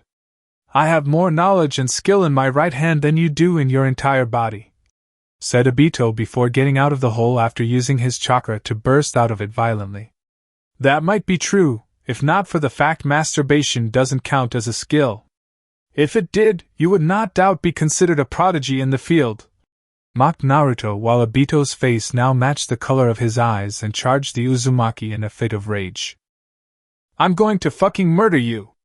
I'm going to rip the fox out and turn it on Konoha. I am going to laugh as the Kyuubi spills the blood of this village. Any and all friends you have here will die and I will laugh as they are all slaughtered, exclaimed Obito while he launched himself at Naruto with pure taijutsu while his Sharingan eyes were spinning. Difficult to do when you can't even land a hit on me, said Naruto before he caught Obito's fist with his bare hand and kneed the Uchiha in the balls, hard. Your father wouldn't have done that, gasped Obito before Naruto did it again, and the struggling Uchiha wondered why he didn't phase through the hit. I'm not my father. And to answer the question no doubt running through your head, the seals I placed on you along with the barrier also nullified your little pussy move. I mean honestly, Uchiha, phasing when someone tries to hit you. What? You can't handle a punch from someone? A kick? I've been punched, kicked, stabbed, and poisoned since I was a child. Yet when it comes to taking hits from someone like me, the first thing you want to do is phase through it because of your fear of a little pain. Ha! Some big bad Uchiha you claim to be.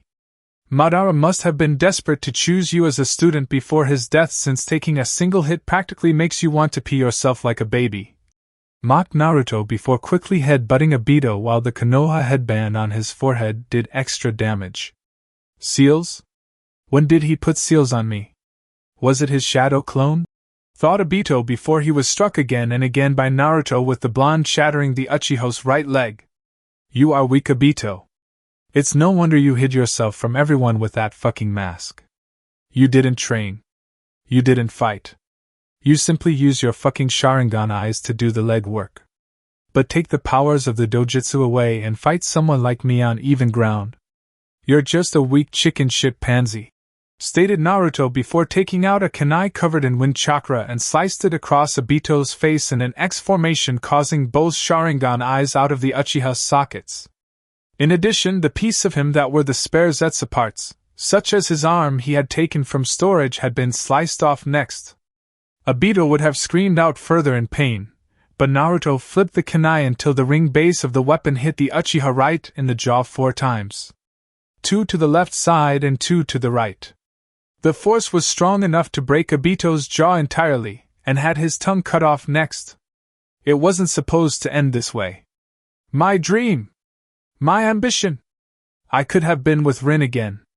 My precious Rin, thought Obito while blood came out of his mouth while only the darkness of being recently blind was there to greet him. Don't feel back, Obito. If you must know, your former teammate Hatake Kakashi is a failure in his own right too. I was his sensei's son. Yet what does he do? He trains the Uchiha on my team and leaves little old me to fend for myself when it came to training. And do you know what happened next?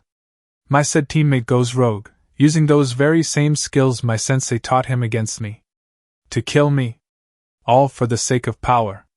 All to kill his fucking, far more experienced as a ninja for a big brother. Well, it doesn't matter anymore. After today, the Uchiha clan will be no more. The clan will be dead and will only be a myth or story parents tell their children, said Naruto before slicing off Obito's real hand at the wrist. I need to do something. Anything. Minato-sensei. Kushina-san. Rin-chan. Hell, even Kakashi-baka. Someone, please help me, thought Obito before he heard Naruto's final words to him. Goodbye, Obito. May you and the rest of your power-hungry clan rot in the lowest pits of hell alongside Orochimaru, Kabuto, Danzo, and the other members of the Akatsuki you helped bring into its ranks. Shinra Tensei, exclaimed Naruto while using a move that Konan had told him about, and explained further that any other powers the Rinnegan was capable of doing would reveal themselves in time. That was how Nagato did it, and he didn't really share all of his skills with her. As for Obito, he was completely obliterated from existence. All that was left was a dark black blood smear on the ground. Something Naruto burned for good measure. He didn't want anyone trying to collect DNA samples from the Uchiha's remains. Good job, Naruto. At this rate, you will bleed the treasury dry of funds with all of the missing nin you have been killing off, commented Tsunade while the 3 squads of A and B were behind her in case things went south for Naruto and the barrier. Yeah, well, it is what it is, said Naruto before the barrier went down. I was expecting more from him, remarked Tsunade about Obito. The guy hasn't been in a real fight since the one he had with my father the night I was born. Even when he did, the jerk was evasive. always using his Sharingan to even the odds against him with the phasing and teleportation he used," answered Naruto while wondering how his father could have been challenged by Obito at the time.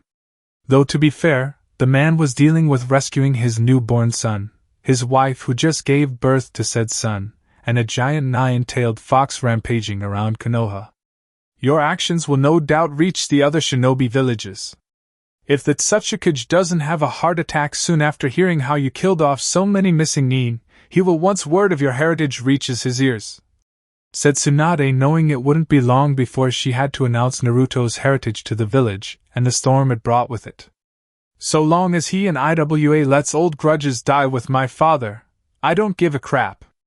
But if he starts something, I will end it," said Naruto while Tsunade nodding since she respected him for that. While Minato struck fear into the heart of IWA and the Sandaime Tsuchikage during the Third Shinobi War with his Hiraishin no Jutsu, Naruto, and what he just did to so many S-ranked missing nin would make them shit their pants. "I hate to say it, brat, but at this rate you'll take the hat from me in another 2 or 3 years, commented Tsunade while Naruto smirked. "Maybe I should get it sooner. Having to walk in on you nursing a major hangover from drinking too much the previous night seems a valid enough reason to give me the hat," said Naruto while Tsunade glared at him. "Watch it, brat. I can still punch you all the way to Nami if you piss me off," threatened Tsunade and shaking her fist at him. "What was that? Did you say something?" asked Naruto while giving her a nice smile. "Oh, that's it. Come here, brat. I'm going to smash your face in," exclaimed Tsunade while she chased Naruto around the training ground, and the ANBU watching now sporting a sweat drop coming down the back of their masked heads. "Should we say something?" asked one ANBU ferret while watching Tsunade try, and fail, to smash her fist into Naruto, who at that point leaped into the air and flipped her the bird and blew a raspberry at the woman. "Do you want to die or be sent to the ER and ICU?"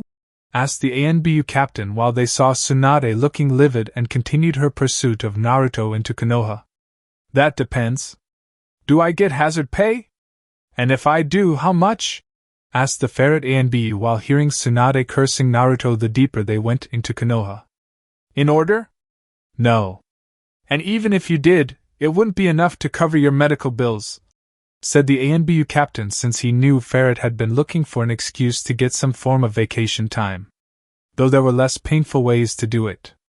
Konoha Hospital. Jiraiya's room later that night.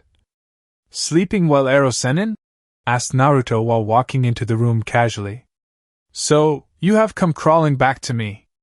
I knew you would," grumbled Jiraiya while Naruto smirked and stepped out of the darkness and showed the sand in his eyes. "You couldn't be more further from the truth. The Akatsuki is no more. Your former student Nagato is dead. Your second student, Konan, gave me the man's eyes to use how I see fit. The Uchiha who freed the fox from my mother is dead too. I killed him. I have done what you could not twice over. I avenged your pathetic sensei by killing his most favored of students. And I avenged my parents by killing the man who murdered them through his machination the night I was born," said Naruto while Jiraiya grit his teeth in anger and frustration. "You shouldn't have those eyes. They are not meant for an immature brat like you," said Jiraiya bitterly. "And who do you think is a better choice? You? Kakashi? Maybe some other person who is a big fan of your cheap smut perhaps? Do you honestly think Tsunade or even Konan would trust these eyes to a whiny man-child like yourself? They would sooner revive the infamous Uchiha Madara and start the next Shinobi War before entrusting you with such things," said Naruto coldly while Jiraiya glared at him with an intense amount of hate. "And you are a better choice? A whiny brat who couldn't handle the Kyuubi and whined like a baby when I didn't give him his bottle?" countered Jiraiya angrily. "First, I am a far better choice over you, Ero-sennin. The Toads did what you could not and would not do. They took my training seriously. They saw greatness. They knew your way of doing things was a fast track to a quick death simply because you didn't do shit. As for whining like a baby? Aren't you being tad hypocritical?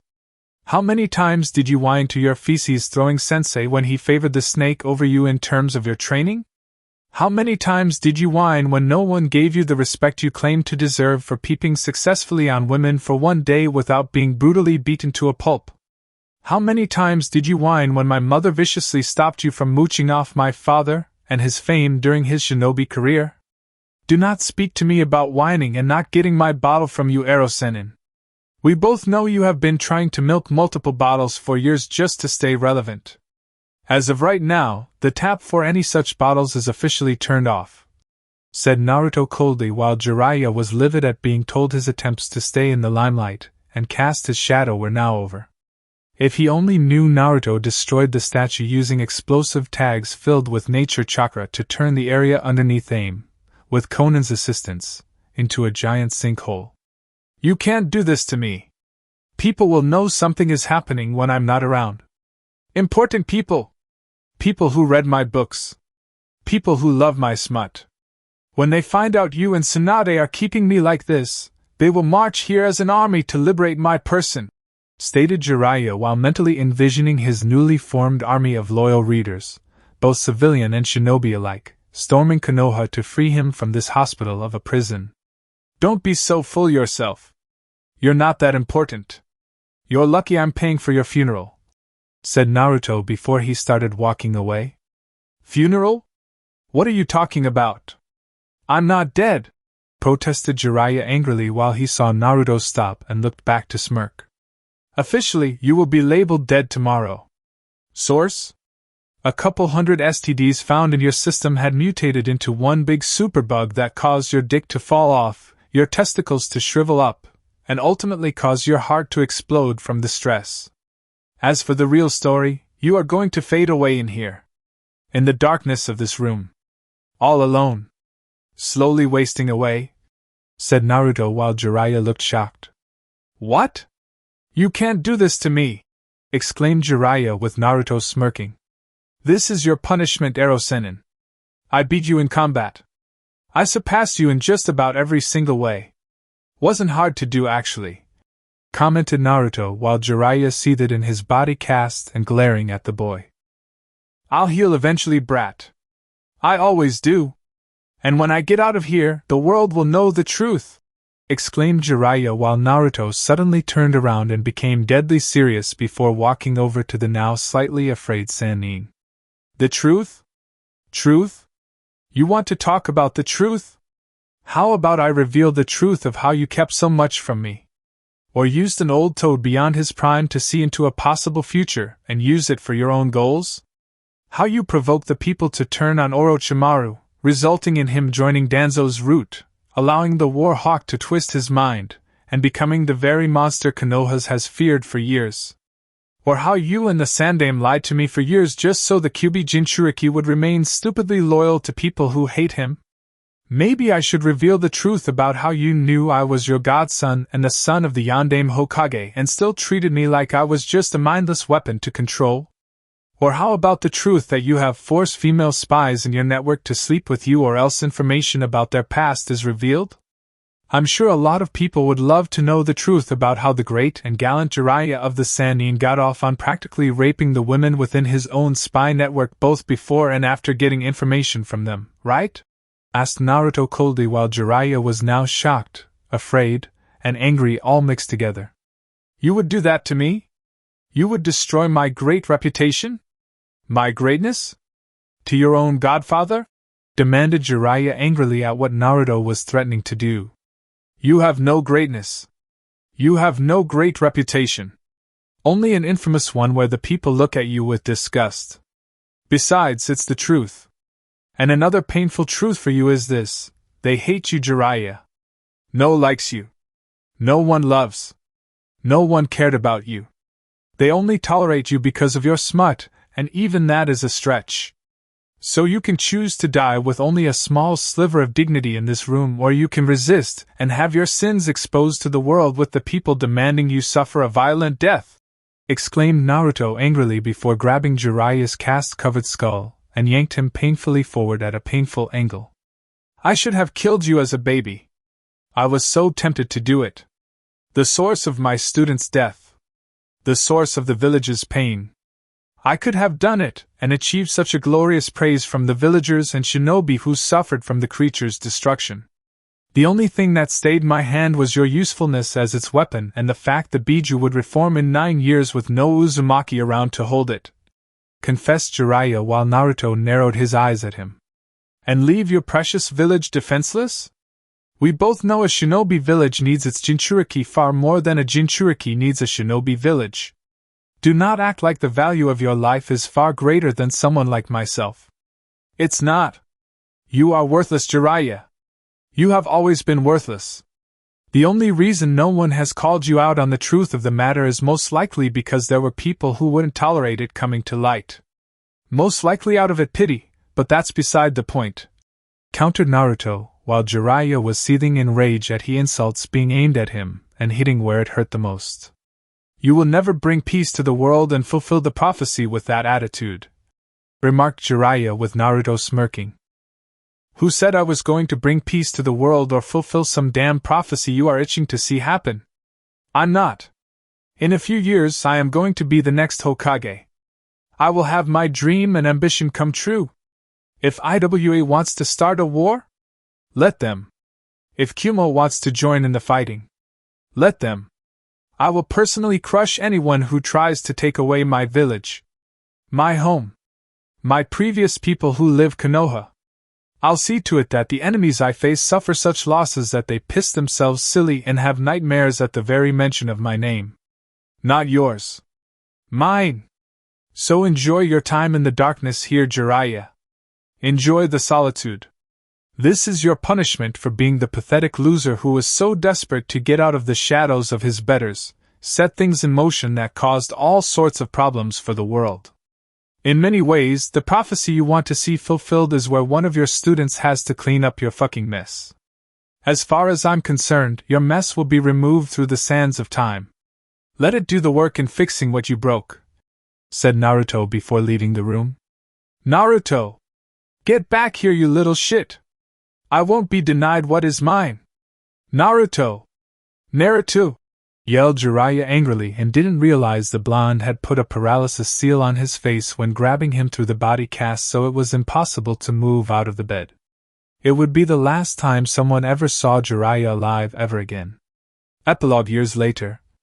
True to his word, Naruto became the 6th Hokage of Konoha, much to the displeasure of some people in the village. But considering there were few alternative choices, those who opposed it were silenced since Naruto was the strongest shinobi in Konoha. Not only that, but Naruto's heritage was finally revealed to the populace once ascending to the position of power. Many were shocked by this and realized how much the boy looked like his father while wondering why they didn't notice it sooner. Many people blamed the Sandaime Hokage, the elders, Danzo, and Jiraiya for holding the truth from them from the start, if not for the longest time. They claimed if the truth had come out, the man's son would have been protected since his birth. Naruto felt they were just being shallow. In his eyes, it shouldn't have mattered if he was the Yandaime's son or not. He was still Naruto and was the one holding the angry Biju from destroying Konoha. If they couldn't accept him as a hero without his father's name attached to it from the beginning, the people were not truly loyal. Just a bunch of morons who were more vain, if not foolish in terms of position than even he realized. Morons he was going to have to properly educate in truly seeing the gravity of their sheer stupidity so the next generation wasn't so stupid as them. The first thing Naruto did as Hokage was to add an understanding of Fuinjutsu to the class curriculum for the students, much to the disapproval to some people on the council since not everyone had a skill for it. Why add something that was not for everyone? Naruto told them even if they couldn't do Fuinjutsu, it didn't mean the students couldn't understand the principles or understanding the nature of Fuinjutsu. Not only that, but Naruto had felt the system of knowing only 3 jutsus in order to graduate was just not enough for academy students to become genin. Hence why he ordered more that in addition to those 3, the academy would have to go through a chakra level test, chakra affinity level test, and have all academy students in their assigned class rotate into random teams taking on special training missions. These type of missions would be assignments handed out by the Chunin Academy instructors to see who among the academy students worked well together. That way, when teams' assignments were decided, the ability to work well together would be a key factor. As for choosing a Jounin sensei, the Jounins themselves could request a pre-made squad, but no customizations unless necessary. Also, the Jounin in question would have to give a long list of reasons why they would be qualified to teach the genin squad they wanted. If you couldn't produce a valid reason, it wouldn't happen. As for chakra level testing, it was well known that Rock Lee didn't have chakra to use, and Naruto himself had more than the previous Hokages put together. As such, Naruto wanted to ensure those with such unique circumstances would have a chance to graduate with their fellow classmates. If an academy instructor saw a student was producing too much or too little chakra when taking the tests, it was to be reported immediately. Saying to a student, "Try harder," and not giving them any source material or finding out what was causing the problem wouldn't cut it anymore. If any academy instructor neglected any of their students and used that excuse, they would be fired, and even imprisoned for it on the charges of sabotaging a potential shinobi of Konoha. Some protested his decisions for one reason or another. Some said such things would be expensive to incorporate into the academy. Others said it would risk showing favoritism to some of the academy students. Others said such programs were not meant for young academy students. What was Naruto's response? The answer was, "Tough shit."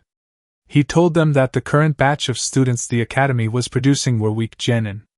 All of them were placed with a jounin, who spent very little time evaluating the team, and said jounin also being forced to pick up the slack if the team passed the test given. It was unacceptable. In addition, Naruto had retired shinobi or those too injured to be active anymore, come out to the academy to teach part-time to help pass down their own knowledge to the next generation. Providing survival training information, past mission assignments, and all of the information from them. They were put in scenarios, under strict supervision, where all they had were each other, their wits, and very few supplies. Sometimes the scenarios had involved no supplies at all, but the clothing they had on them. To provide an insight into the life of being a shinobi so the next generation did not think it was all about fame, glory, rescuing princesses, and daimyos like some of the academy students thought the lifestyle entailed. The fact Naruto had done and achieved such things didn't mean they would in his place. Still, the end result of his decision quickly produced results with the genin that came out of the academy being more prepared for the real world. Teamed with those they knew and worked with the best with their given skills and a jounin who was forced to sit down and actually read their profiles instead of just going for the genin test first and decide on how to train them later. Approach. If jounin were going to train their genin teams, they were damn well going to put in the goddamn effort. As for the paperwork, Tsunade thought the boy would be pulling out his hair at the sheer mountain of it. Imagine her surprise when he made 5 shadow clones and had them do all the work while he kicked up his feet with a knowing smirk. When Tsunade angrily called him on not only knowing how to defeat paperwork, but also knew how to do it for years, and didn't tell her at all, Naruto just smiled at the woman. Perhaps I did know how. But if I told you, all the hard work and the responsibility of running the village would have never truly hit its mark on an old hag like you. Tsunade's response? She tried to strangle Naruto and had to be held back by 2 squads of ANBU, Shizen, Guy, without his weights, and Kakashi using Sharingan to eventually put her to sleep. And all the while, Naruto had a knowing smile on his face. It was good to be him in the seat of power. That and revenge on Tsunade for being a neglectful member of his family was sweet.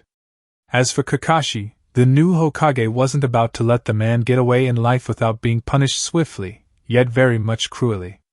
And by cruel, Naruto was thinking of something truly diabolical, if not something close to a war crime. The punishment for Kakashi? He must avoid being hugged in a vice grip by Guy. While that doesn't sound so bad, Kakashi has to do it for 1 week straight. Again, nothing too cruel about such a punishment at first glance, except that Guy would be completely naked. Yes. Naked. No weights. No clothing. No hiding his youthfulness to the world. But to give Kakashi a somewhat fighting chance of escape, Guy would be covered in grease, and had to hold on to Kakashi for a good 30 minutes to make it stop ahead of the week's end. Why would Guy agree to this? Because Naruto played on his pride of never refusing an actual challenge, and the hint the new Hokage gave of Guy not being able to carry out his mission/challenge would look badly on the Jounin's record. It was only natural Guy would jump at the thought of completing such a challenge, while Kakashi got on his hands and knees and begged Naruto with crying eyes to reconsider this harsh punishment. Naruto of course looked Kakashi right in the eye and said 5 simple, yet earth-shattering words. Not a chance in hell. Needless to say, the entire week was pure hell for Kakashi. He spent it running through the village dodging, ducking, running, leaping, digging, and everything else short of all-out flying in the air to avoid Guy's naked form trying to hug him. While he could have let the extremely weird and naked man hug him for 30 minutes and be done with the entire punishment Naruto laid out for him, Kakashi still had some measure of pride in himself, and as a man, what little was left, in not being hugged like that. Unfortunately, even he underestimated Guy's persistence in carrying out his mission. On the last day of dodging the naked man, a picture of a supposedly long-lost Ichiraku Paradise book was being sold, which distracted Kakashi for a solid 5 seconds. Those 5 seconds were all Guy needed to leap onto Kakashi from behind in a massive bear hug from which there was no escape. His screams were heard throughout the village for miles. This incident aside, Naruto's progress with his new reforms got the attention of IWA, and Kyuubi too, since either one liked the idea of the Yondame's offspring having the title of Hokage. Both had poor history with the man for one reason or another, and the fact he was also the Kyuubi Jinchuriki was irrelevant. Well, for Kyuubi it was irrelevant since they didn't see Jinchuriki mindless creatures. IWA was pissed off and scared all the same. Jinchuriki were seen as weapons of war, and had no rights as far as they were concerned. You didn't give a weapon free will to think on who it could and could not fight. As such, IWA made sure their 2 Jinchuriki were repeatedly disciplined, at a young age, told they were weapons of war, had no rights, no real purpose outside of fighting for IWA, and to have any form of independent thought was treasonous. And naturally, true to their previous actions regarding Konoha, the 2 Kages conspired to take Konoha down. Or rather, attempt to take Naruto down. Something which Naruto knew would most likely happen long before being mentioned offhand somewhere, and had a reformatted spy network cover things for him both inside and outside of the village. And truth be told, the 6th Hokage was no longer surprised by the sheer volume, or level of information he obtained from it. As it turned out, IWA along with Kyuubi were being secretly helped by a small sect of the civilian and even shinobi within Konoha who hated Naruto. It didn't matter if his father was the former Yondame Hokage or not. They hated his reforms, his changes to policies, and the fact those who wronged him were punished one way or another further fueled them to secretly commit treason. They had even hired several of Danzo's route that went into hiding. The old war hawk had not put these men on his secret roster yet due to how recent the time was when entering into its ranks just before his death. They apparently felt they owed Danzo to kill the one who ended his life and destroy the village rather than see their lord's murders have it in his place. Such a spiteful bunch. It didn't take long to round up all the traitors within the village and put them to the sword after revealing their crimes to the masses. He had already sent copies of the proof to the Fire Daimyo to further validate his decision to execute them all before anyone within Konoha became a possible sympathizer and knew people with influence who could make some appeal on a guilty person's behalf. As for IWA and Kyuubi, they were met with quick but brutal beat-downs by Naruto along with his chosen ANBU squad he assigned himself, when reports came in of incursions from both villages. Each time Naruto was on the battlefield, he sent the enemy shinobi back to their villages in pieces with a warning each time with one survivor to tell both Kages to back off or else. They chose, or else, when both Kages sent their 2 Jinchuriki against Naruto in the hopes the numbers from both Biju from their respected sides would be to their advantage. Only for IWA to lose both Jinchuriki to Naruto after killing the IWA ANB with them, and the Hokage meeting everyone within a shared mindscape where they could talk without any interruption.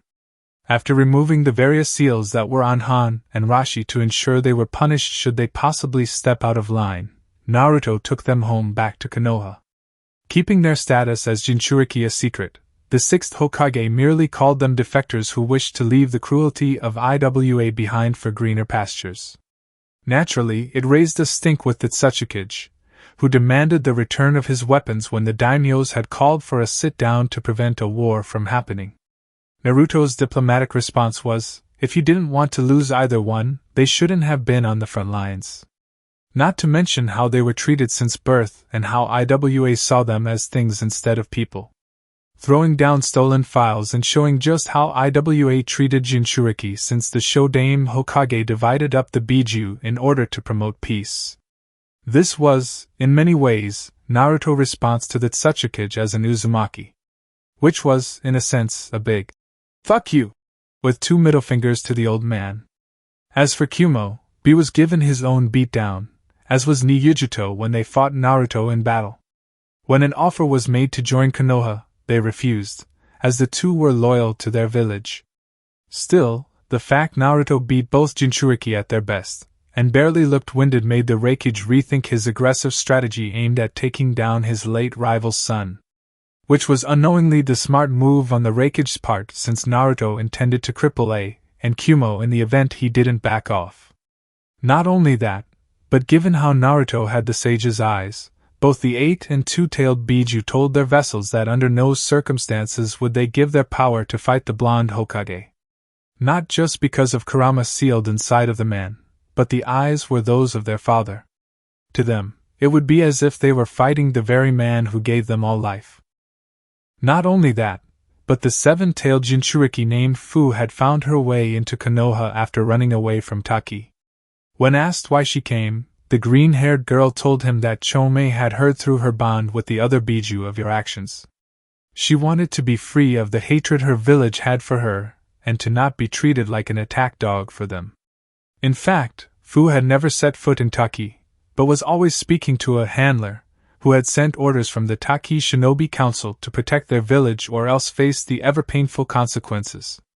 And naturally, such a story pissed Naruto off to no end since it wasn't fair to Fu in the slightest that she had to fight for jerks in a village they wouldn't let her even live in. Naturally, an envoy from Taki came after hearing Fu was there. The man practically that Konoha surrender their weapon immediately. Banging his fists on the Hokage's desk, ranting and raving about village security, and the threat of denying aid to Konoha during wartime if they didn't have their property back. How they would do everything in their power to aid Konoha's enemies, and see to it the village was burned to the ground with Taki taking everything and anything they want. Naruto's response to the threat? The answer was beating the living shit out of him and send the asshole to Ibiki for answers. As it turned out, the man was part of a group of Taki nin waiting outside of Konoha for him as well as Fu. Once the girl was in their possession, they were to bring her back to Taki, where the Biju would be ripped out and placed in a new Jinchuriki. One where they could remold into being a loyal attack dog and a boundary seal they were working on to keep their Jinchuriki within a certain radius of their village. If the Jinchuriki went past the boundary, the seal would activate, shocking the user, and alert the assigned Taki nins to bring their target back to be punished. To make matters worse, the group of Taki nin intended to take certain liberties with Fu along the way back to their village. If she got pregnant along the way as a result didn't bother them, as none would acknowledge the child. Not only that, but the child might be used anyway as the new Jinchuriki while Fu herself was kept unconscious in a medically induced coma the entire time during the pregnancy. With that in mind, Naruto ordered 2 A and BU squads to find the exact location where the group of Taki nin were located. After they did, the orders were to kill all of them, and put all the bodies in a large crate. Once the order was carried out, Naruto had said crate, dripping blood from the dead bodies, strapped to the back of the Taki nin envoy, and told him to return back to his village with what little dignity he had left while delivering a message to those running Taki. Try this shit again and I'll burn your fucking village to the ground with the giant tree you have being turned into the world's largest pile of ash. I will do what Hashirama did not have the balls to do and what Uchiha Madara could have only dreamed of doing should you so much as even think up a plan like that again. Needless to say, Taki did not complain about the loss of Fu ever again. As for Kiri, They had decided to stay neutral in regards to Konoha since they were still recovering from the past sins of a Sharingan-influenced Yagura. But Naruto had been able to square away some measure of goodwill toward them by returning Samehada to them as well as letting them know where Kubikura Bocho was located in Wave. He only asked that if they took the sword from the grave of Momochi Zabuza, a suitable and respectful grave marker be put in its place. In addition, he asked that the grave next to Zabuza's not be disturbed under any circumstances. If it was, Naruto made it very clear that Kiri would wish they were still fighting their civil war with Yagura again. Needless to say, Kiri had no intention of provoking the 6th Hokage with a threat like that, and knowing Naruto had the power to back it up. As for Suna, it was on good terms with Naruto. With Gaara being Kazekage, it helped in that regard since both men had mutual respect for one another given what they both went through growing up. Add to the fact that Temari married a certain lazy Nara Shikamaru to further cement their alliance between their two villages. Naruto found it hysterical that Shikamaru's feet were consumed in sand Gaara's, to keep him from running while Naruto himself performed the marriage ceremony. The lazy Nara had gotten the woman pregnant months prior to it, and Gaara had demanded, see any and all terms and definitions pertaining to threats of inflicting painful bodily harm, that one Nara Shikamaru marry his sister right away when the news reached him about it. The Nara would have tried to flee in terms of taking a long S-ranked mission, but any attempt was stopped by Naruto, who smirked at the pleading Nara at the time, and Shikamaru's mother Nara Yoshino in the room with them. The strict woman was carrying her ever fear-inducing frying pan of doom before she dragged the pleading lazy bastard out of his office while he left nail marks all along the floor in the process. And yet despite the whole thing being troublesome, Naruto knew that Shikamaru was a happily married man. Sure, he took a few hits the head via Temari's iron fan, but nothing Shikamaru couldn't take given his track record with his own mother with her frying pan. It was a Nara family tradition for the wife to give their husband the occasional hit to the skull when they were being lazy, or calling their wife troublesome. As for Naruto himself, he had planned to rebuild his clan with the aid of the women in his life who cared about him. Those individuals in his life were Hyuga Hinata, Mitarashi Enko, Shizuka. She came after him again after doing much soul-searching in her life and was able to prove herself worthy, but had lived in Konoha, and his just distance enough cousin Uzumaki Karen, after finding her in one of Orochimaru's labs. They had found out about Naruto wanting to rebuild the Uzumaki clan and decided they would help him in that regard. It was the least they could do for him outside of their own love for the blonde Uzumaki, considering he had helped them out on multiple levels. Even now, Hinata was expected to give birth soon to their son Boruto. She was going through the painful contractions, crying out in pain, trying to crush Naruto's hand with her now suddenly obtained super strength granted to her from the pain. Aya! You did this to me! Suffer! Suffer, yes, I suffer! Yelled Hinata while she kept trying to crush his hand and her eyes were blazing with fury. Only Naruto wasn't feeling any of the pain. How is this possible? The answer lay in the fuinjutsu he put on his hand. Hinata was currently squeezing in a bone-crushing grip.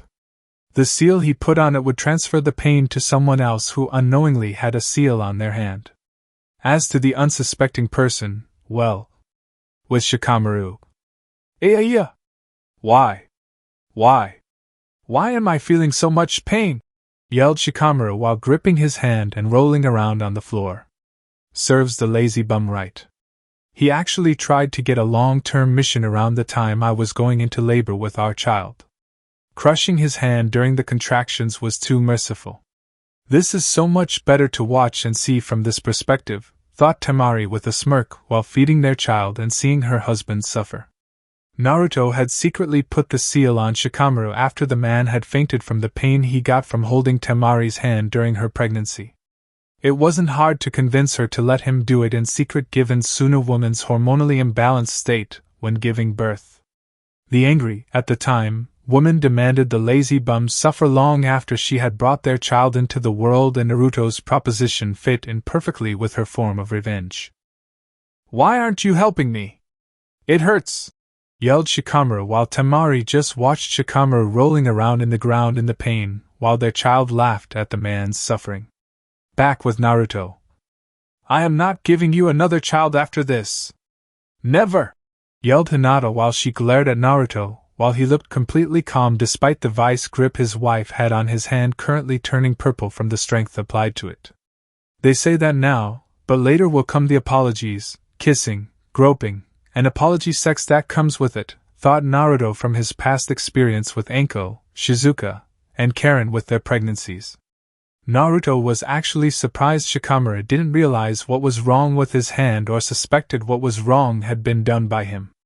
Then again, the man was dealing with his own wife, their child, Gaara as a brother-in-law, and the overwhelming pain the seal on Shikamaru's hand sent when Naruto's wives tried to hurt their husband when in labor.